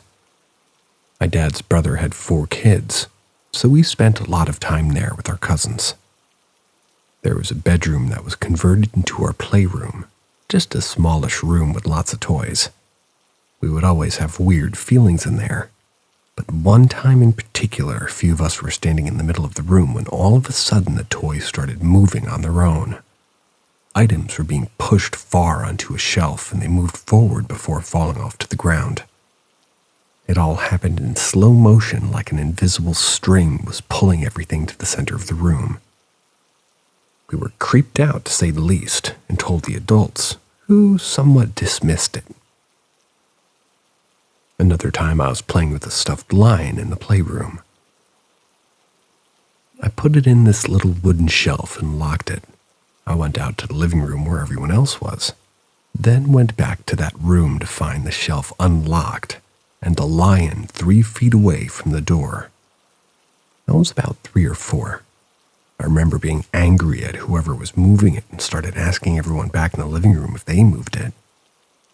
They said, no, go ask your cousin. My older cousin, who was 10 or 11, was in his room with music playing loudly and was annoyed I even knocked on his door. Definitely wasn't him. One of the scariest memories I have was in this house. I get chills thinking back to it. I was sharing the bottom bunk bed with a cousin of mine. The door was open and faced out to the hallway. I'll never forget this dark silhouette of a man turned from the living room down his hallway and started walking down the hallway toward us. We were both awake and looked at each other scared. He had red glowing eyes and was very tall, but somehow resembled our grandfather's figure. He looked as if he was staring at us down the hallway and then stopped, turned into the playroom. We told our dad about it the next day. I remember my dad picking me up to explain how tall he was. My parents divorced. Haven't seen my father in over 15 years. My biological grandfather is dead, and I don't communicate with those cousins anymore. I never want to see that house again.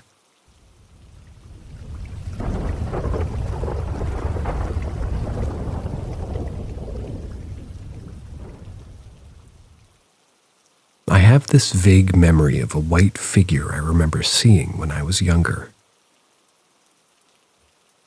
So before I start talking about the memory, I should probably say that as of now I'm still kinda young, literally 15. But this took place like 10 or 11 years ago when I was like 4 or 5 years old. So I actually have the capability to talk about it now. Also, this would be the first time I actually talk about this experience to anyone online or anyone in general.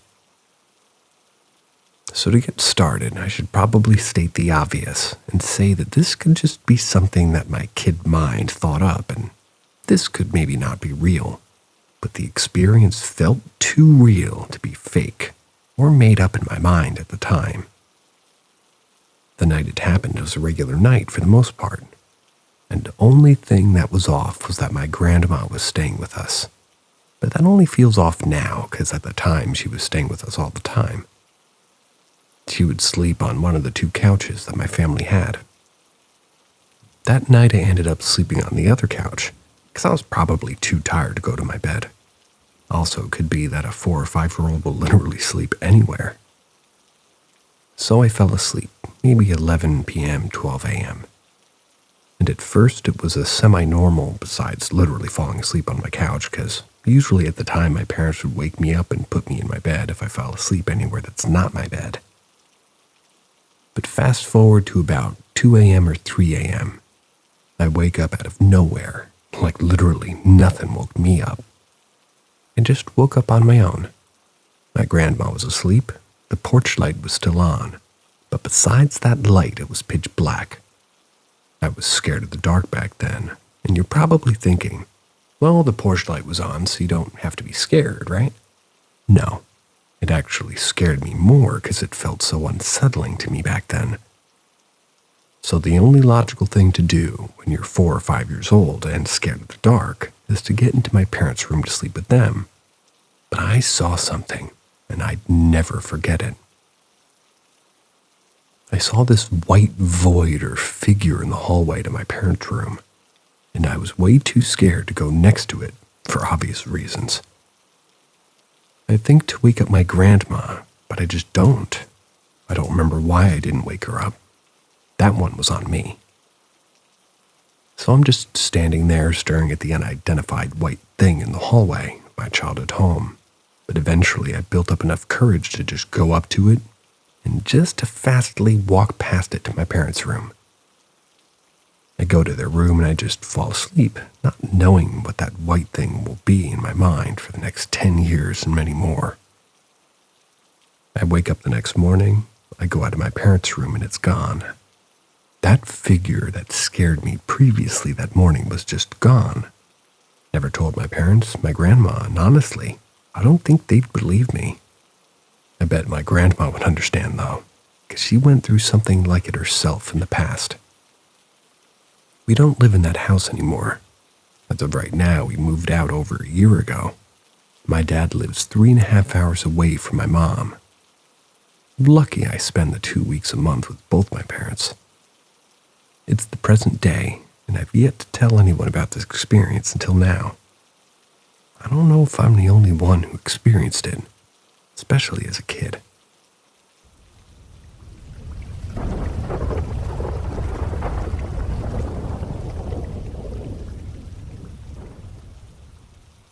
My grandfather haunts her house by having a party. So a little backstory to the situation. My childhood home was built by my grandfather and my grandma, and they both lived there until they got divorced. And my mom lived her childhood here as well. My grandfather was an alcoholic and had a bunch of people at the house, partied and drank with them and played music. Even when my mom and aunt were kids and sleeping at the house. Well, years go by and my grandfather passes away. We moved to the house after my grandma passed. I've known that both my grandparents' spirits live and wander around that house ever since I was a child, because my mom used to go to a medium and she told her a bunch of stuff that were really scarily accurate. and most of them were messages from my grandfather about our porch stairs being broken and needing a fix, our dog being sick and wondering what's in the shed in our backyard that wasn't there when he lived there. Anyway, I've always heard music playing, even when all the TVs and radios have been off. Usually during nighttime, like I'm still currently hearing the music clearly. A bit muffled, but you can tell it's music. I've gone through the whole house, turned the radio off, and made sure the TVs are off, but I can still hear it. Everyone else is asleep since it's almost 3 a.m. Since I'm now hearing it, it reminded me how my mom told someone a couple of weeks back that she experienced exactly the same thing quite often. Even my grandmother says her house comes to life when no one is here. Every time she stays here, actually. This doesn't freak me out, but it does drive me crazy, but also somehow brings comfort since it's a family member, since, said them themselves. There's no need to be scared or worried, and tell the dogs not to bark, because it's only him walking outside. I don't know if that made sense, but I hope it did. I hope the party ends soon so I can sleep.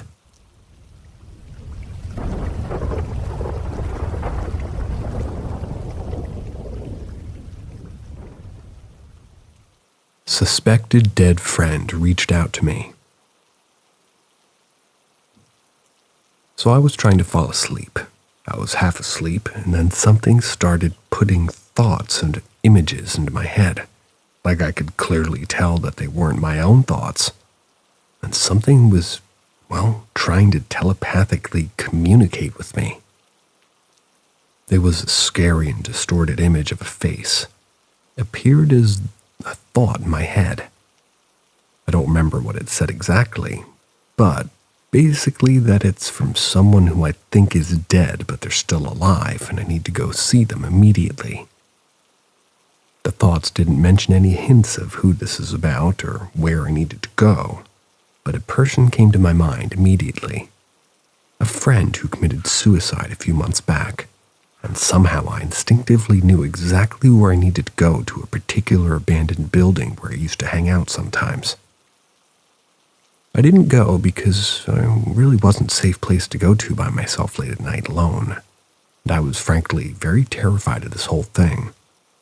But I regret not going for some reason, even though it would have been a terrible idea. I still wonder what would have happened if I had went, and I wonder if I'll ever try to communicate with me again.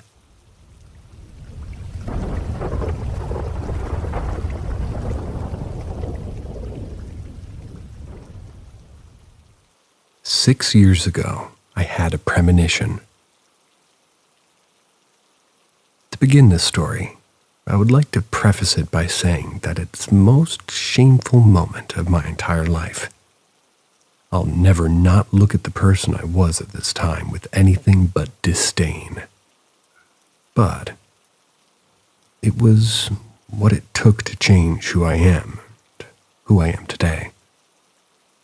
I hope that telling you that will lend my story credibility, as it isn't something I would actually tell people if it wasn't for the fact it literally changed my life and my perception of reality. With that said, I can jump into how I had a premonition. Considering the story starts with the premonition, that's where I'll begin. I worked at a landscaping company. I had just moved out of my friend's parents' house. My friend was a heroin addict who had since passed away. I was quote-unquote raised by my father, who kicked me out the day I turned 18. I was 24 years old. I started staying with a girl I'd started to see.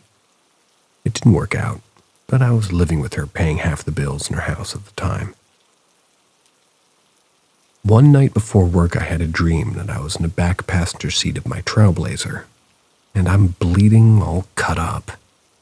I look out of the back passenger window. It's all shattered out, and I see a tree and my friend I had known since I was 10 years old, who up until then I had seen only a handful of times in 5 years. So it was very odd to see him there. I asked him if I was dead. He looked at me with a look that pretty much said, You fucking bout to be. But he just said, no, you're just really messed up and an ambulance is on the way. My response was, fuck, I'm going to jail. And I wake up. I go to work and remember the exact house we were working at. We had done a few jobs there previously. I think that's why. Told my friend I worked with it. I'm like, well, I worked it about my dream. Thought it was crazy. Even told me I better start wearing my seatbelt because I never did. Fast forward roughly 2 weeks. My boss is congratulating us on how hard we've been working. Buys a crew a 12-pack of Bud Light on Friday. I think it was around the 4th of July, and it was definitely summer. I drink 2 and take off, and at this point in my life, if I drank 2 beers, I'm going to go get a 12-pack and drink it till I pass out. I had no self-control. So I do that and buy a pack of 12 Bud Light Platinum on my way home. Unluckily, my friend who had now passed away that I was staying with called me. Told me him and a few of other friends were drinking at my buddy's and I should come by. So of course, that's what I did. Told my friend whose house it was that I wanted to sleep there because I had no intention of driving shit-faced. He said that's no problem. I end up hammered. I don't remember getting in my vehicle. All I remember is waking up seeing my friend I hadn't seen in 5 years and asking him if I was dead. It literally happened exactly how it happened in my dream. I was only conscious for a few seconds, my friend said, and I passed back out after, well, he said what he said. Next thing I remember is being woken up, getting my head stapled.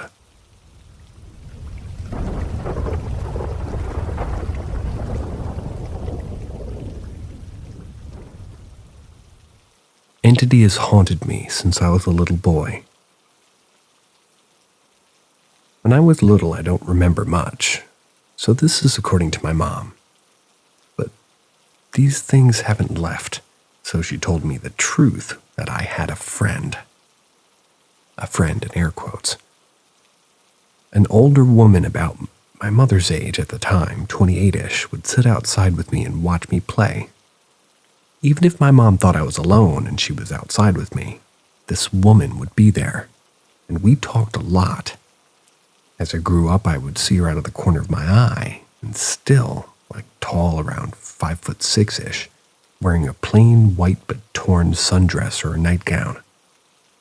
As I grew older and she would show up out of the corner of my eye, I would suddenly feel dizzy and sick, like I just got punched in the gut. One night I fell asleep early, not something unusual since I was watching my siblings and basically raising them during this time, and I had a horrible nightmare of my siblings getting ripped apart by all sorts of demonic-looking things and terrifying secrets of others all around me. I woke up to find I was paralyzed. I could barely breathe. Thought it was a night terror and waited. But it was different. The cold, and even my 4 blankets was enough to warm me. Then, from the shadows, the woman walked from the shadows. That's when I saw her face was melted together like someone had glued her face together and messed up. This is still happening to me. My girlfriend has started seeing her too. We've both been blessed by a priest and several other leaders in other religions, but so far nothing. I wouldn't normally care. Recently, my girlfriend and I have started waking up with very deep scratches that look like nails raked across her skin. But instead of nails, they're talons.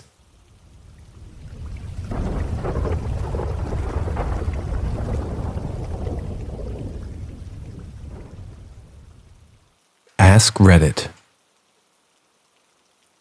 About 3 years ago, I was alone in my room. I was casually cleaning my old room when I took a glance outside my door. For context, my old house has a massively long hallway. The light on the end of the hallway was on, as was my bedroom light. The entire hall was at least somewhat illuminated. As plain as day, I could see a shadow peeking out at me from the other end of the hallway. 2 things still stick with me to this day. First was the size. Based on how far I was from it, and in relation to the doorway, it was probably only 3 or 4 feet tall. The second thing was how vague the figure was. It's hard to put words to it. I could see the shadow clearly, but I couldn't perceive it. It sounds stupid, I know, but that's the only way I can describe it. If you've ever seen something that your brain doesn't want to see, you understand the feeling. It's almost as if you had a hard time focusing on the thing. I remember specifically stopping dead in my tracks and staring at it. After a solid 30 seconds, the figure ducked into the room it was peering out of. I went and checked the room. There were no signs of anyone being there. The funny part of it is that this is the only experience I've had. I've never noticed any paranormal before since that. I guess that one experience rattled me enough to stick with me through the years.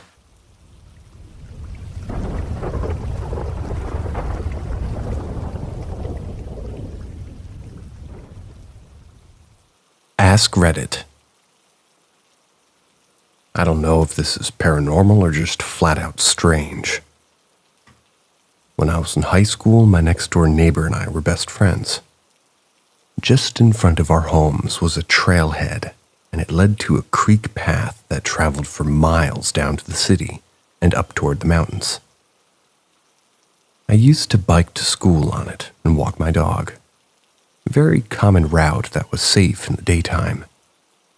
My mom, however, liked to warn me of going out on the trail at night, for there has been a history of murder and rape occurring on the path at night. Just the unfortunate kind of thing that happens on a public trail used by tons of people. So skipping forward a little, my friend and I were going to hang out one night. I had to get something inside my house, and he was going to meet me at the mailboxes in between our houses. As I opened the front door, I saw him staring down the street, yelling. When I shouted back, he turned to me with a shocked look on his face, turned back to what he was looking at. He came toward me and pointed toward the light post that's on our side of the street, directly across from the entrance to the path. He thought that I was playing a joke on him, pointed out a person that was sitting beneath the lamppost with their head staring directly at the ground. The person's hair fell into their lap, and they remained motionless.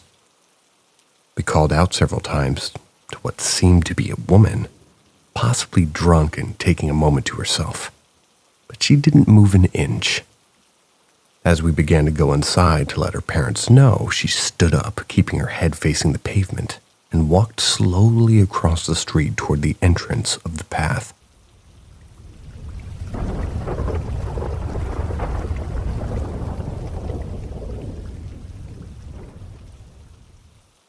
Meeting my great-grandmother. When I was 11, I was at my grandparents' house one day. My grandmother called me into the kitchen because she made me soup. When I was about to start, taking it to the dining room, I suddenly felt as if I was in a trance.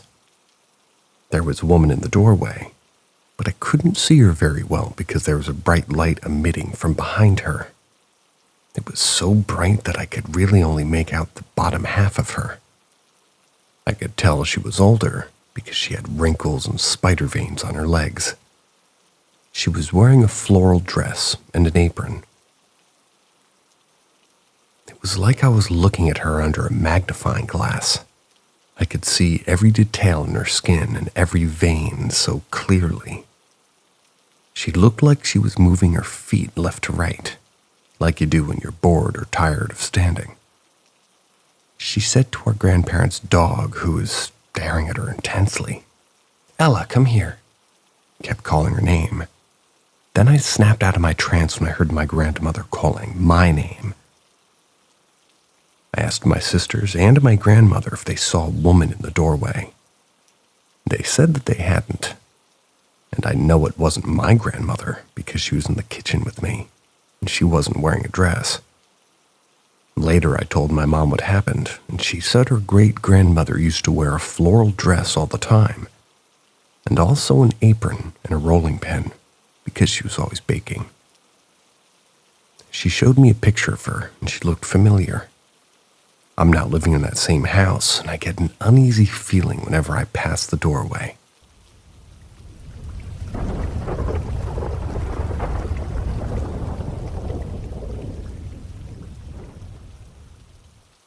I feel like I'm being haunted by a live person.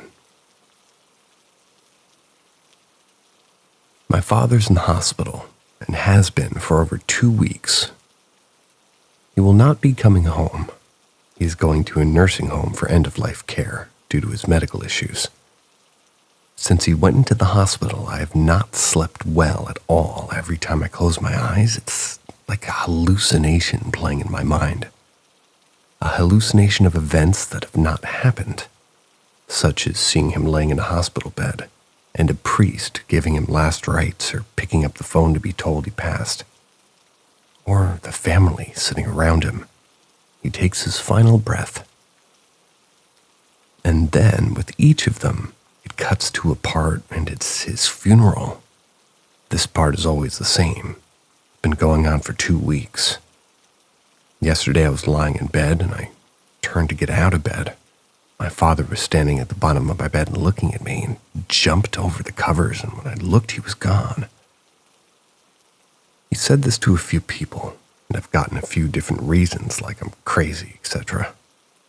Maybe it's a manifestation or a live poltergeist sort of thing. I've been told to go to the hospital and ask for forgiveness for things I did when I was younger, and that maybe it would stop. I haven't visited him since New Year's, because I live like 3 hours away and I don't drive. But he told me when I was leaving the hospital that he loved me, which is strange, because he's never ever said it to me before. And then I video chatted with him via my mom's phone on Saturday, and he kept saying it was saying that it was unusual in general. We've never seen eye to eye on anything. And early last year, he was telling me he hated me and never wanted to speak to me again. I was expecting him to tell me to get out of the hospital when I went to visit, but in fact, he wanted me there, but didn't want my siblings. I'm so mentally and physically drained, and I just want, whatever their hallucinations, I guess, to just stop. But they don't, they only get worse. And now I'm seeing him in my house. Anyone ever experienced anything like this, or know what to do, or am I just crazy?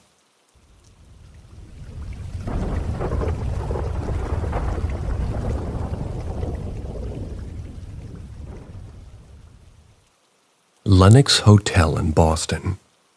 Any similar experiences? I've stayed at the Lenox Hotel in Boston many times on work visits from New York City. It's a really nice and historic hotel in the Back Bay area. I hadn't experienced anything paranormal before, but on this visit a couple of odd things happened. The first was 2 nights ago. I was in a light sleep phase, and then suddenly my bed felt like somebody had sat down on the corner of it. Since I was half asleep, I didn't think much of it until the next morning when I realized that was kind of weird. The last night I woke up in the middle of the night, and in the dark next to my bed it looked like a figure of a man was standing there. I knew it wasn't a real person, and I wasn't really scared, since they were more of a figure. I couldn't see any features other than the fact that he might have been wearing green and was either bald or in a hat or didn't have a lot of hair.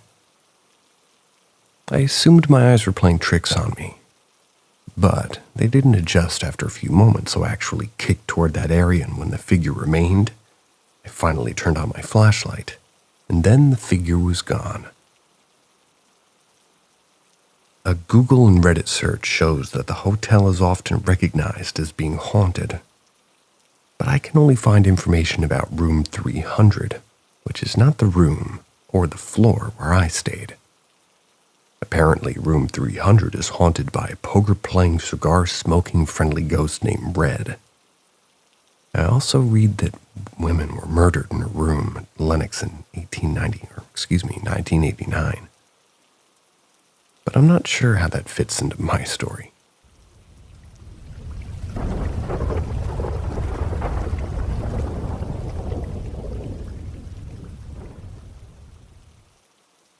Childhood experience. I feel like I need to share this. When I was a wee lad, say about 5-ish to 12, we lived in this big house with 3 floors and a basement. My grandparents' bedroom, as well as one guest bedroom, was on the 3rd floor.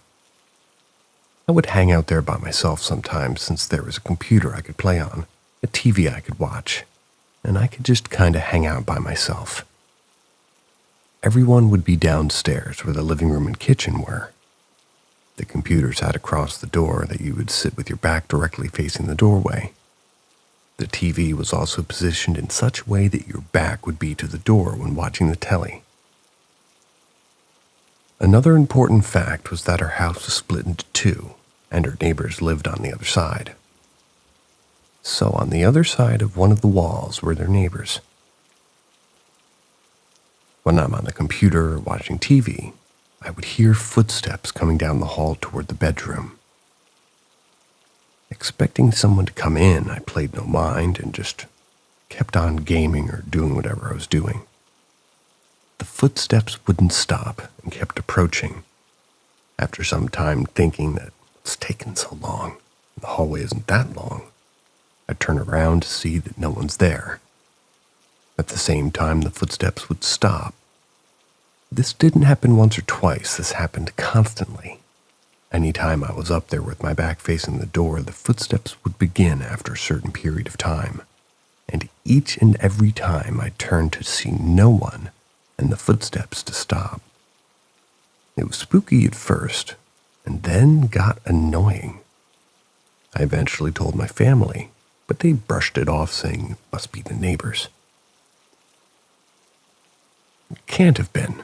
The footsteps sounded like someone was walking down the hall. It would only happen when I'm not paying attention to the door. Then they would stop when I turned around to see. I emphasize this because it's such a clear and vivid memory of this thing happening, and it was consistent and replicable. I was little and obviously no one took me seriously, so I just kind of accepted this was happening, not really thinking much of it. When I was probably around 10, while playing the PC, the monitor began to violently vibrate. This was probably the most paranormal and freakish thing that's happened to me. The footsteps never sent me running, but this made me turn my afterburners on. I fucking booked it out of there. Ran down to my family in the kitchen and explained what happened. They told me it must have been a truck that passed by. Nah, man. This was like something grabbed and just started shaking it like mad. Fuck that. Another time I was sleeping in the guest bedroom. I think my parents were away and, well, didn't want to sleep by myself. So I went to that spare bedroom next to my grandparents' bedroom on the 3rd floor to sleep for the night. I remember hearing space music. Kind of like what I imagine Apollo 11 crew purportedly heard in space. Stereotypical spacey alien tones being played in the air.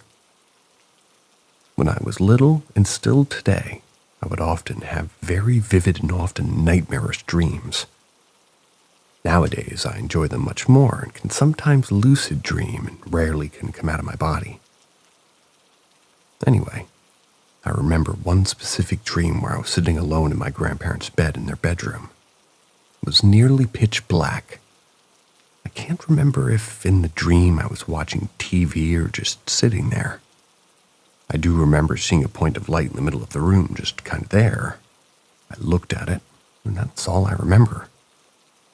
Today, I still often dream about that house. Despite the anomalous activity, I miss that house and want to visit it again.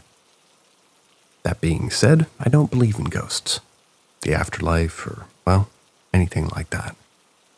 Even though I'm greatly interested in the phenomenon, I try to be straight edge about it and reject any wacky claims like humans are containers of souls, a la Bob Lazar.